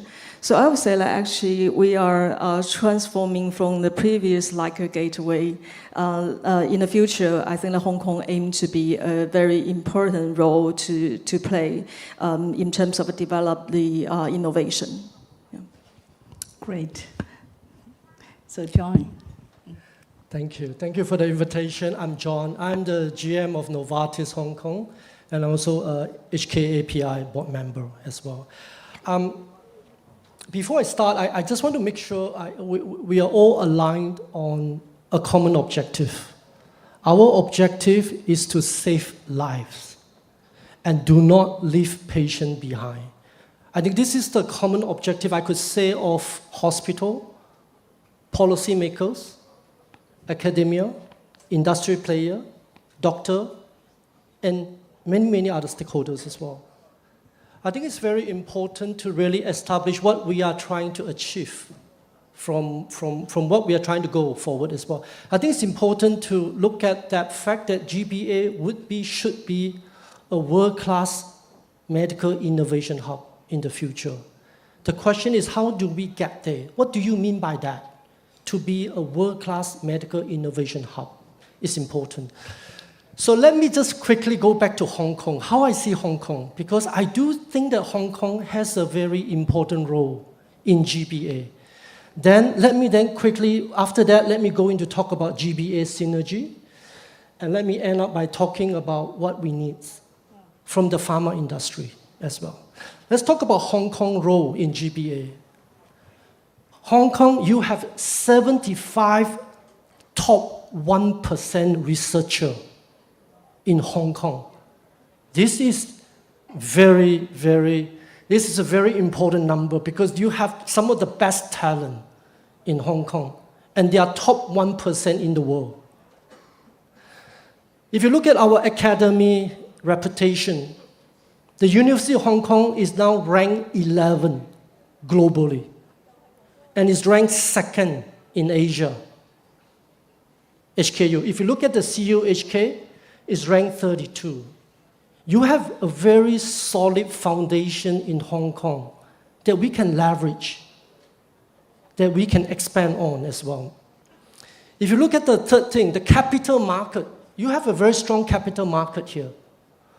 Hong Kong is the largest in Asia and the second largest in the world in fundraising for the biotech sector. And that is also very important. The fourth thing which is very important to me is really the ethic oversight. Because in order to get from your innovation from China to the rest of the world, I think the ethic oversight is very important, and Hong Kong has that. Hong Kong has well established in terms of the ethical standard and principle, and that we should recognize and fully leverage that as we use this corridor to get to the rest of the world. The other thing is IP protection, clinical data quality, and let me highlight the last one is really the medical leaders. The key opinion leaders, the medical leader of Hong Kong, is broadly recognized across Asia and the global. So the question is, how do we fully leverage Hong Kong in the GBA positioning? How do we strengthen it, leveraging Hong Kong's strength in it? And because of this trust and value that Hong Kong has built throughout the years, in the past many years, we could fully leverage that so that we have this value and trust among the international community. That, to me, are Hong Kong uniqueness and strength that we must fully leverage. Let's talk about GBA, synergy. I think I hear a lot from our distinguished speakers. You have the manufacturing skill, you have the talent hub, you have the speed, the R&D speed as well. You have the clinical trial capacity. You have many, many good things that is happening in GBA that I think we could fully leverage as one team as well. There's one thing that I'd like to highlight is hopefully GBA would be the go-to place in the future for advanced treatment. Why do I say that? I lived 10 years in Singapore. I stayed in Singapore for 10 years. You'll be surprised that when I was in Singapore managing the pharma company as well, you will see that you have people from Philippines, Indonesia, Malaysia, Vietnam, ASEAN country of a population, total population about 650 million people, going to Singapore to seek treatment. Because Singapore has established itself as the leading medical hub for the Asia South. My question is, we could do that for GBA as well. We could be the leading medical hub for the entire region. And why not replacing Singapore from that sense as well? So what I like to see in the future, in the medium term, is that can we, GBA, be the first-in-class launch in the region, midterm? First-in-class launch. I think we're getting there. With this policy change, regulation change, I believe in midterm, we could be the first-in-class launch in the region. And perhaps in the longer term, can we be the first-in-class launch in the world? Position GBA differently and be the true leading medical hub as well. Next, the last part is what we need from the pharma side. What we need from the policymakers and for all the stakeholders in GBA is that when you have a policy, it is very important to have seamless development of policy to execution excellence. We see good policy being developed in GBA, but when we come to the execution part, it is not on par. Whether it's on RWE application, whether it's on the clinical trial of data, and many more as well. I'm going to cite one example, Novartis, Hong Kong. We have the highest number of medicine in GBA, which means that when we approve in Hong Kong, this medicine is already used in GBA. And Novartis Hong Kong has the highest number of that medicine today. Having said that, when you look at the advanced therapy, like gene therapy, for neuroscience, neuromuscular disease. When you look at radioligand therapy for oncology therapy, these are very advanced. This we could not bring into GBA after 3 years. After 3 years. It's very important if your vision is to be the leading medical hub, medical innovation hub for the patient, we need to find a way to accelerate that so that what we have in GPA is always the latest and the best therapy for the patient as well. The other thing is the patient voice. I really like Mr. Marwan's presentation. It's very important to have the patient voice and the patient expert committee in your design.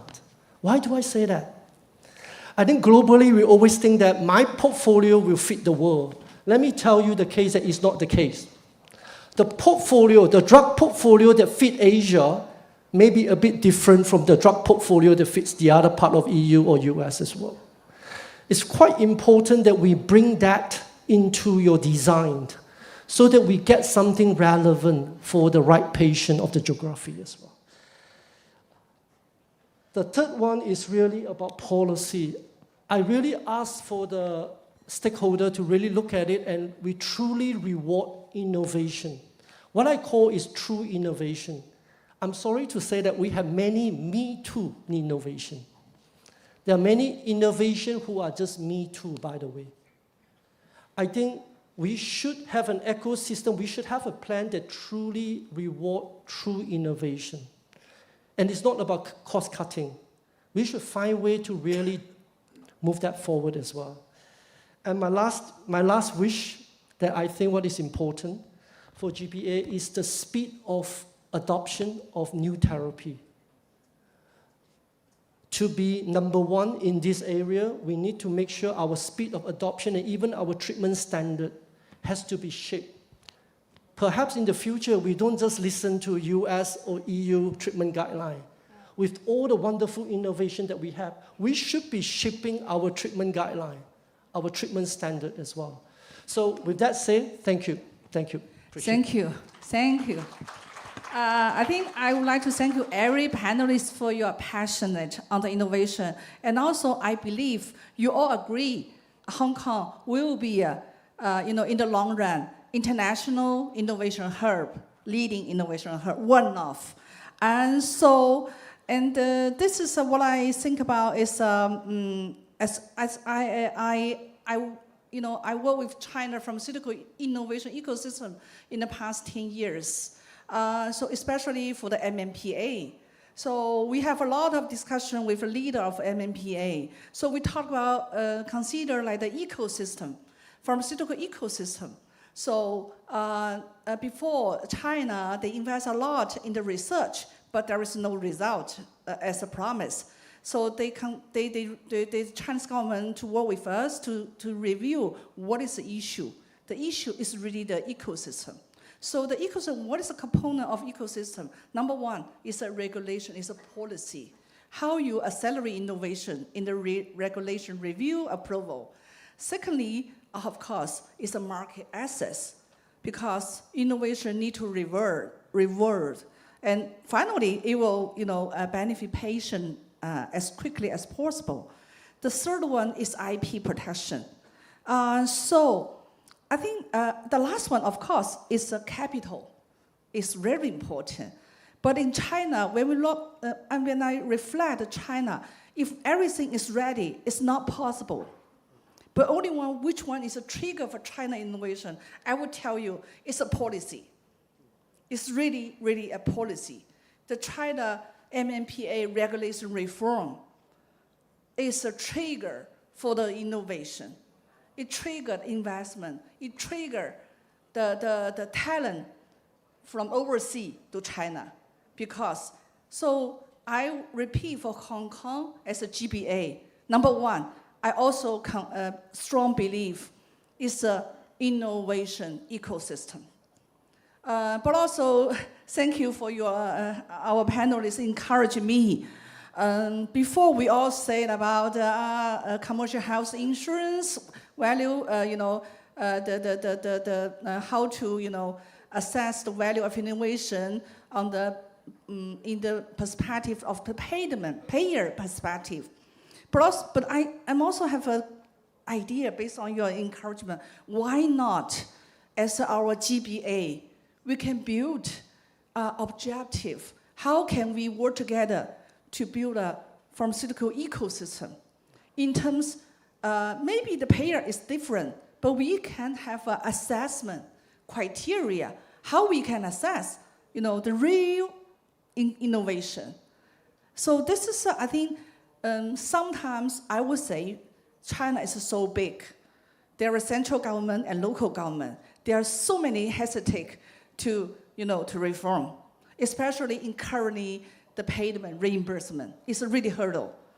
So why not in a GBA?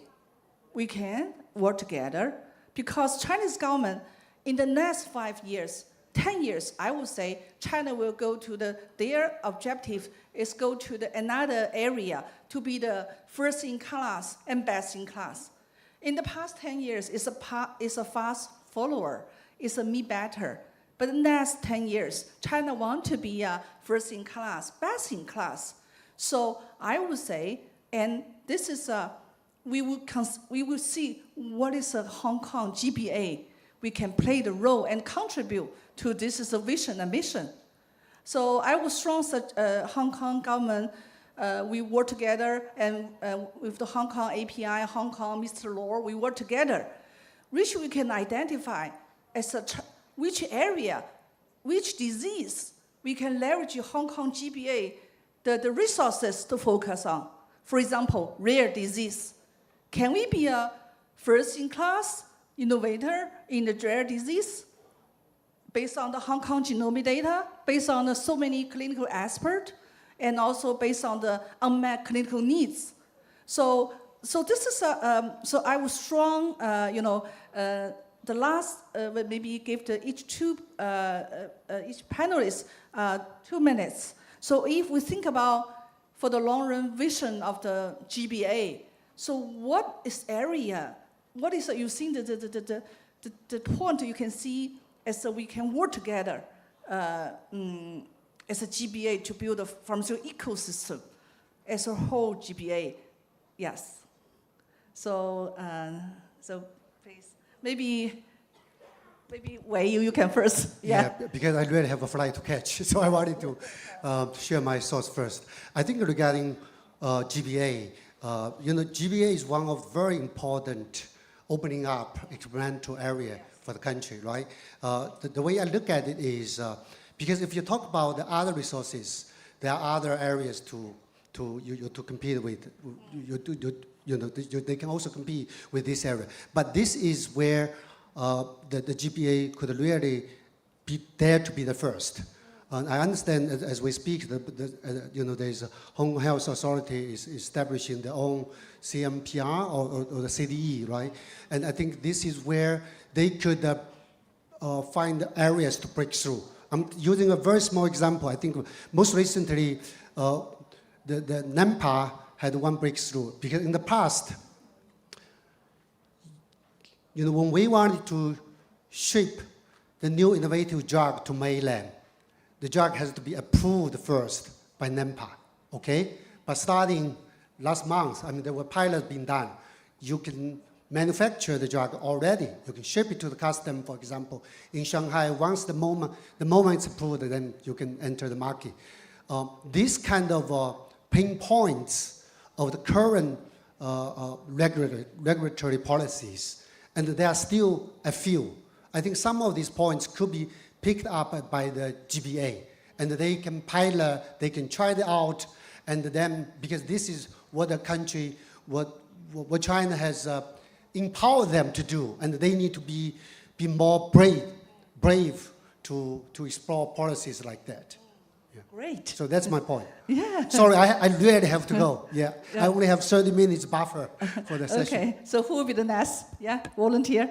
I need to go too. Okay. So I do want to advocate for two things. One is harmonization of the regulatory approval of the will be newly established Hong Kong Health Authority for approval, like Hong Kong CDE. I heard they're going to make inauguration in 2030. I think there are plenty of time just to plan ahead because how you position this authority, how do they complement with NMPA, but also having the advantage being a pathway to Southeast Asia, ASEAN countries, competitive to Korea or Japan. I think that one is a very, very big one, and that will unlock a lot of the potential. And second pain point is data, cross-border transaction.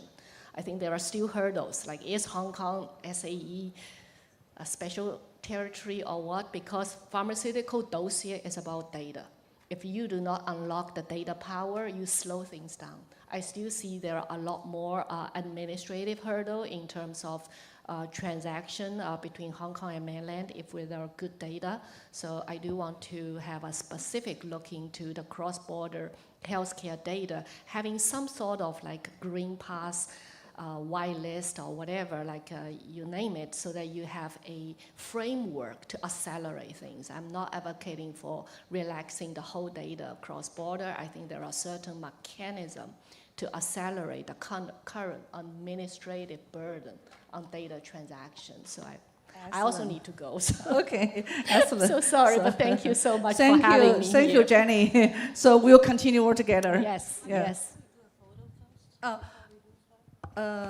So yeah, why we get a photo for you with you? 我们先来一个合影，然后我们可以继续，还有几分钟这个环节，好吗？好吗？谢谢几位，我们可能稍微站前一点。好，谢谢，谢谢。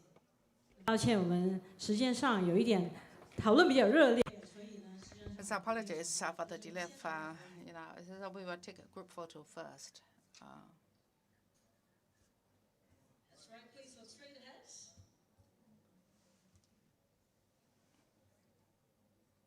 很赞，对，谢谢，谢谢几位，谢谢。One more, yes. Hold the camera and smile. Beautiful.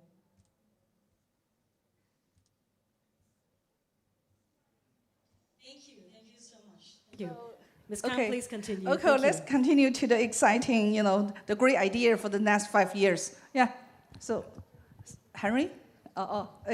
Lady maybe. first. Also some quick ideas. And first of all, I want to echo that actually I think the CMPR could be a very big opportunity for us to facilitate some Chinese innovation to go to global stage.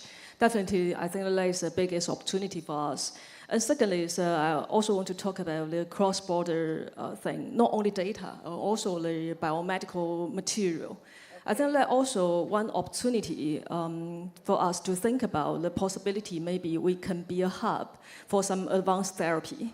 I'm not sure, kind of a cell therapy or something. Actually, Hong Kong could be a perfect place. Let's imagine that if we, along with the development of the loop, Hetao, and also the North Metropolis, actually you can have the opportunity to have one special zone for everything to come together. I think that will make Hong Kong and GBA very unique to develop innovation. And the final idea is actually, I think that Hong Kong is definitely a very good capital market for almost every industry, and especially for this industry, because of the 18A. Actually, I think that the market is getting excited stuff from this year. So I think that how to leverage this and to have some industrial fund, I think that will be definitely will empower the whole industry and also to help the innovation to go further. Yeah, thank you. Great, thank you, Sam. Yeah. Okay. Henry? Yes, we talk about GBA for the whole day, and then we have to ask, how come we suddenly have the GBA in place? If you look back 10 years, there's nothing called GBA. Yeah, we have Guangdong province, we have a 9+2, etc., etc. So the idea of GBA only started from a few years before, and we have to know why. And actually, this reveals the fact that the central government really wish to rely on, to leverage on the uniqueness of the region, yeah. And we have the mainland China part, we have Hong Kong part, and then we have the Macau part, and then altogether we belong to the same country, but we have 3 different legal systems, in fact. And this is actually the uniqueness of the GBA. And in this regard, actually, the GBA is given the freedom of not only scientific innovation, but also regulatory innovation. In particular, for Hong Kong, which is a special administrative region, we are allowed to establish something very different from the mainland, and at the same time also generating value for the whole country. And in particular, the CMPL's establishment is a very, very important initiative from the Hong Kong SA government, not only for Hong Kong, but for the whole country, and even for the world in terms of enhancing medical innovation. So this is one thing. Another thing is talent development. Yeah, we have a lot of objectives and we need to do a lot of things around medical innovation, clinical innovation, but at the same time, everything must be done by people. So talent development is a very important part. We need to work together with the other cities of the GBA area. For Hong Kong, we have very good medical universities. At least 5 universities are listed among the top 100 universities around the world. We have a very good scientists, but we don't have enough number of talents here. We have very good people, but we don't have enough to support the fast and long-term growth of medical innovation and development in Hong Kong. So in this regard, I believe we will have to work closely with the other areas in the GBA area or even further into the other part of China in order to attract talents and then to exchange knowledge to build a better team for supporting the future development for Hong Kong and for the whole area. Yeah, thank you. Great. Attraction. Yeah, attraction. Okay. So for me, there are 3. First one is really about the clinical data quality. And I would like to also highlight about RWE application and connecting it tightly to CDE. We need the GBA to connect very tight to the CDE on that. And that was my first part. The second one is I'm really amazed by what we see in China. So definitely on the R&D partnership side, we will definitely have a very close look into this area as well.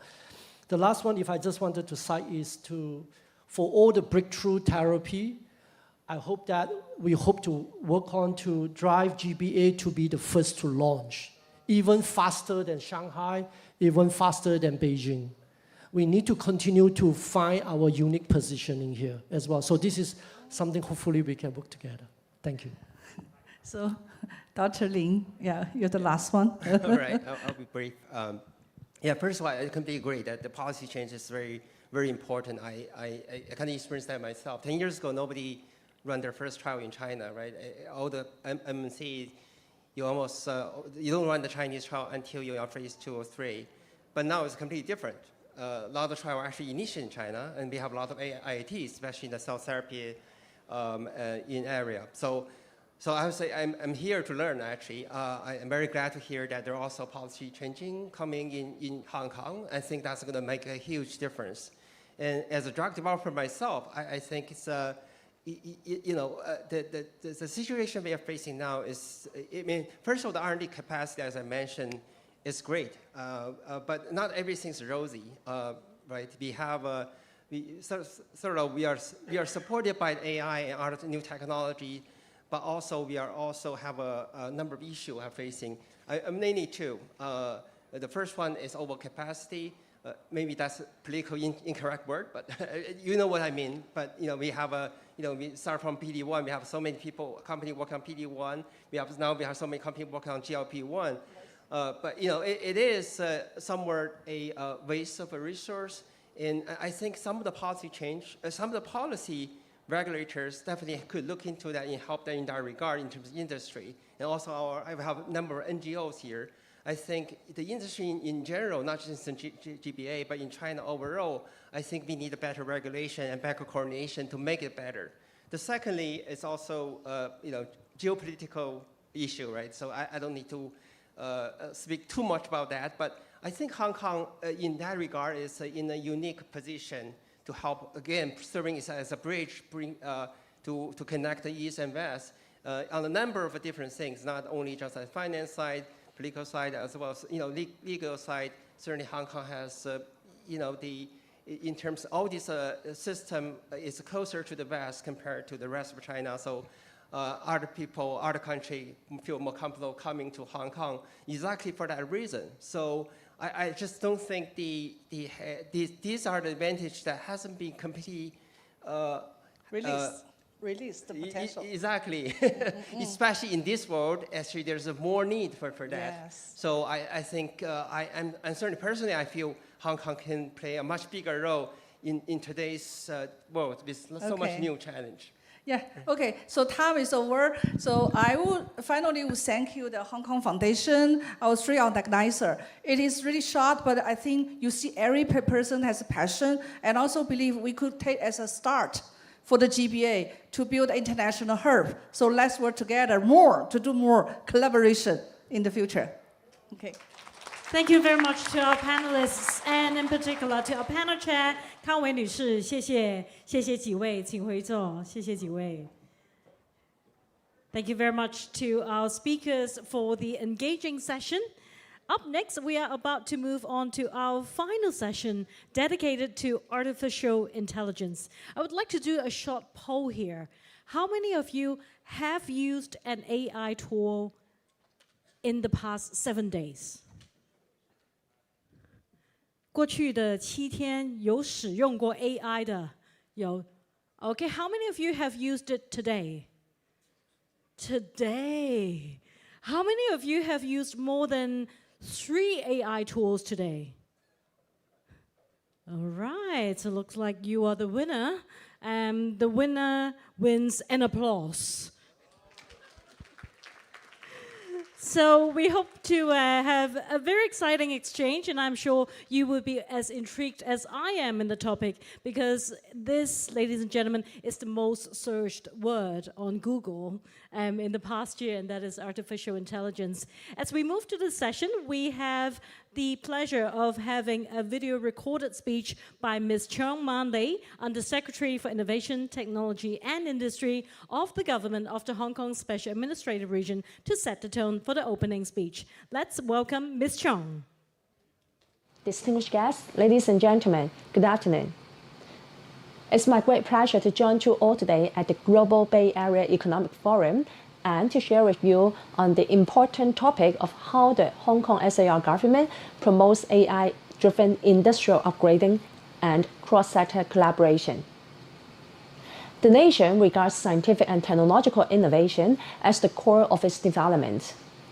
The proposal for the 15th five-year plan, which was deliberated and adopted at the just concluded 4th plenary session of the 20th Central Committee of the Communist Party of China, explicitly supports Hong Kong in developing into an international INT center. And this is consistent with the 14th five-year plan, which is soon to be successfully concluded.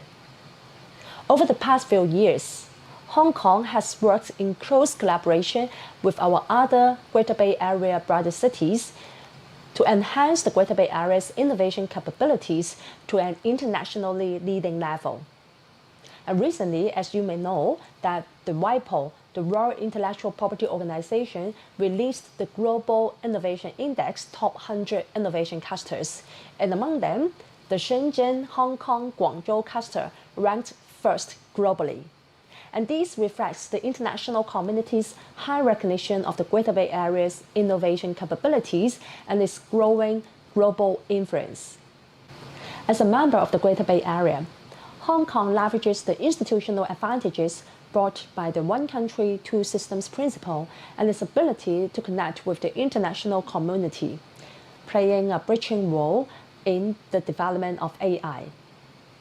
And in recent years, Hong Kong has focused on strengthening infrastructure and promoting application-oriented development, and has actively invested into further advancing AI development.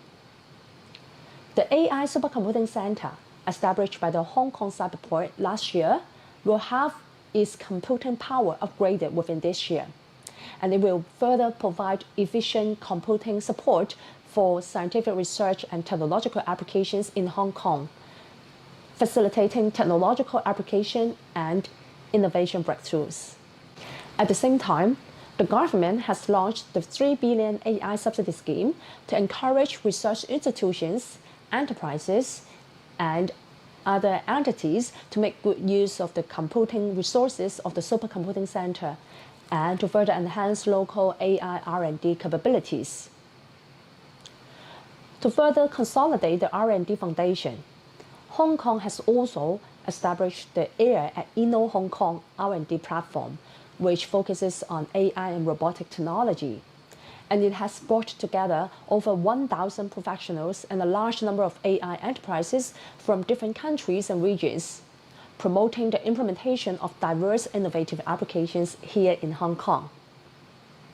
Looking ahead, we will implement one by one the various measures related to AI development outlined in this year's policy address.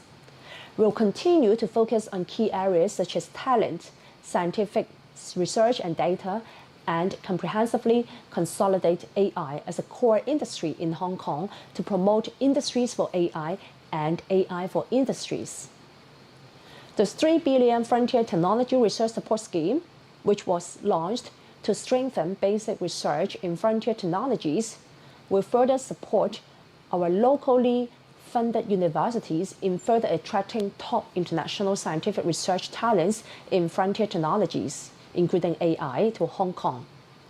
And the Hong Kong AI R&D Institute, which is to be established next year, will promote upstream AI R&D, midstream and downstream industry development and commercialization transformation, and also the development of application scenarios.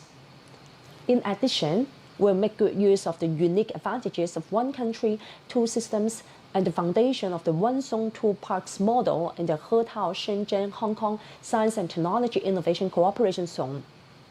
We'll promote the early realization of cross-border flow of mainland data into the Hong Kong Park of Hetao for scientific research purposes under compliant and secure conditions, supporting AI application testing and innovation. This year is a crucial year for the nation to lay out the 15th five-year plan.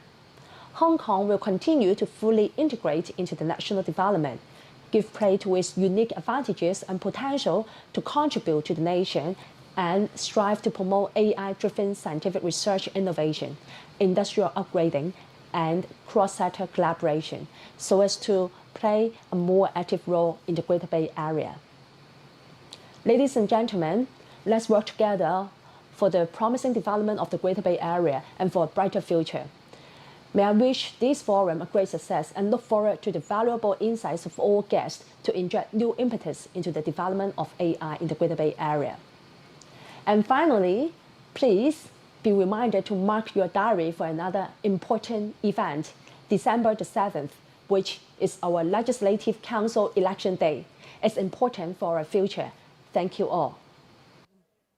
Thank you so much, Ms. Chong. Thank you. Up next, ladies and gentlemen, it gives me great pleasure to invite on stage Professor Yang Hongxia, Chief Associate Dean of the Faculty of Computing and Mathematical Sciences and Executive Director of PolyU Academy for Artificial Intelligence, to deliver her keynote speech. 我们有请杨宏霞教授，有请。 Yes, thanks for this adjustment because I have something really urgent, so I have to speak in the first. So today, actually, I'm very glad to share what we have achieved so far regarding the co-generative AI, or you can consider it as a decentralized generative AI. Okay.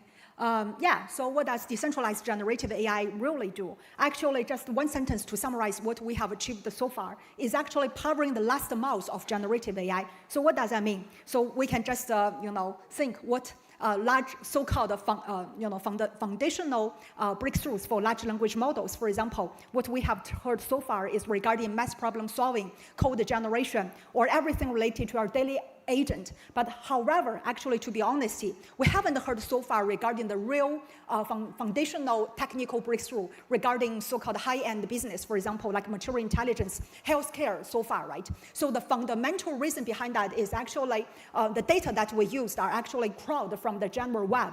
And actually those high-end data, for example, from hospital, you can never crawl from the general web. So that's the reason, indeed, so far, we haven't achieved any really fundamental breakthrough for any business or high-end business. That's actually what we are currently trying to achieve, so-called the powering the last miles of generative AI. So my talk will actually consist of 3 parts. The first part will actually introduce us very quickly in the second part to achieve this so-called decentralized generative AI, what kind of world-leading technologies that we have achieved so far. So before I proceed that, I actually want to share with you, currently, decentralized generative AI is a really hot topic in the Silicon Valley.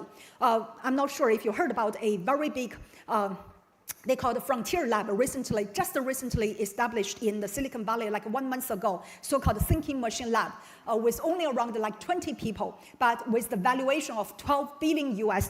That, yes, you didn't hear it wrong, 120亿美金, just with 20 people, yeah. So we'll actually introduce what we have achieved so far regarding this direction.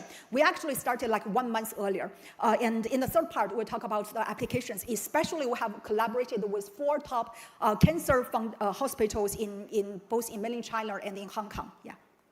Okay. So probably I will not go into the details because you can find quite a lot of news related myself from the general web. Actually, I helped both Alibaba and Guangdong build their foundation modeling team. So we actually started with foundation modeling team very early, dated back by the end of 2019. Yeah, so-called the kind of pioneers in China. Yeah. Okay.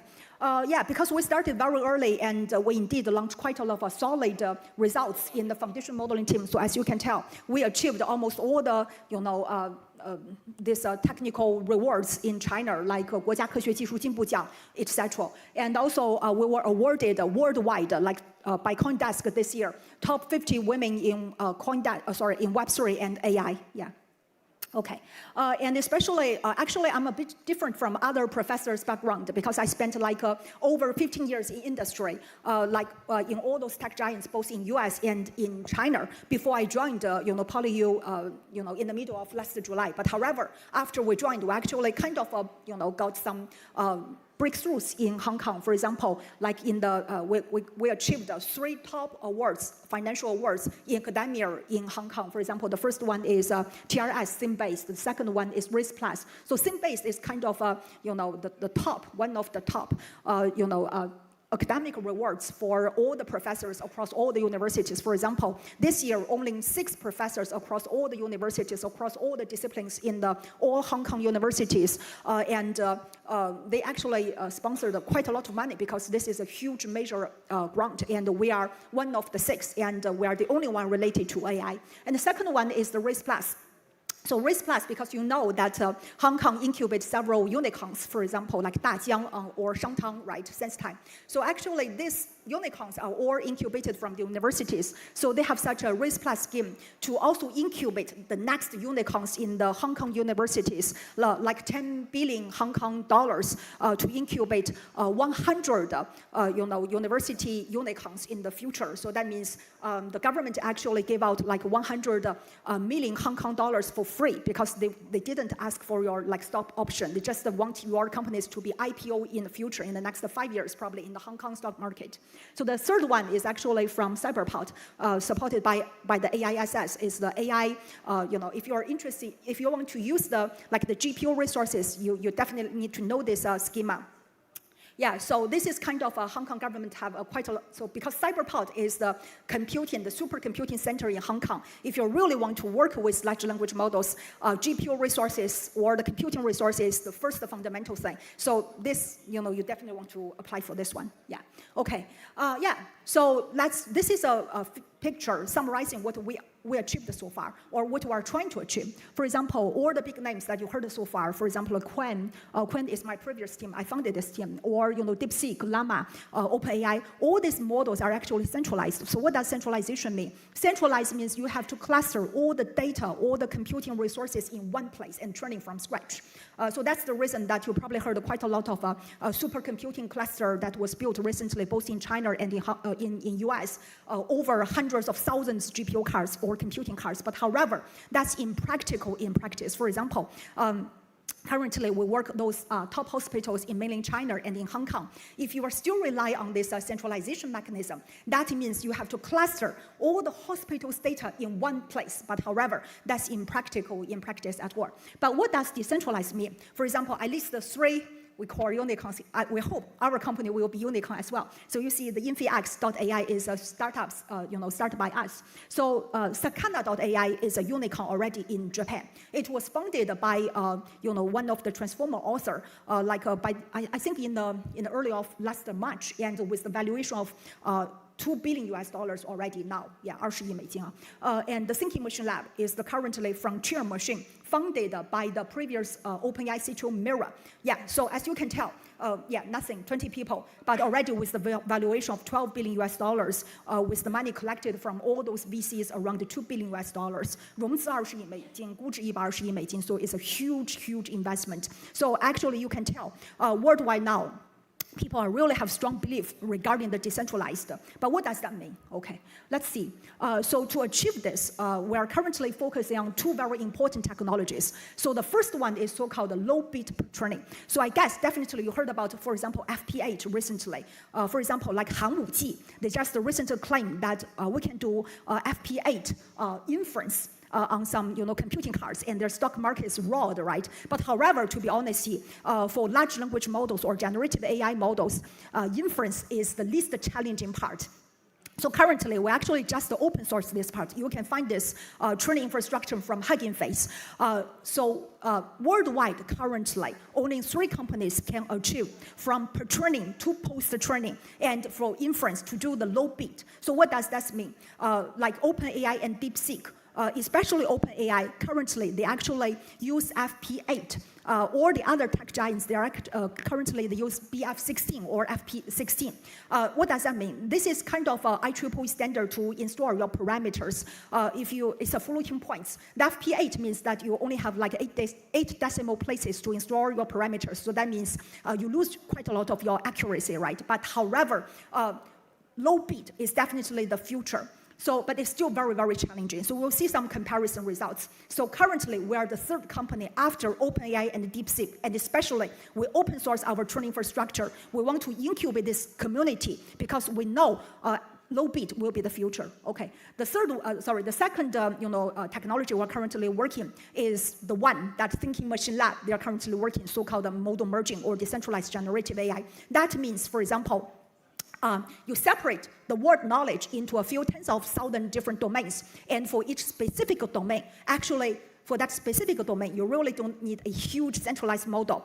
Rather small models can beat the best centralized models, actually. And then you merge or you fuse all the few tens of different thousand models, and then you probably can get a foundation model. Another foundation model can beat the best centralized foundation model.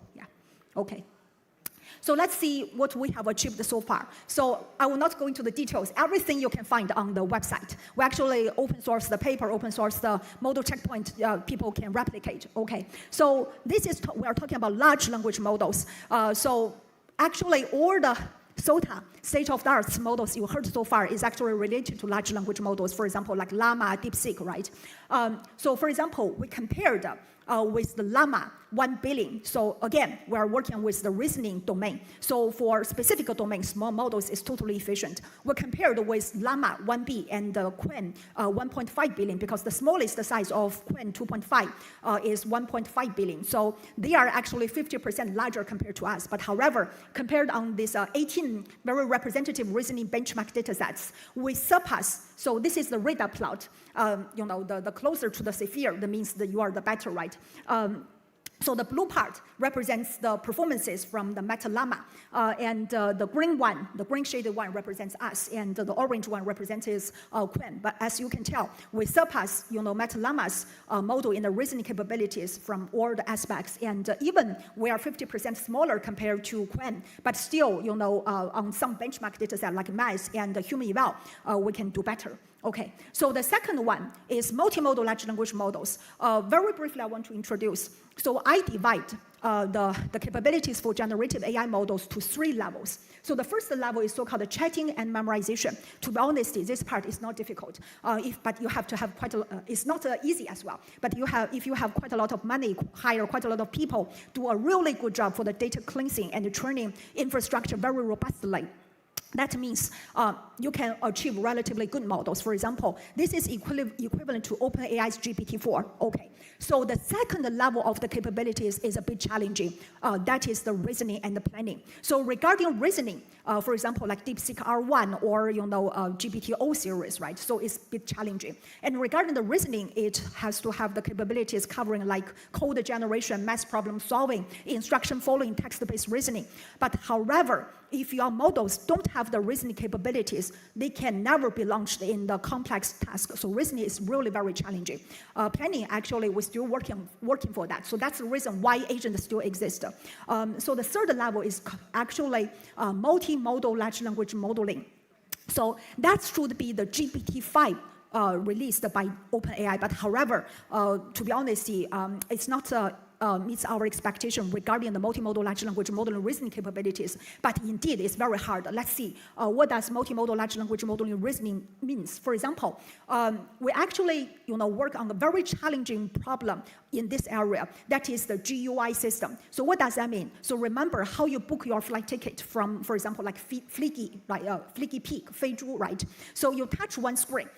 You yourself, as a human being, you touch one screen, jump to another screen, jump, and finally convert, right? To abstract, this problem is actually a multi-image, multimodal large language modeling reasoning problem. But this is really a very hard problem because your model itself has to understand every word, every tab on this on this screen, and then core various APIs and function correctly to finish this task. So this is really indeed very challenging. So as you can tell, even for GPT-4o, GPT-4 is so huge. When it was first released, it's definitely above the size of 1 trillion, right? As you can tell, the successful rate is only 0.8%. It doesn't mean the model is not good. It's actually because the model doesn't contain that much data or knowledge in this GUI area.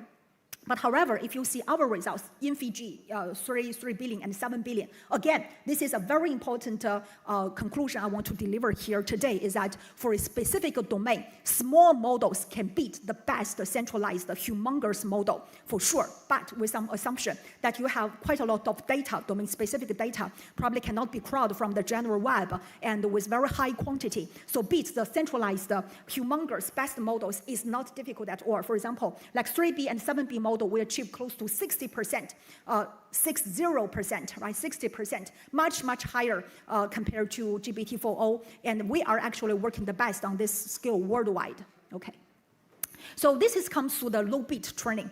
So as what I just mentioned, BF16 is currently adopted by major tech giants. Only OpenAI and DeepSeek can achieve with low bit pre-training, but low bit pre-training will definitely be the future.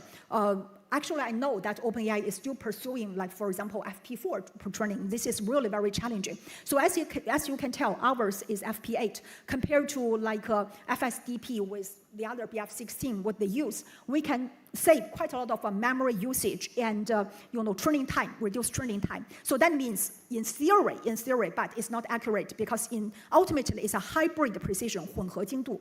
So that means in the extreme, if every parameter I use FP8 and the other competitor they use BF16, that means I only use 50% of the computing resources as well as the memory storage. So this is really very important to be launched in practice.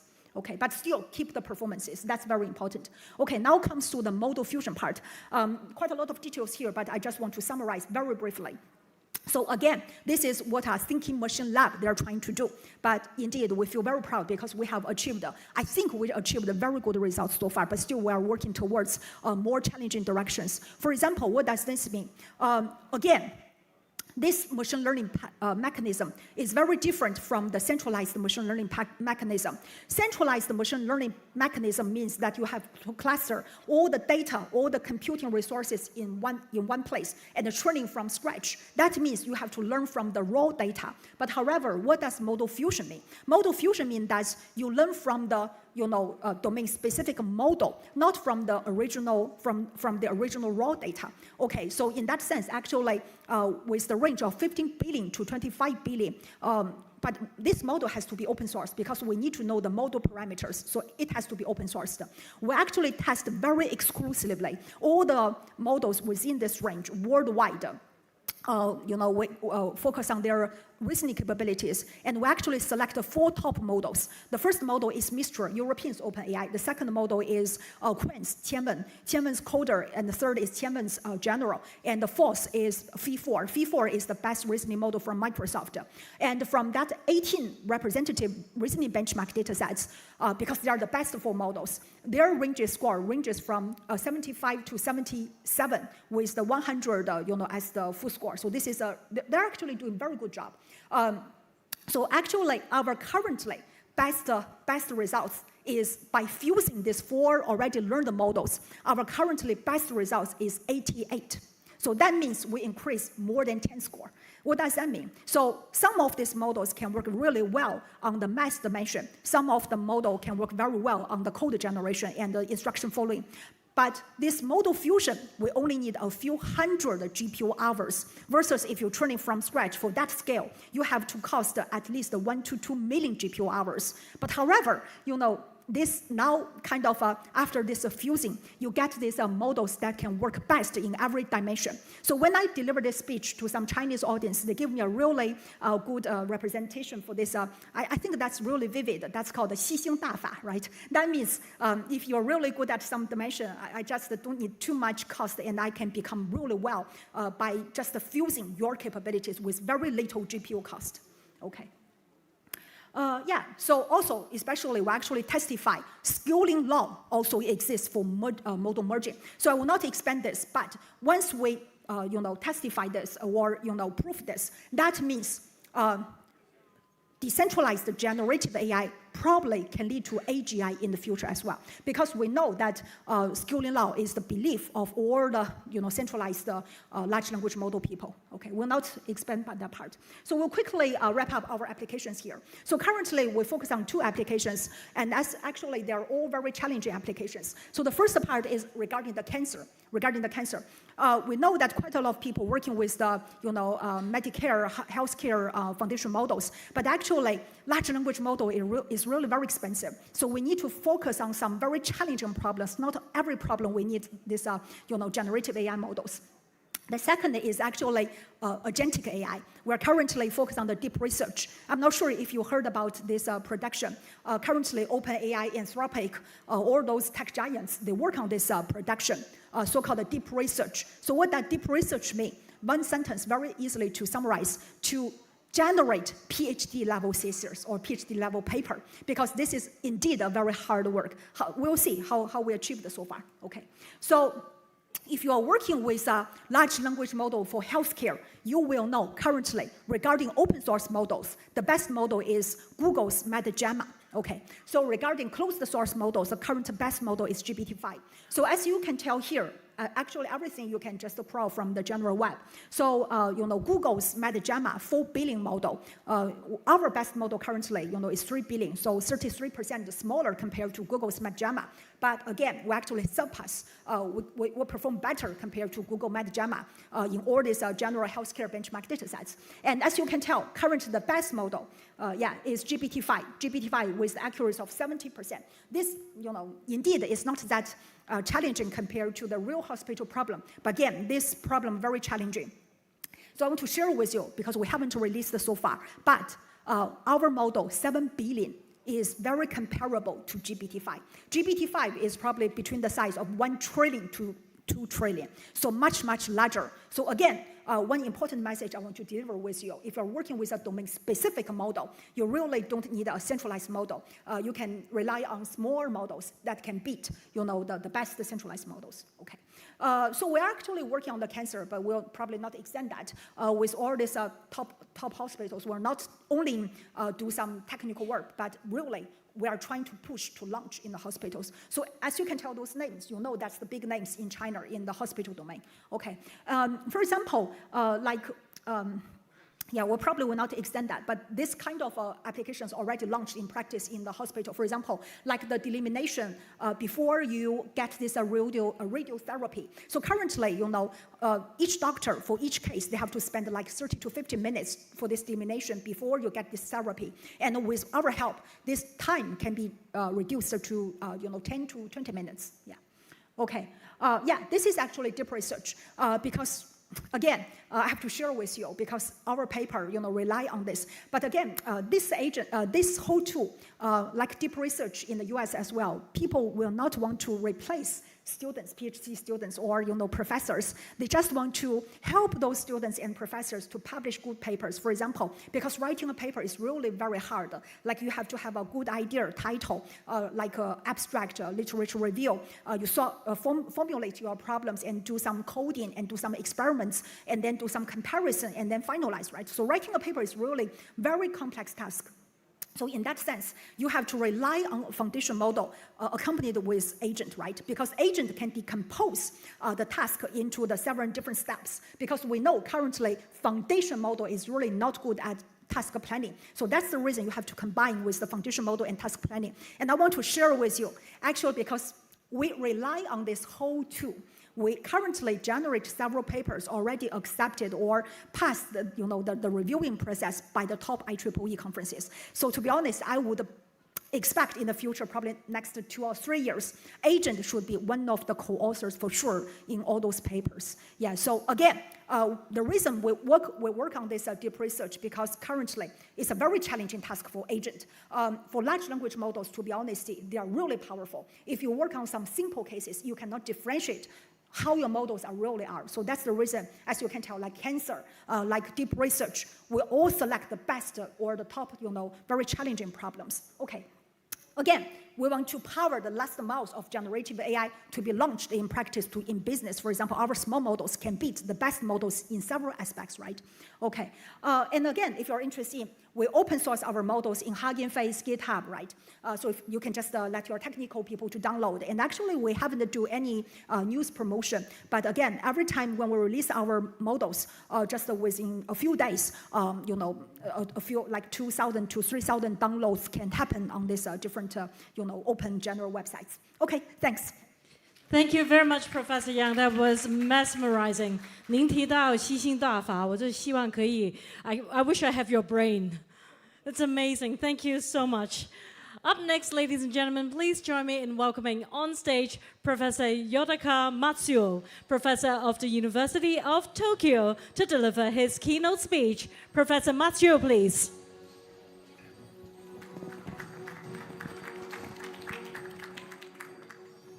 Thank you very much for introduction. Good evening, everyone. It is my great honor to be here having this opportunity. I'm Yutaka okay. Let me introduce myself. My name is Yutaka Matsuo. I'm a professor at University of Tokyo, and I've been involved in AI research for almost 3 decades. Currently, I'm serving as a chairperson of the AI Strategy Council under the Cabinet Office in Japan. And also, I'm sitting a board of director at the SoftBank Group and Panasonic Holding. And today, I would like to share the AI trend in the world and in Japan also. And I would like to introduce the activity of our laboratory. Okay. First, as Professor Yang already introduced, Gen AI is very, very powerful. And this is the demonstration of Sora 2 that is just released in September. And this Sora 2 can generate videos, as well as sound, speech, and also sound effect. So we can make very realistic videos automatically. And this is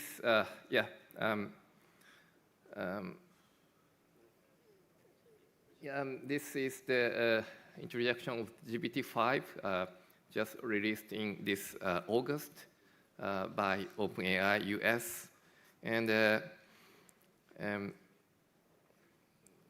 performance is improved a great deal compared to GPT-4, the previous version.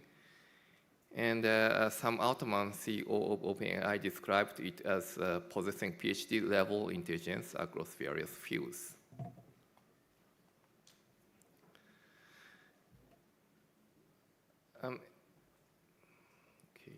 LLM has multiple applications, and one of them is an AI agent. In October this year, Google launched Gemini 2.5 computer use. Gemini is now capable of autonomously executing UI operations such as clicking and typing based on its observation of the screen. This allows it to independently perform tasks on the web browser, including site navigation, form filling, product registration, and booking confirmation. And these use physical AI, or the area of intersection between robotics and AI, is gaining attention. This is the humanoid robot unveiled by Skilled AI in the United States. It possesses not only advanced motor skills such as jumping over boxes, but also sophisticated judgment capability, including following instruction on a posted sign. And I know that there is many good startups in this area, including Hong Kong and Shenzhen. And I don't have time to introduce all of them. But this is the demonstration from Japan. This is a robot demonstration experiment conducted by the AI Robot Association, which we established last year, abbreviated as IROA. It is established to promote AI robot development and also data sharing internationally. The robot on the left-hand side demonstrates remotely operating a Tokyo-based robot from Korea to brew coffee. This remote operation enables the collection of robot training data from various locations, accelerating data set construction. On the right-hand side, the robot demonstrates using a toaster controlled by a Pi-Zero fine-tuning model trained on the collected robot dataset. IROA is working to advance both dataset construction and model training as an integrated process. Okay, I would like to cover a little bit about what is going on in the Japanese policy making on AI. Japanese society is generally very positive towards AI in several efforts, and several efforts are made to make Japan the most AI-friendly country. There are three components in the overview that I would like to introduce. The first is AI Act. Sorry. First is AI Act, which was passed in legislation this May. The act aims to promote AI development while assuring safety. This marks Japan's first law concerning the promotion and regulation of AI development. The AI Act enactment has triggered the establishment of multiple AI-related governance institutions. The second component is appointment of Minister of State for AI Strategy, who is served as a deputy head of the AI Strategy headquarters and chairperson of AI Strategy Promotion Council. The third component is AI Basic Plan, which is a national strategy to make Japan the world's most AI-friendly country for the development and utilization. To achieve this, the plan outlines four main objectives: using of AI, development of AI, enhancing AI credibility, and collaboration with AI. Okay, now I would like to switch gears to introducing our laboratory's activity.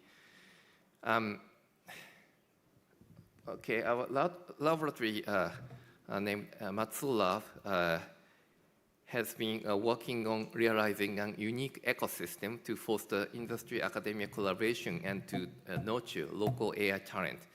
Our ecosystem consists of 4 activities: fundamental research, advanced lectures, collaborative research, and incubation. By utilizing each function and connection between each activities, we have built an ecosystem that can bring innovation and strengthen the local economy by immersing the benefits of AI in the form of service, human resource, and startups. At Matsu Lab, we provide students with the 3 levels of human resource development program. Level 1 is education, where students acquire theoretical knowledge. Level 2 is collaborative research to get on-the-job training experiences. And level 3 is incubation to launch your startup. Matsu Lab offers more than 30 AI-related lectures in 4 key areas: web engineering, data science, deep learning, and AI times business. Those lectures are open to all students for free of charge and online. So it is accessible to students of any academic level and background.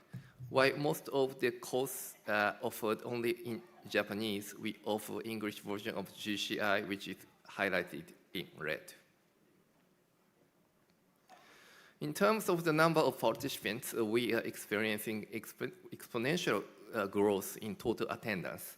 Last year, we had over 27,000 students taking a lecture, and the number is expected to surpass 70,000 this year.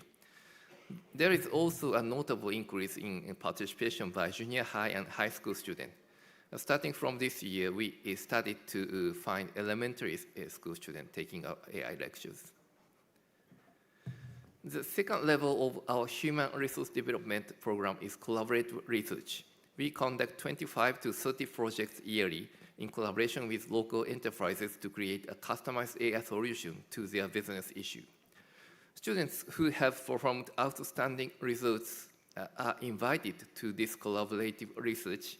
First, they join the project as an AI engineer, where they contribute to AI model development through completing coding tasks. As they gain experience, they will be promoted to a project manager, where they will learn how to manage a project and ensure how everything goes smoothly. Our collaborative research is conducted across various industries, from agriculture, manufacturing, to entertainment, using different types of AI technology. At the third level of human resource development, we support students to launch their own startups through the incubation activities. There are 39 companies launched by students in graduates of Matsu Lab, called Matsu Lab Startup. Among 39 of them, 2 of them have been publicly traded in the Japanese market, and 3 of them have exited through M&A. The total market capital of those startups exceeds $2 billion US. Starting from this year, we are expanding our activities globally. Global Consumer Intelligence, or GCI, is Matsu Lab's most popular lecture. It is a 3-month online course for students to learn fundamentals of data science and AI and its application to marketing. It is fundamental yet intensive lecture where students will learn necessary skills to become data scientists through lectures, hands-on exercise, and assignments. Starting from last month, we have launched GCI Global, a cross-border free data science lecture to schools in Africa, India, Southeast Asia, and other parts of the world. The program was registered by more than 7,700 students from 32 countries. Matsu Lab is aiming to realize an AI value creation ecosystem for the local economy across the global south. One thing Matsuo Lab ecosystem focuses is on its localness. We nurture AI talent locally in the flow of lecture, collaborative research and startups, and empower local entities through collaborative research and business by our startups. We believe this ecosystem will serve as a solution to brain drain in Southeast Asia and Africa, and would encourage AI-driven socio-economic benefit that could flow back into the local economy. We have started with lectures this year, and we are aiming to expand collaborative research and startups in collaboration with local governments and universities to realize this ecosystem. In summary, Japan has been swiftly implementing AI policies based on the stance that balance promoting innovation with risk management. This year, the AI Act was enacted, and discussion on strategic headquarters and the AI basic plan have begun in earnest.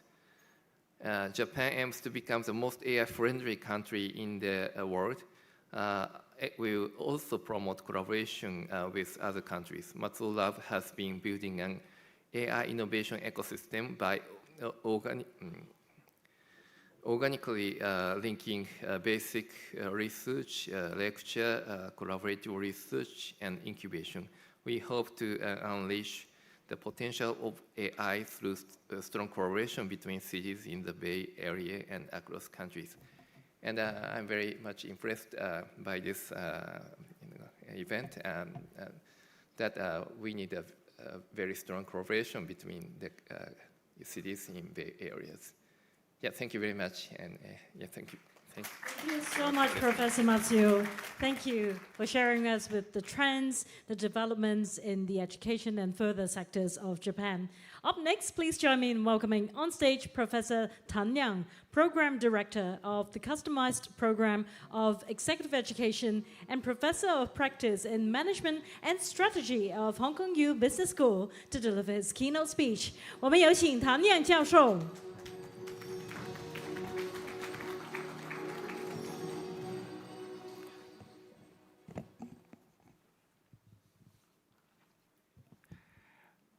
I think it's a long day, right? So usually in Hong Kong U, by right now, we should start the evening class. We had 3 hours in the morning and 3 hours in the afternoon by far. So good evening, everyone, ladies and gentlemen. I think specifically for the people who are sitting from morning till now, we should well deserve the round of applause for each other. Thank you.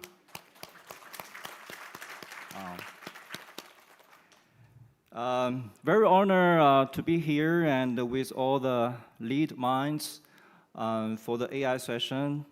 And before my session, I just wanted to have 2 check-in. One is how many of you you already bring the AI back to your team or your company? How many of you already implement the AI to your team or to the company? Okay. How many of you, after you implement the AI to your team and to your company, you already see the real business impact? Okay. So I think these questions, you can see there's a so dramatic difference with the number of people who raised their hands. That give us the very good ground for today's topic, which is empowering corporate capability by AI from organization to individual. Because ultimately, we have to back to people to drive the change. So today, and I would like to talk about 3 things. One is the current challenges. 2 is how we develop the framework to cascade down from strategy to capability. And then 3, give some advice for the actions. So I wanted to start with a quote which anchors my message. AI, artificial intelligence, to me is more about amplifying intelligence. So the question is not about whether the AI gonna transform your organization. Yes, it will. The question is whether you are able to build your organization capability to amplify the human intelligence at scale. I think that would be the key. So, so let's start the first topic. And what is the current challenge, right? Since I think 1/3 of audience raised the hands for my first question, almost no people raised the hands for the second question. So what is the challenge behind? I read through some of the report from McKinsey, MIT, or Gallup. They offer multiple interesting data. And then there's two pair of data capture my attention. One is 95% versus 5. Number two is 3 times versus 2.4. So what does that mean? There's 95% of the company, they say they failed to deploy the technology related to the AI. And then only 5% of the company, they believe they are able to see from the AI deployment to the final business impact. So that's about the business side. And then people side, that senior leaders, they often blame that we can't implement the AI because our team not ready. So they use that is 2.4 times more than their own alignment. However, their employee tells they use AI 3 times more than their leader realize. So with this pair of data, we should look back about what is the real challenges. My question for you is, the challenges is more about technical challenges or leadership challenges, right? I think the answer absolutely is about the leadership challenges. So with that, how we address the leadership gap? What is the alternative?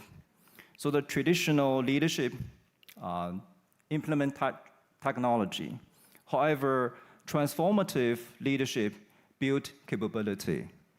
The traditional leadership focus on automation, the top-to-down deployment, and measure the adoption matrix. However, the transformative leadership, they always put people at the centric. Their job is to systematically to find out how to align the business strategy with organization capability to empower every individual. So that requires 3 dynamic leadership capability. The number 1 is the ability to sense the opportunity. Number 2 is the courage to seize the right moment for actions. And then the number 3 is the vision to transform the systems, structures, and the mindsets. So with that, we talk about the second topics, which is what will be the right framework for us to do the cascade down from strategy to organizational capability. And let me make my point very upfront. I think capability does not trickle down. It must be cascaded deliberately from the very top to every team and individual at the 3 levels: organization level, team level, and the individual level, with the 3 different focus. So when we talk about organization level, we talk about how we develop the strategic AI vision and how we build the data infrastructure from the data system to data dashboard. And then we also need the leadership commitment. And when we talk about the team capability, we talk about also another 3 things. 1, cross-functional collaboration. And 2, how we the champion pilots. 3 is how we reward the learning across the teams. And then when we look at the individual level, we also think about 3 things: your co-pilots, your ability to experimentation, and then your recognition for AI-driven recognition. So these are the three capabilities, but there's also critical, the statistics says that 78% of the company, they tell us they already use the AI. However, when we have the discussion with their employee, only 1/3 of the people says they believe, they feel the AI efforts, only 1/3 of the employee feel is integrated with their workflow, with their jobs. So that creates another tension. And then, so how we, from the three level of the capability to implement, to carry on the momentum, I think there will be three stages, from the sensing and to seizing and then transforming. So when we talk about the sensing, we talk about the two focus for all the leaders, one external and one internal. The external means, as a leader, how you constantly scan the environment, especially focus on the AI application. Internal means, what is your strategic needs from the workforce at all levels? So, and then you do the match. As a leader, when you do the sensing, ultimately you have to match between the external AI application with your internal workforce needs together. Like Toshiba, I think Toshiba did a good example, right? They apply Microsoft, the Copilot, to the 1,000 people, and then to achieve 5.6 hours per employee per month as a great productivity up. And then after sense, we need to seize. Seize is about the speed of the actions, right? How you respond rapidly with the high impact use cases. And then the third will be the transform. So when we talk about the transforming, not just think about adding tools, but opportunity to rethink your structure, your system, and your processes. So that's why, like a company, Modera, they just merge HR function with IT function together under a very visionary leader. They manage over almost 6,000 employees with over 3,000 AI tools together to drive the integration. So, and then with this methodology, I think it's good opportunity for us to relook at the challenges, right? The challenges at the beginning, I just talked about today's, the gap, one side is 95 versus 5. So what is the 95% of the challenges? What is the harsh reality? The three data tells. 80% of the company, they says they already try AI, but among this 80%, only 20, they move beyond the pilots. And then among these 20, only 5%, they can able to see the final real impact. And then with the different level of the reasons. So with these challenges, we need a phased manner to drive the cascading down from strategy to organization, starting from foundation, and then to expansion, and then to transformation. When we talk about the foundation, what does that mean? It means organization level, you need to identify one department for pilot. So for the, there's certain students I taught, they own their own companies. And then by coincidence, when we discuss this transformation, they all pick the customer service function as the first department to pilot the AI usage. And then after that pilot, in the second stage, the company will think about how we convert the best practice of the customer service department to the all function, to the workflow. And then in the third phase, as a transformation, which means the AI apply for every function as a culture. So these are the three levels of the successful early birds you see at organization level.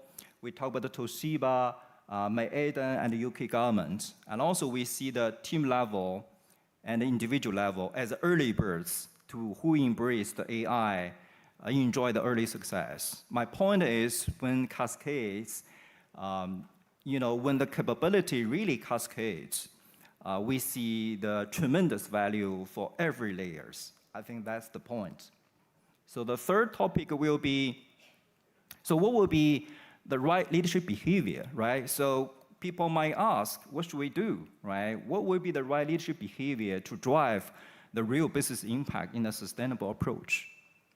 I share, this is a model I leverage and for my consultation with some of the founder and the CEO. We used to call 3 C's, the clarity, cascade, and the capture. So what that means, basically, when we think about the behavior, we need to ask ourselves 3 questions. When we think about the clarity, the question is, does every employee understand how AI aligns with our strategy and their personal growth? And when we think about the cascades, can we have the capability journey from organizational investment to individual empowerment? And then when we think about the capture, are we sure what actually matters, capability development and the business impact? So when we think about the clarity, we need to clarify the strategic vision with expected outcome, and then communicate how AI can link to the business strategy and the future growth.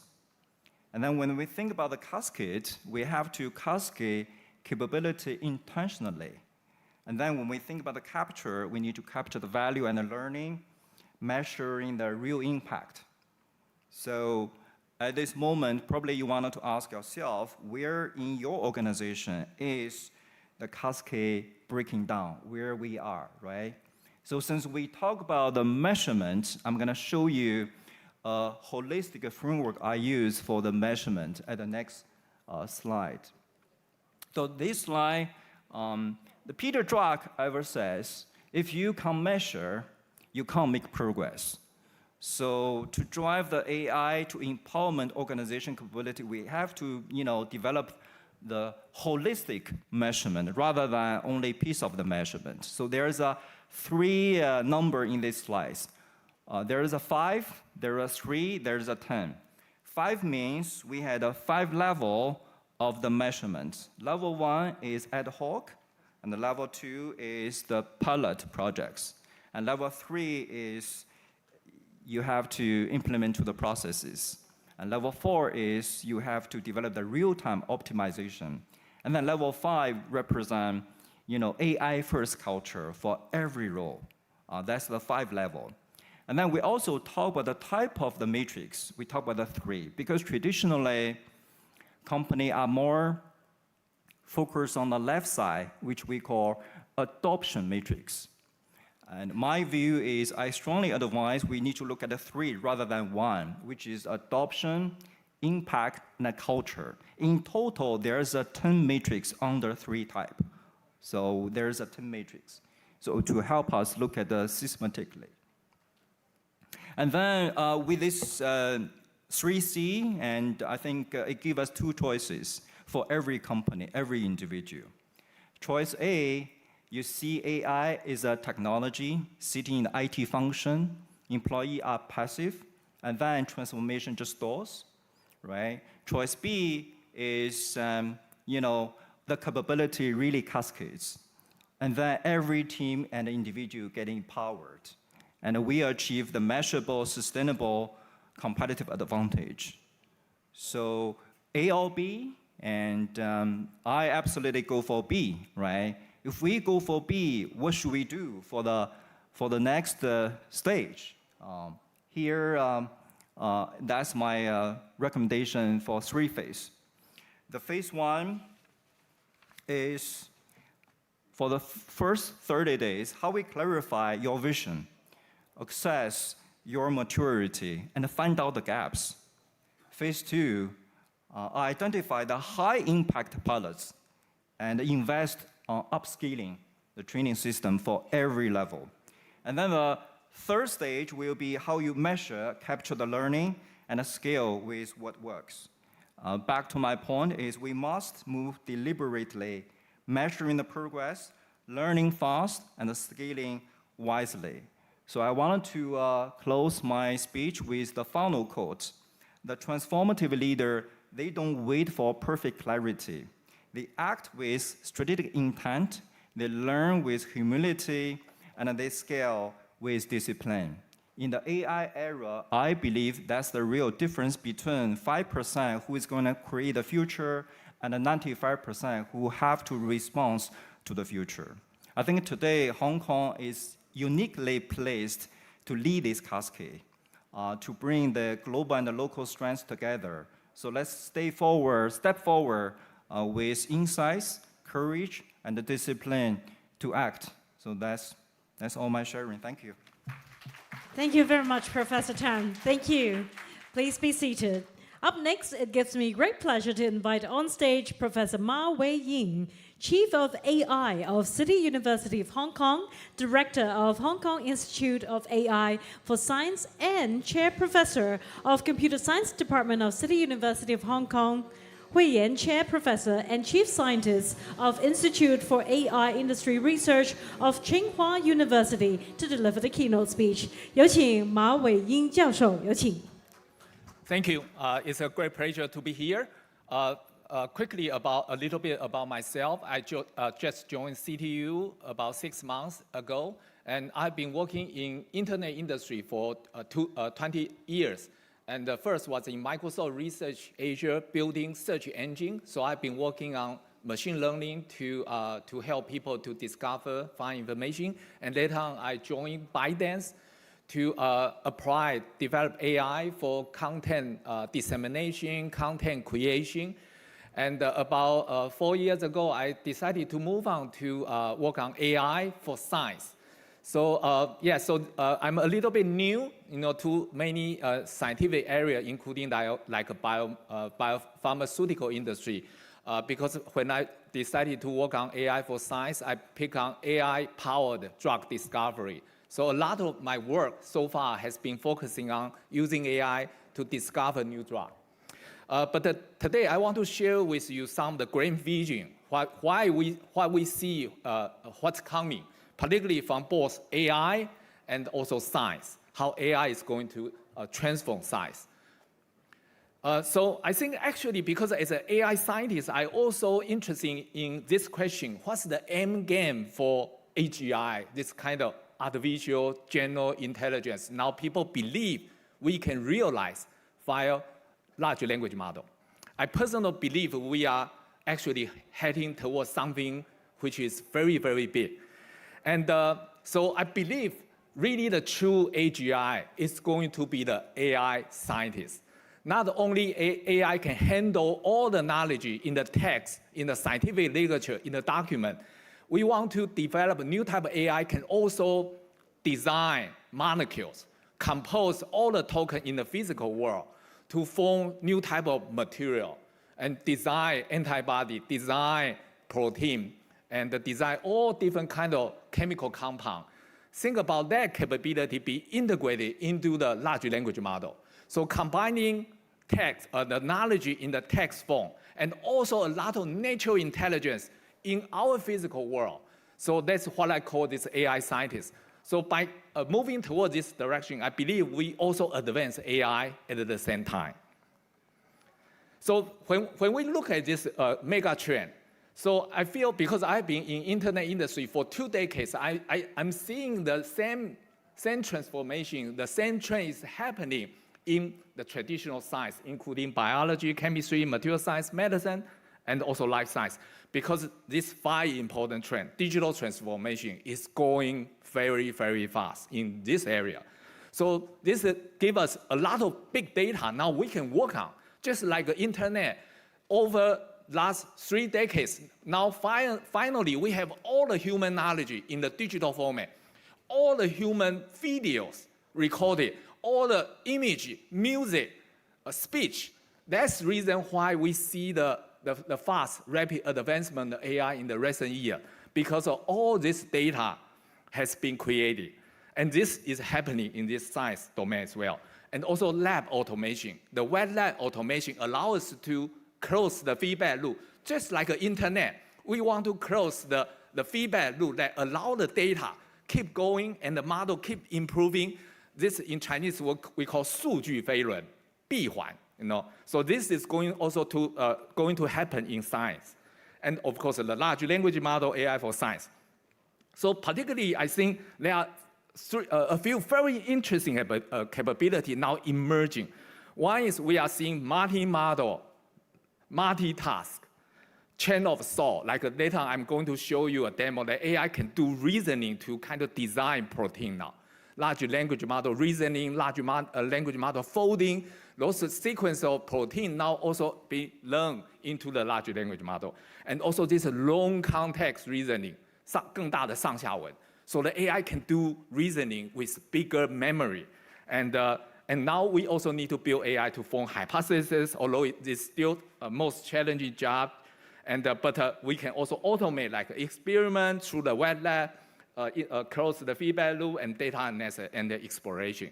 So I believe we can actually achieve many new advancements in the science. So that's the reason I believe next big things, AI scientists. And we also want to create scaling law. Right now, in a lot of like a biopharmaceutical industry, I see only small model or the traditional AI being used. But I'm talking about really the scaling law in this area and the emerging ability, emerging intelligence to learn the law of laws and also to break down the barrier the human scientists created, like biology, chemistry, material science, physics, even programming. Now I want AI to learn across all the domains. So this is the high-level vision. And I believe this is also interesting time for the university in Hong Kong, because I imagine very soon we are going to have a completely new university. Because as a professor, as a scientist, I'm also worried that my job is going to be disruptive. I see students learning in a completely new way. And the researcher now can be 100 times more productive than when I was a PhD student. Later, I'm going to show you my PhD student. Now they read 100 papers per day using the tool. Later, I'm going to show you. So yeah, things is going to change. So at a high level, I think we are going to create this loop. On one, okay, a little bit coming back. We also want to, on one side is large language model. The other side is a lot of AI for science foundation model. And we want to actually create this loop. And later I'll show you how we create this loop. And particularly over the last couple of years, we also see this evolution of large language model and AI for science now come together. So one part is all the human knowledge, all the information knowledge in scientific literature with long context reasoning now is over there, okay? But on the bottom, we also see like AlphaFold 2, 3, ESM 3, this kind of generative AI for protein generation, for antibody design is also getting so good. So going together, I think we want to merge these two models and unify the knowledge between text and also molecule into the same model. Okay, so this I want to show you one of the demo. I joined CTU 6 months ago, then we decided to build this CTU R1, but now we call SciencePal.ai. And specifically, this is deep research. And Professor Hong Xia Zhang told you that deep research is going to be big. And I want to show you already a working prototype. And we actually piloted this system internally in CTU, and we picked like 2 postdocs, 1 professor. And this is the real comments from 2 postdocs. 1 postdoc from material science department, really impressed by the capability, the comprehensive in-depth knowledge this AI has. And the second postdoc even worried about using the system because he's so afraid that the system, once he uses his prompt and get a result, the AI is going to learn his skill. You know, AI is going to pick up very quickly, then he might lose his job. And a professor actually totally agreed that this can replace some of his master's student and PhD student. Let me show you the demo. Okay, so this is a research assistant, like your intelligent, like PhD level research assistant. Now you can give this system a prompt. And this is about some material design problem to design new type of energy storage material like a battery. And I'm not an expert in this field, but I simply don't understand what's going on. But the system can do the first planning and start to execute and even write code to call some external tool and get a result back and verify the result and continue to do the refine their planning and reasoning and at the end even create PowerPoint directly. And I cannot understand this PowerPoint, a lot of equation. So essentially, this is actually a job that requires a student, master student, for 1 month. And now just a couple minutes, it's done. So I think this is actually showing a lot of big potential in terms of what AI can do for scientific discovery. And my student also built a very, very fast code generation with ByteDance. And because my team also has been working on this discrete diffusion language model, the reason why we're interested in this model is because for molecule generation, it's very different from text. You have from order, from left to right. You can like generate next token. But for molecule, it's the 3D structure, then it's hard to decide what's the order. And you have a multi-model data. And so it's very complex. But this is actually super useful for code generation because you don't need to write code linearly. You need to write your article linearly. But code you can non-linearly, just like those coder. So just show you the example here. This is code generation.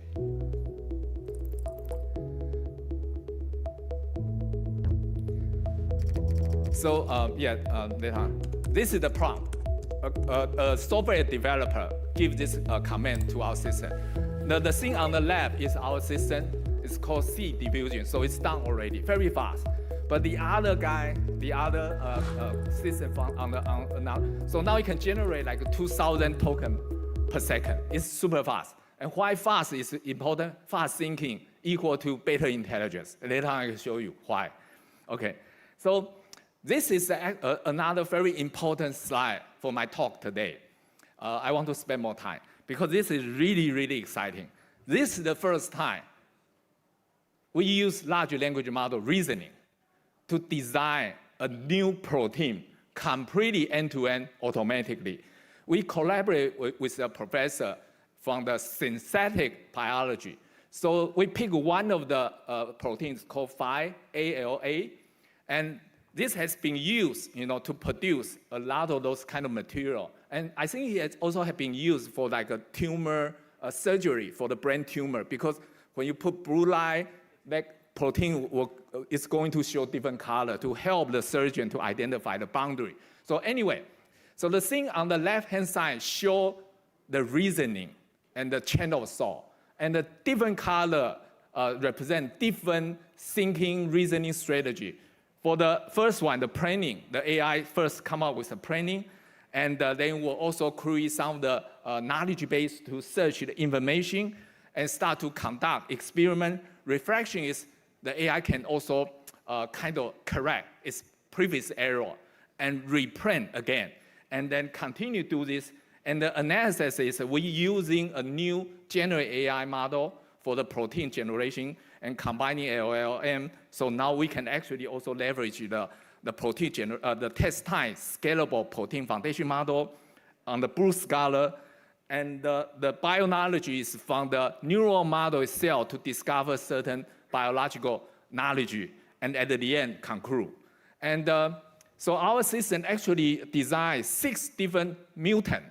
And one of them actually can improve the production rate 50% better than the wild type. Wild type is the original one people discover from the nature.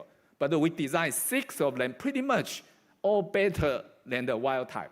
So this is the beginning. And so we actually are going to use this to design even more protein. And of course, we also want to design antibody for drug. Okay, but this is, I believe this is going to be very, very important progress. Okay, so coming back a little bit, now I will go very fast. So I mentioned this two parts. And so we have been working on one side, called large language model. The other side, we are currently working on agentic AI, particularly bioagent with reinforcement learning. And then we want to create this loop, like AI learning itself. Continuously come out some new idea and do experiment, and then reasoning and continue to reflect, and then come out the next idea again.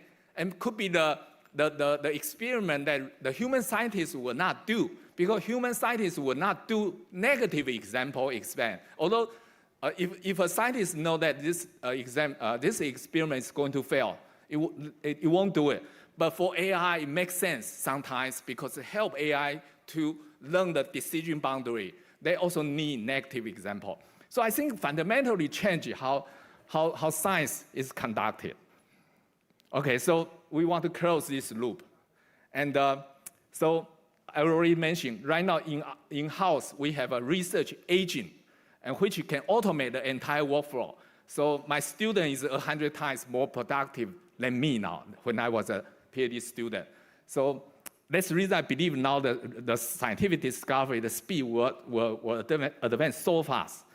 And so we publish already many work, cover these two parts. And, but I just want to show you, this is the high-level vision. We want to design a new type of AI, can design all kinds of molecules, and just think about that. So this is actually a work from Kai-2, and recently there's a BOS-2. They already show very promising results to generate protein or maybe peptide, that can bind certain area of that protein. So this is AI completely generated from scratch. Okay, so my team has been using this slide to kind of frame our thought.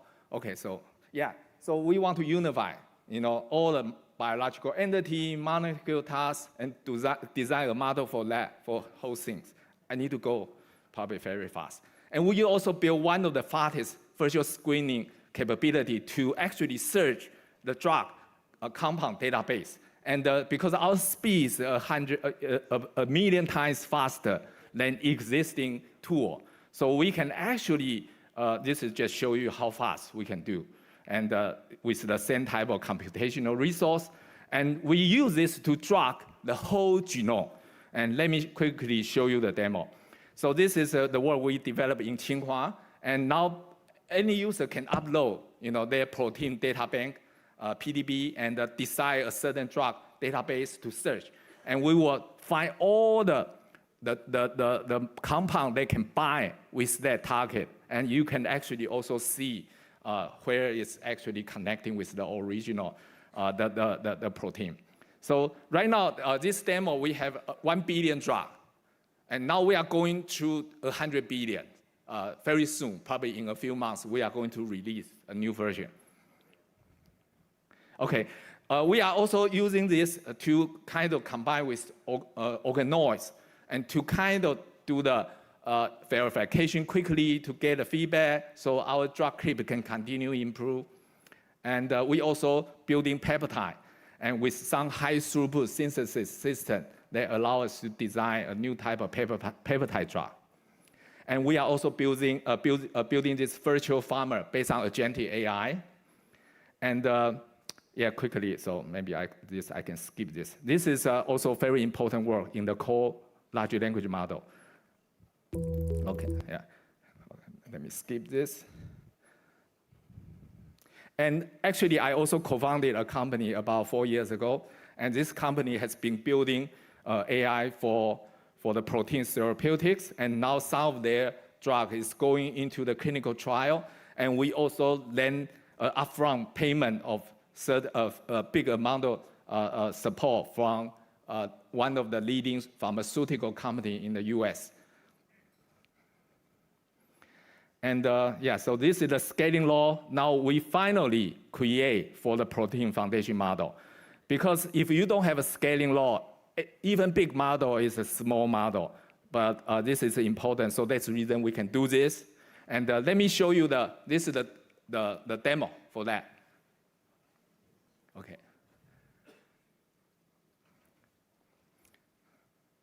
So you can see it's processing the request from a scientist and start to do planning, information search, reflection, and analyze the result, and continue to correct the previous error if it doesn't believe that the result is correct, and maybe also using code generation to write code to call some of the external tool to analyze the protein, right? There's a lot of also those computational tool, and then this AI, through the reinforcement learning and agentic AI, can learn how to use all the different tools available and to finish the workflow, and to learn to actually also generalize that reasoning to other type of tasks.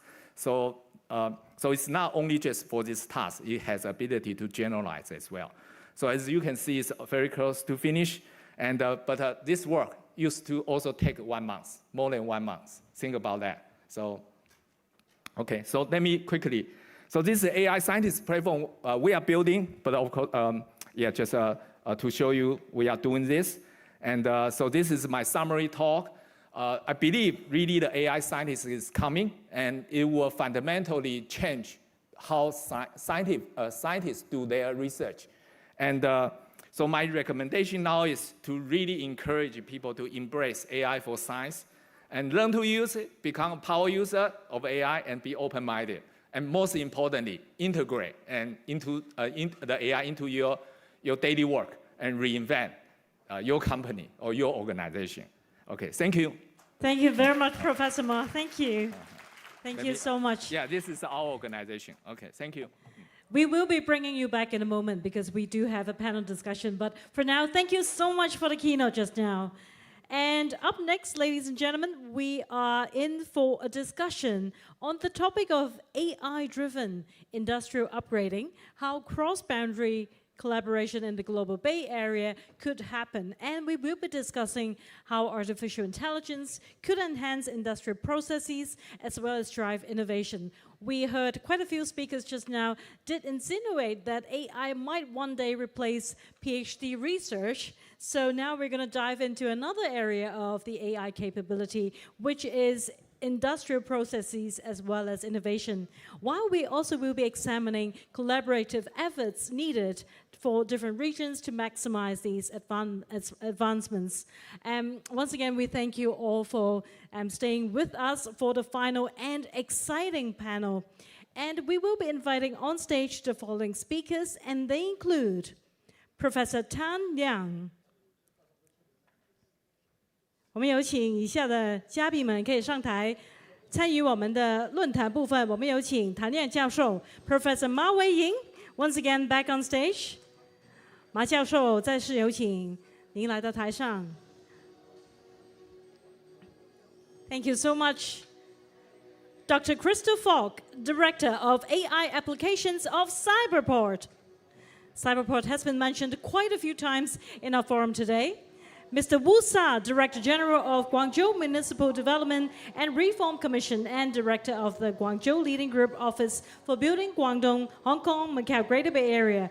Wu 主任有请 Professor Shao Gang, Professor of Practice of the Chinese University of Hong Kong, Shenzhen. Welcome. Thank you for joining us on stage. And our session chair, Mr. Qiu Mingda, Senior Analyst of China and Northeast Asia of Eurasia Group.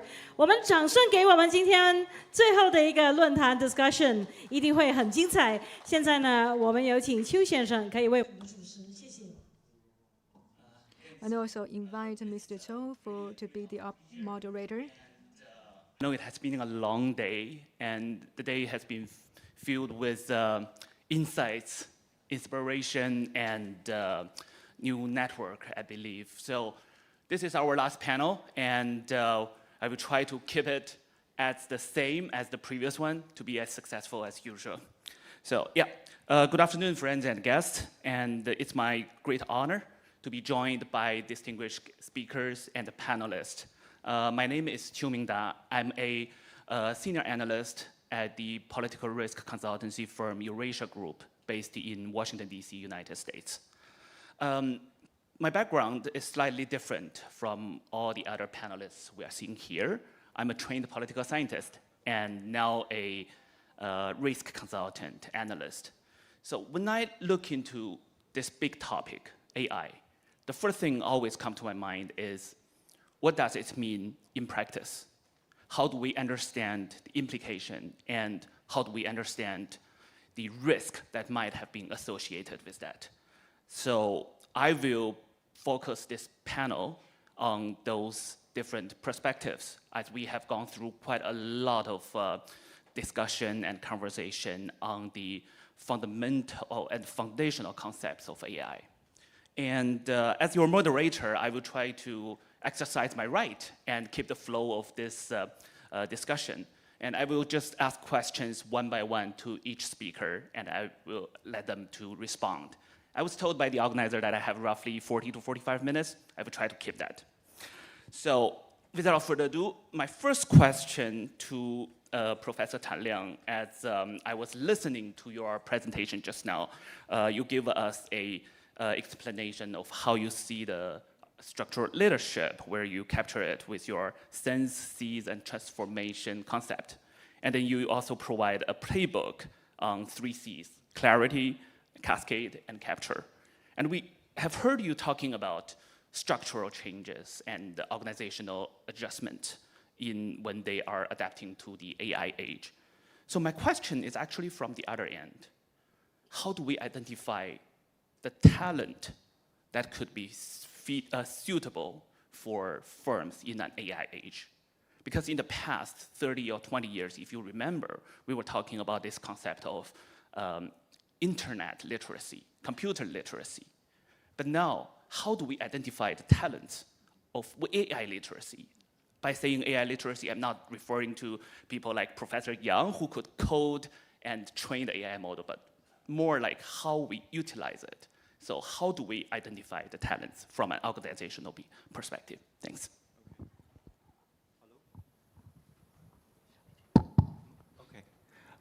Thank you, moderator, for the questions.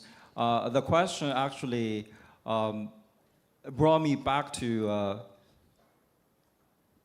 17 years ago, the moment I started work for GE. So before I moved to Hong Kong, spent 7 years in Hangzhou for Alibaba, and then before that, 10 years in GE.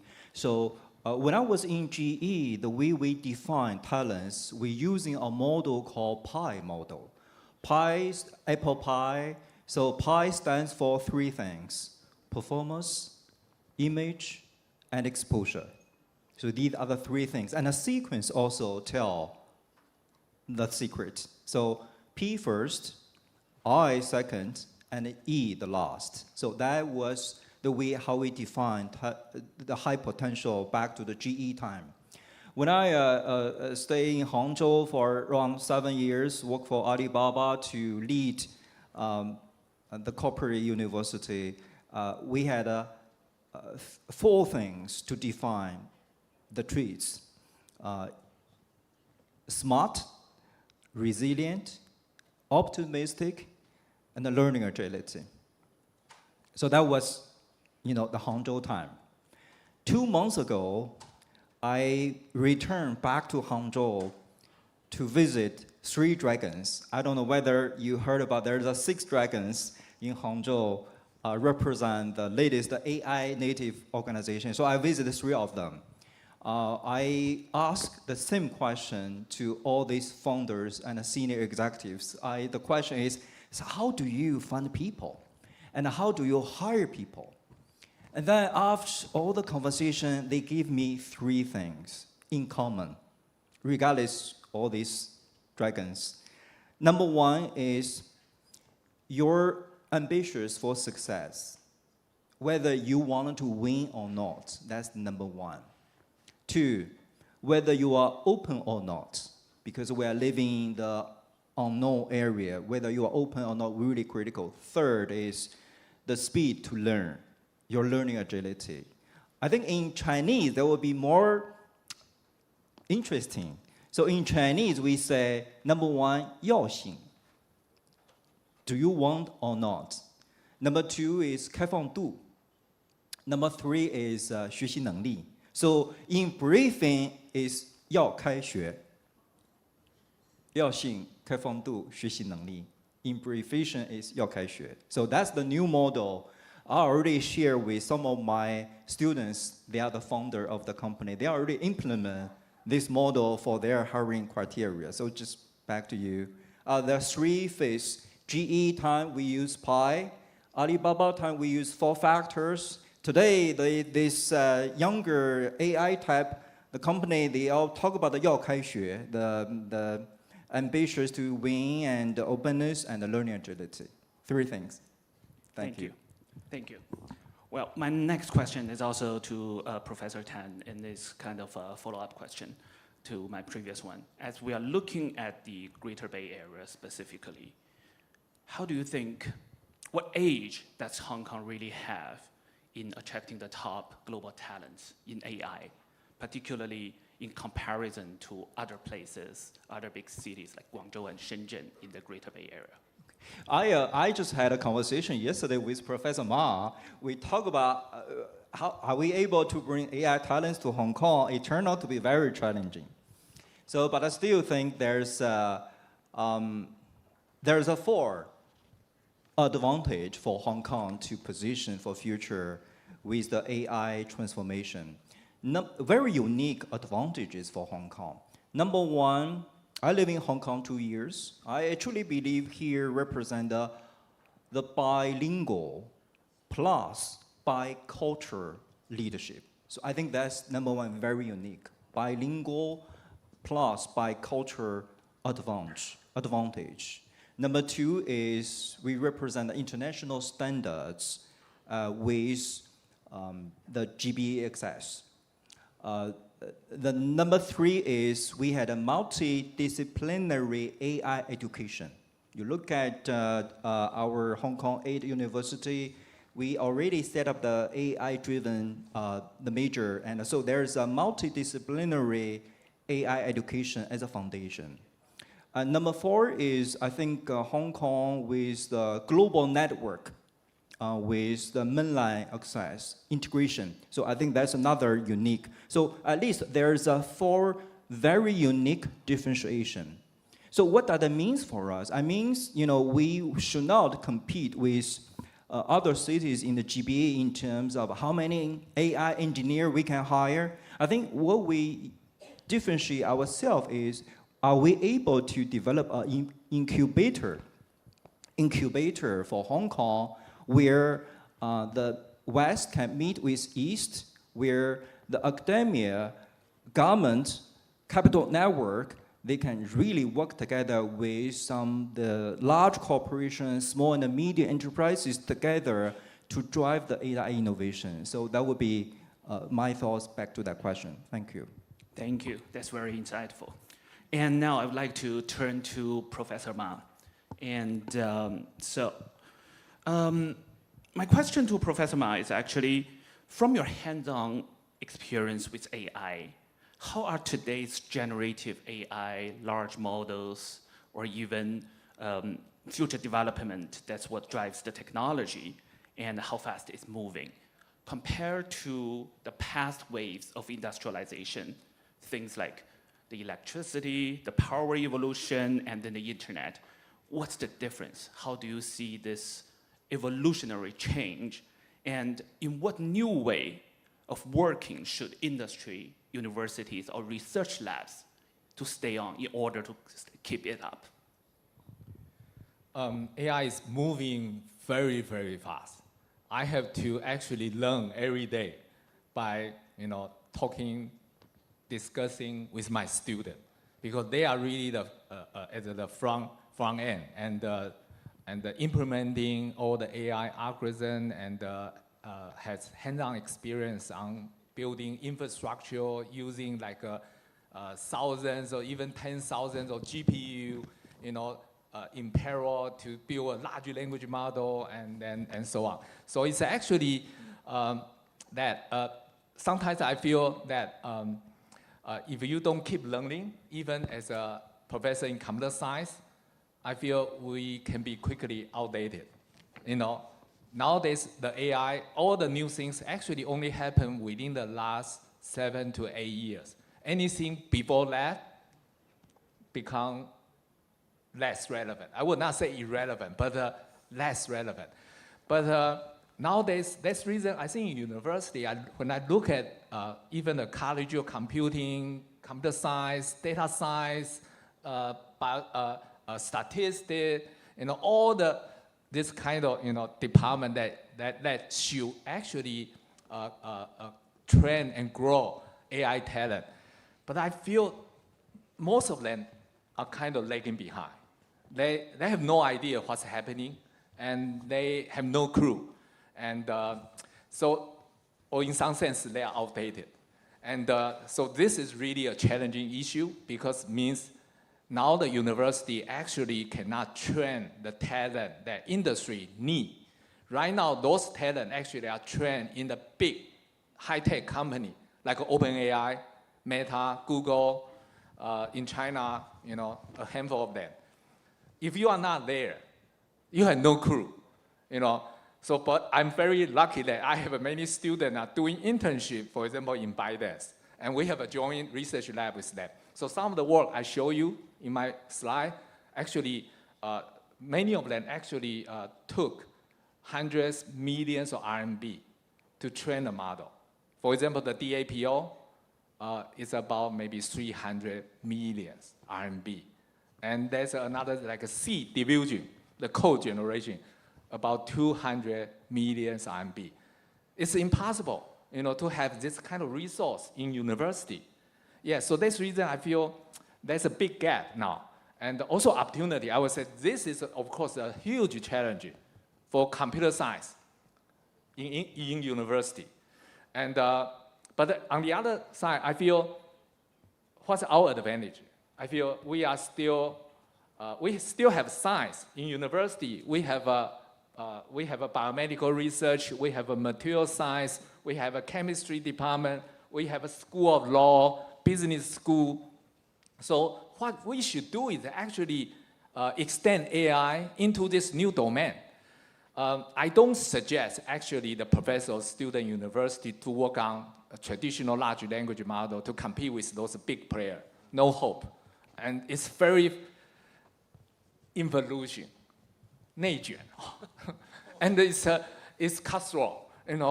If you are in this area, you better in those company, even in that company, you need to be in that team. So that's the reason I feel the opportunity for us, particularly for people in this room, I feel we need to do AI for science. Because for them, they have no idea how drug is developed. They are still far away, not there in terms of like pharmaceutical industry, right? Even for ByteDance, when I was in ByteDance, in like 2019, I actually built a team for AI-powered drug discovery. But I have a difficulty finding collaborator because those people, when they see we are from Douyin, can you do drug? It's completely different, right? So, but anyway, I want to say that we still have certain advantage because we have scientists, all the science still in university. So that's the reason I pick AI for science. I move away from building search engine, recommender system, building TikTok. I'm done with that. I'm doing drug discovery and also material design. Yeah, so I feel that's a new opportunity for us as well. You just need to pick your right battlefield. But again, I have to say to you that you need to learn. Even at my stage, I learn every day. So I agree with the ability, learn to learn. The most important ability you should train the student, next generation student, is not to memorize. AI can memorize everything. They can do reasoning across all the domains, long context reasoning. So memorize knowledge and passing those exams no longer that useful. So I think really the importance in the ability to learn and be resilient and be curious and be open-minded and be fearless. Fearless. Don't need to worry too much. Just do it. we still have time. We're still at the beginning only. Then just do it. And so that's my suggestion to the student, particularly, I think, and also the professor in computer science. Let's work on AI for science. And don't worry about other things. Anyway, yeah. Thanks, Prof. Ma. That's, it seems like a great suggestion for everybody throughout the life, be fearless. And now my next question to Professor Ma is more zoomed down to the Greater Bay Area and Hong Kong that we are talking about today.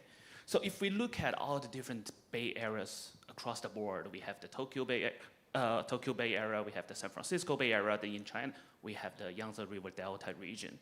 So how can the Greater Bay Area here carve out its own path in AI for science? And specifically, how can Hong Kong's research institutions teamed up with the mainland's manufacturing base and turn this whole combination into a real edge and capture the opportunity?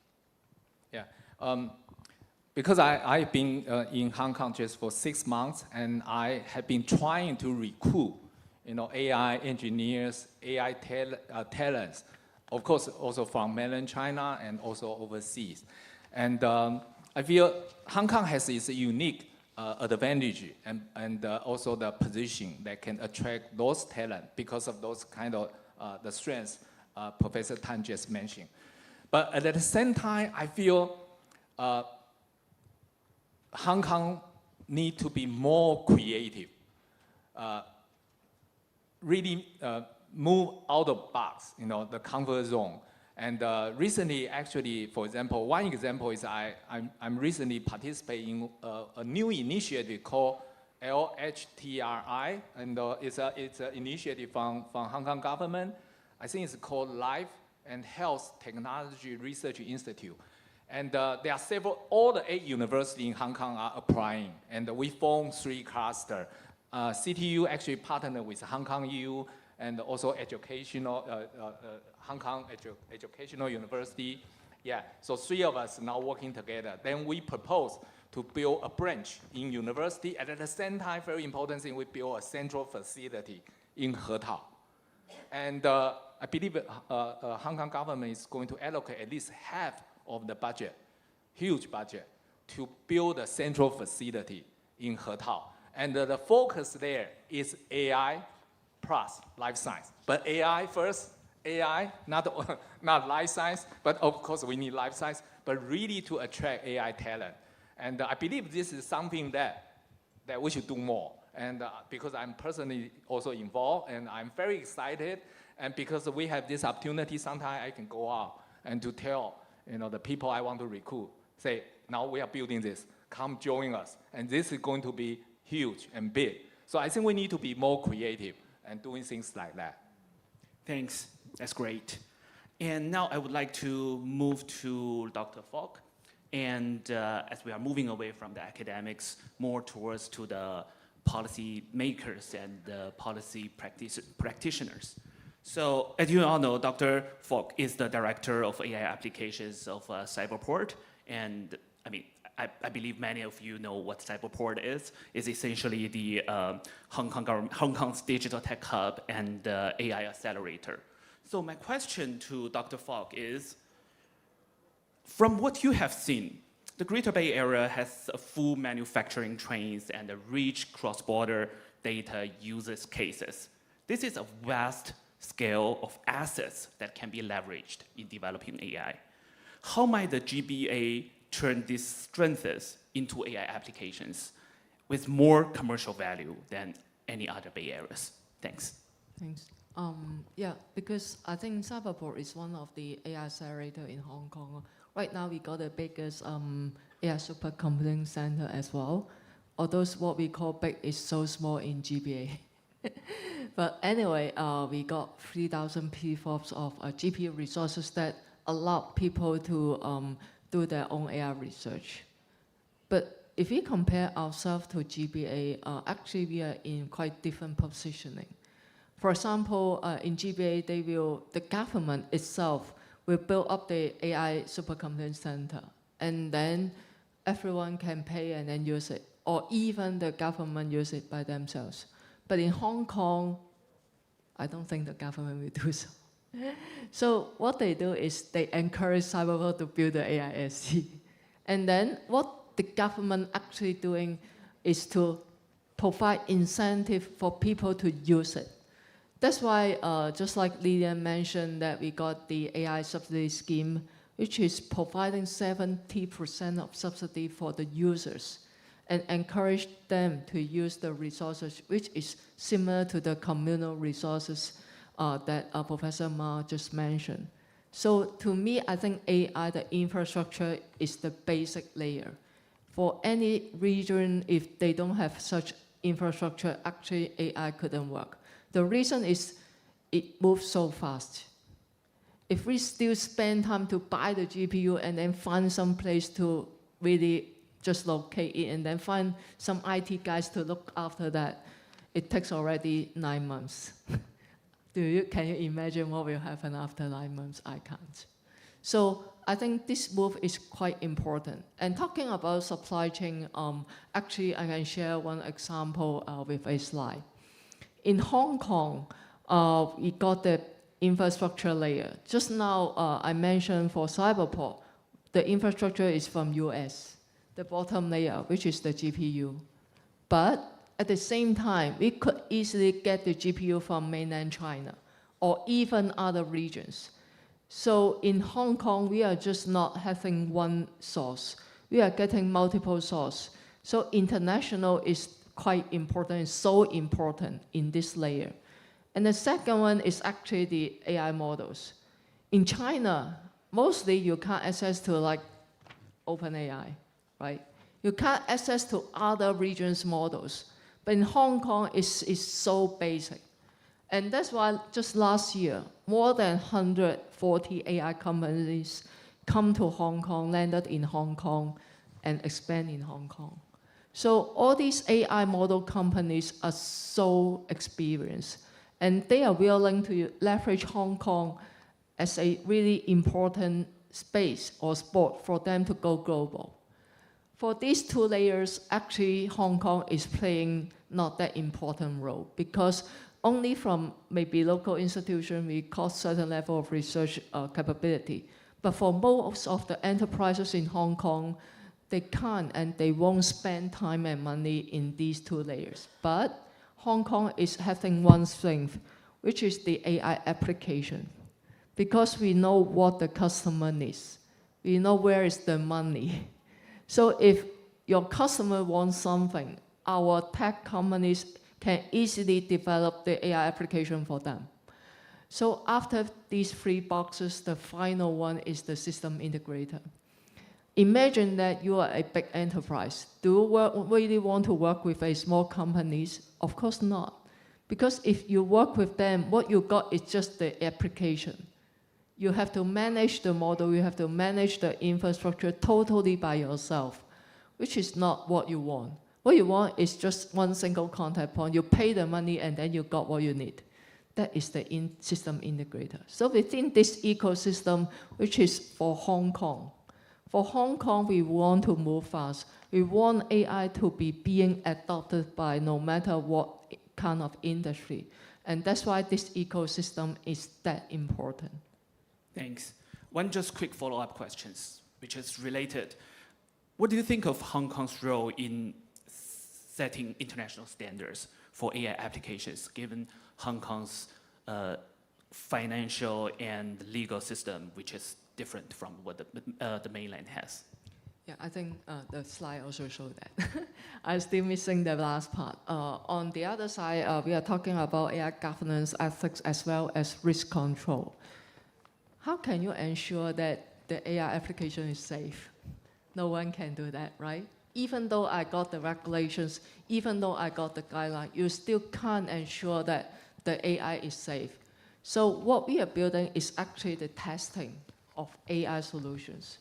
For example, if you are afraid that the AI is having bias, you should keep asking the AI questions, like thousands or 10,000s of questions, to ensure that no matter how, bias doesn't exist. So all these testing methodologies, of course, could be developed, but how they develop is actually based on the regulations. And the regulations can't be just for Hong Kong. For example, a bank. Is there a bank only serve Hong Kong? I don't think so. You want to serve the mainland, you want to serve Hong Kong, you want to serve the Asia Pacific, even for other countries. So in that sense, which means that standards is so important. So even though for the testing methodologies, you have to cater for multiple regulations, multiple guidelines. So that is the strength of Hong Kong for so many years. Our strength is not just AI, our strength is the legal system. And that's why if I really have to pick 2 areas for Hong Kong, first one should be banking and finance, and the second one should be healthcare. Yeah. Thank you. And now I would like to move to Director Wu Sa, who is in charge of the development of the AI industry in Guangzhou. I will switch to Mandarin Chinese. 吴主任，我有准备了2个问题。 I prepared 2 questions. I want to combine the 2 questions. And from the perspective of the macro policy makers, and AI in terms of the production factor allocation and industry chain security and resilience. What key changes and adjustments do governments need to make when formulating support policies? And the follow-up question is, in the layout of the AI industry in the Guangdong-Hong Kong-Macao GBA, Guangzhou is a national central city and a comprehensive gateway, and how to integrate and develop strategic industries and its synergies, and to avoid the homogeneous competition. Thank you very much for your questions. I think the forum is very meaningful, and the questions are also very profound. First of all, I'd like to talk about the influence of AI on the whole society, and also a few points policymakers need to consider about.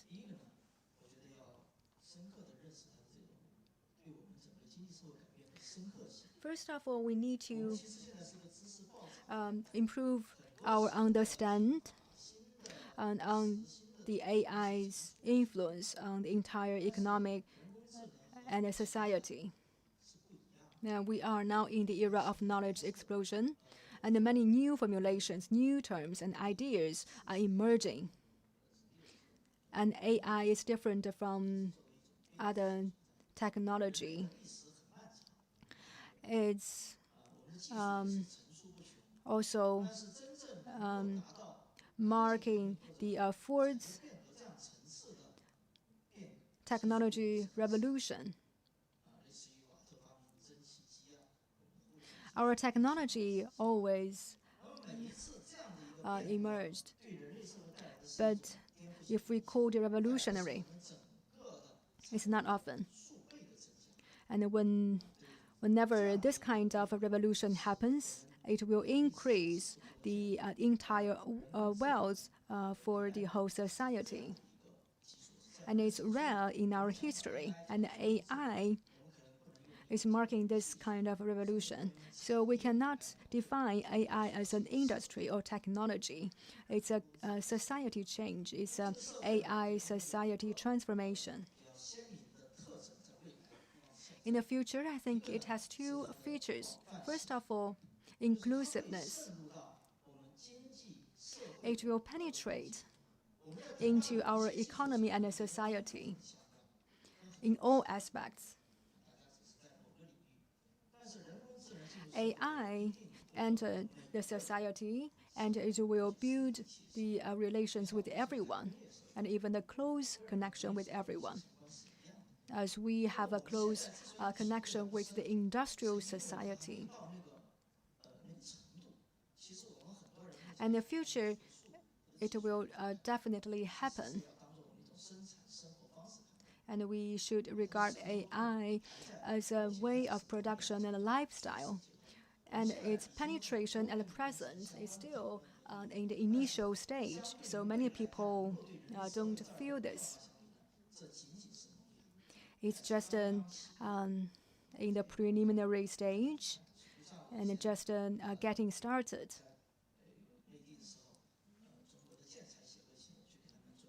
In mainland China, I was invited by the China Building Material Association, and they invited me to give a speech. And I talked that everyone in the world will be related to the building material to some extent.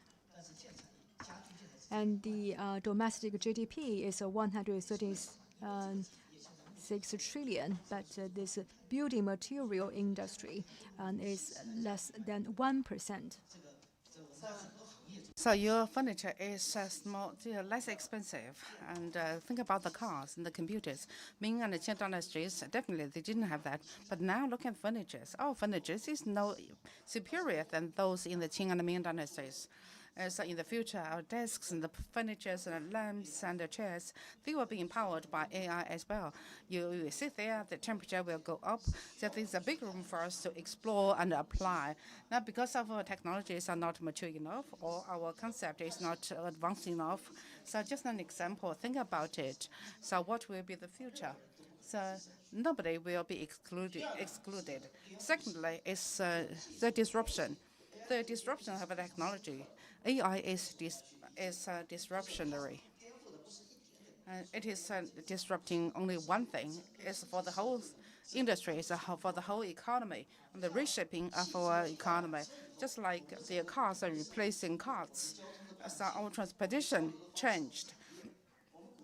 And in the past, so a city was only several kilometers, around square kilometers, and now we have several hundreds of square kilometers in the city. We have different lights, we have traffic lights, and in the cart age, you couldn't imagine. So this kind of a disruption is not brought by one person. This is brought AI, by technology. It is beyond our imagination. It is not something that we can imagine sitting here today. Because of the disruption, when we draft a policy, we have to consider about it. First, our tolerance and inclusion. Our understanding of the nature is very limited, particularly our understanding of the current world. It seems that people always think that they know everything about, under the sun, but it is not true. In the 1950s, 60s, 70s, and 80s, think about the science fiction movies. Those are the movies, the spaceships, the most advanced ships, and also people use the knives and the guns to fight with each other. That was the war period. Because of the that is because of the knowledge of the world, and the wars are always fought with knives and the guns. Now we have drones, and we have different wave weapons, some weapons beyond our imagination. At that time, people couldn't think about that. And now today here, do we know the future? Do we know what the future looks like? So no matter how smart you are, if you're a professor or expert, nobody could declare that they know the future. So what the future looks like, we don't know. But the direction we know is AI. So we must be tolerant enough, we must be brave enough to embrace it. So a lot of entrepreneurs for the AIs, they're very young. They were born in 1980s and the 90s. They may not receive the highest level of education, yet they have imagination. In the future, more people will disrupt the world. So for something that is so for the policy draft, for the policymakers, it must be tolerant enough, and also their laws and regulations. So at the 20th People's Congress, the government said that we must set up the fundamental systems to support the future growth, to tolerate and tolerate the failure and the mistakes. And secondly, we must have the sense of urgency. AI is changing the world and must be disrupting the world. It is not just a one person, one business. For the Great Bay Area, for all the cities, it's the same. For the Great Bay Area, in many places, we are leading ahead of others in the world and in China. Yet it is not natural, it is not sustainable. It really depends on how well you know about the future. The Baltimore used to be a very prosperous city in the U.S. in transportation, but now people came to the age of a railway, Baltimore just was no longer prosperous. Great Bay Area will have a lot of advantages. I'm not daring to say that we can always, we have the AI advantages as well. So it really depends on how much you invest, how much you understand. So I think this is a very good example we're holding this forum today. So this is something we have to do today. For the Greater Bay Area, we must have the sense of urgency, we must have the pressure. So we are not the leaders. We will not be the leaders all the time. It really depends on ourselves. I'm from Guangzhou. You know, Guangzhou for AI, Guangzhou takes it very seriously. And in Guangzhou, in the AI, so the top leaders, the top leaders, they support AI, and this is the working group dedicated for the development of AI only. Just now we talk about the computing power. We have tens of thousands of PFLOPs, and for AI, scenarios are important. We have built over thousands of application scenarios to drive the application of AI. And more importantly, we have great amount of young people and businesses who are in Guangzhou and dedicated themselves for AI. You know, in Pazhou, in Haizhou district, where you can find over 2,000 AI companies. Most of them are young people, and they are creating the future beyond our imagination. We have the computing power contest in Pazhou. In the Pazhou district only, our vertical modules, we are one of the top 3 in China. And in the world, we are also one of the top players. And now it is accelerating its growth. So we are determined to keep our efforts in AI together with the support from the government. We hope that we can build several leading AI companies with over trillions of billions of output in the future. We hope to get more talents like this. And Guangzhou has a lot of talents, just like Hong Kong. We have 28 universities, about 1.7 million graduates every year. Every day they have a lot of ideas. And experts said earlier that Hong Kong has advantages in AI. I do agree. I think Greater Bay Area is an integrated part.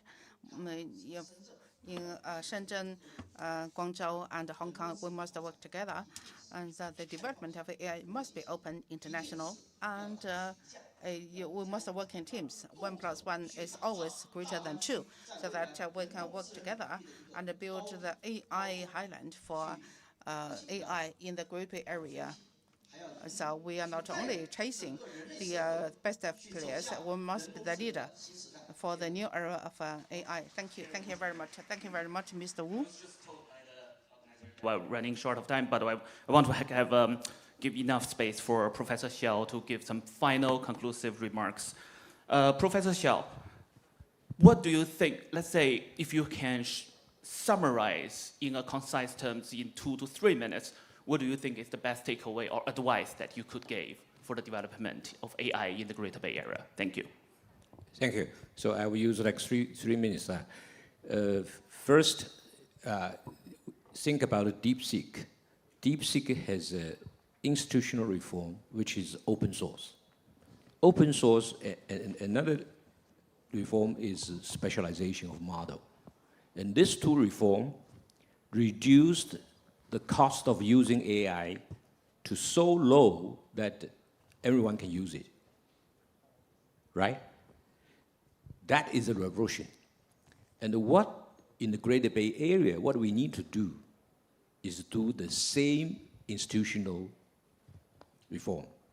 Basically, 11 cities is like 11 chips.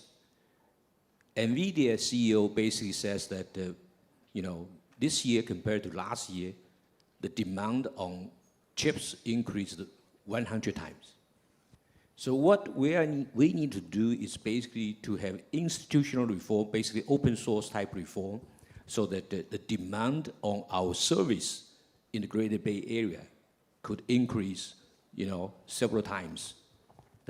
And that reform basically relies on openness. Hong Kong needs to open to the mainland. And the mainland, of course, you also need open. And this openness is basically using the model of H shares. Remember H share stocks, which is traded in Hong Kong, but the H share companies actually operating in China. So it takes advantage of both worlds. It has low production cost. It has also very advanced finance.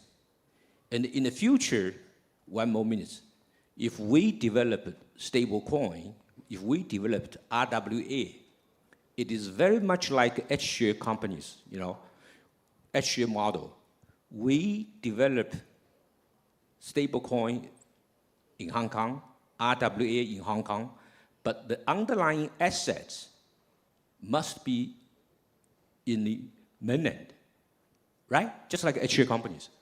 If we can do that, for example, if DeepSeek can use blockchain, stablecoin, and RWA, basically tokenized, and basically listed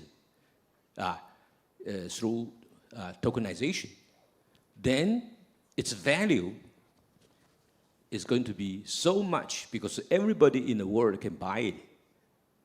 So that is the future, and I will just stop here. So because I know it's already too late. Thank you much. Thank you, Professor Xiao.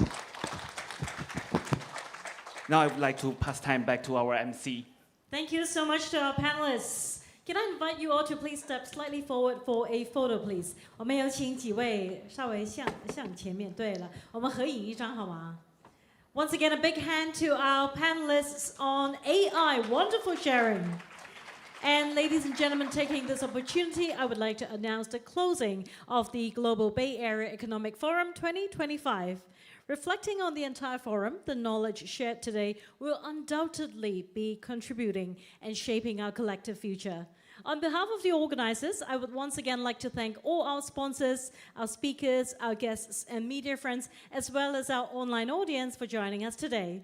Our appreciation goes to our principal sponsor, the Hong Kong Jockey Club, gold sponsor, Nissin Foods Company Limited, our luncheon sponsor, Ernst & Young, our supporting organizations, and they include APAC Focus, Australian Chamber of Commerce in Hong Kong, the Chinese General Chamber of Commerce, the Chinese Manufacturers Association of Hong Kong, Cyberport, the Hong Kong Chinese Enterprises Association, Federation of Hong Kong Industries, Pearl River Delta Council, Hong Kong New Industrialization Development Alliance, Hong Kong Productivity Council, Hong Kong Science and Technology Parks Corporation, Invest Hong Kong, the Hong Kong General Chamber of Commerce, NPO Hong Kong Wakyo Kai Limited, Office for Attracting Strategic Enterprises, OASIS, the Hong Kong Association of the Pharmaceutical Industry, the Hong Kong Chinese Importers and Exporters Association, the Hong Kong Wuyi Association,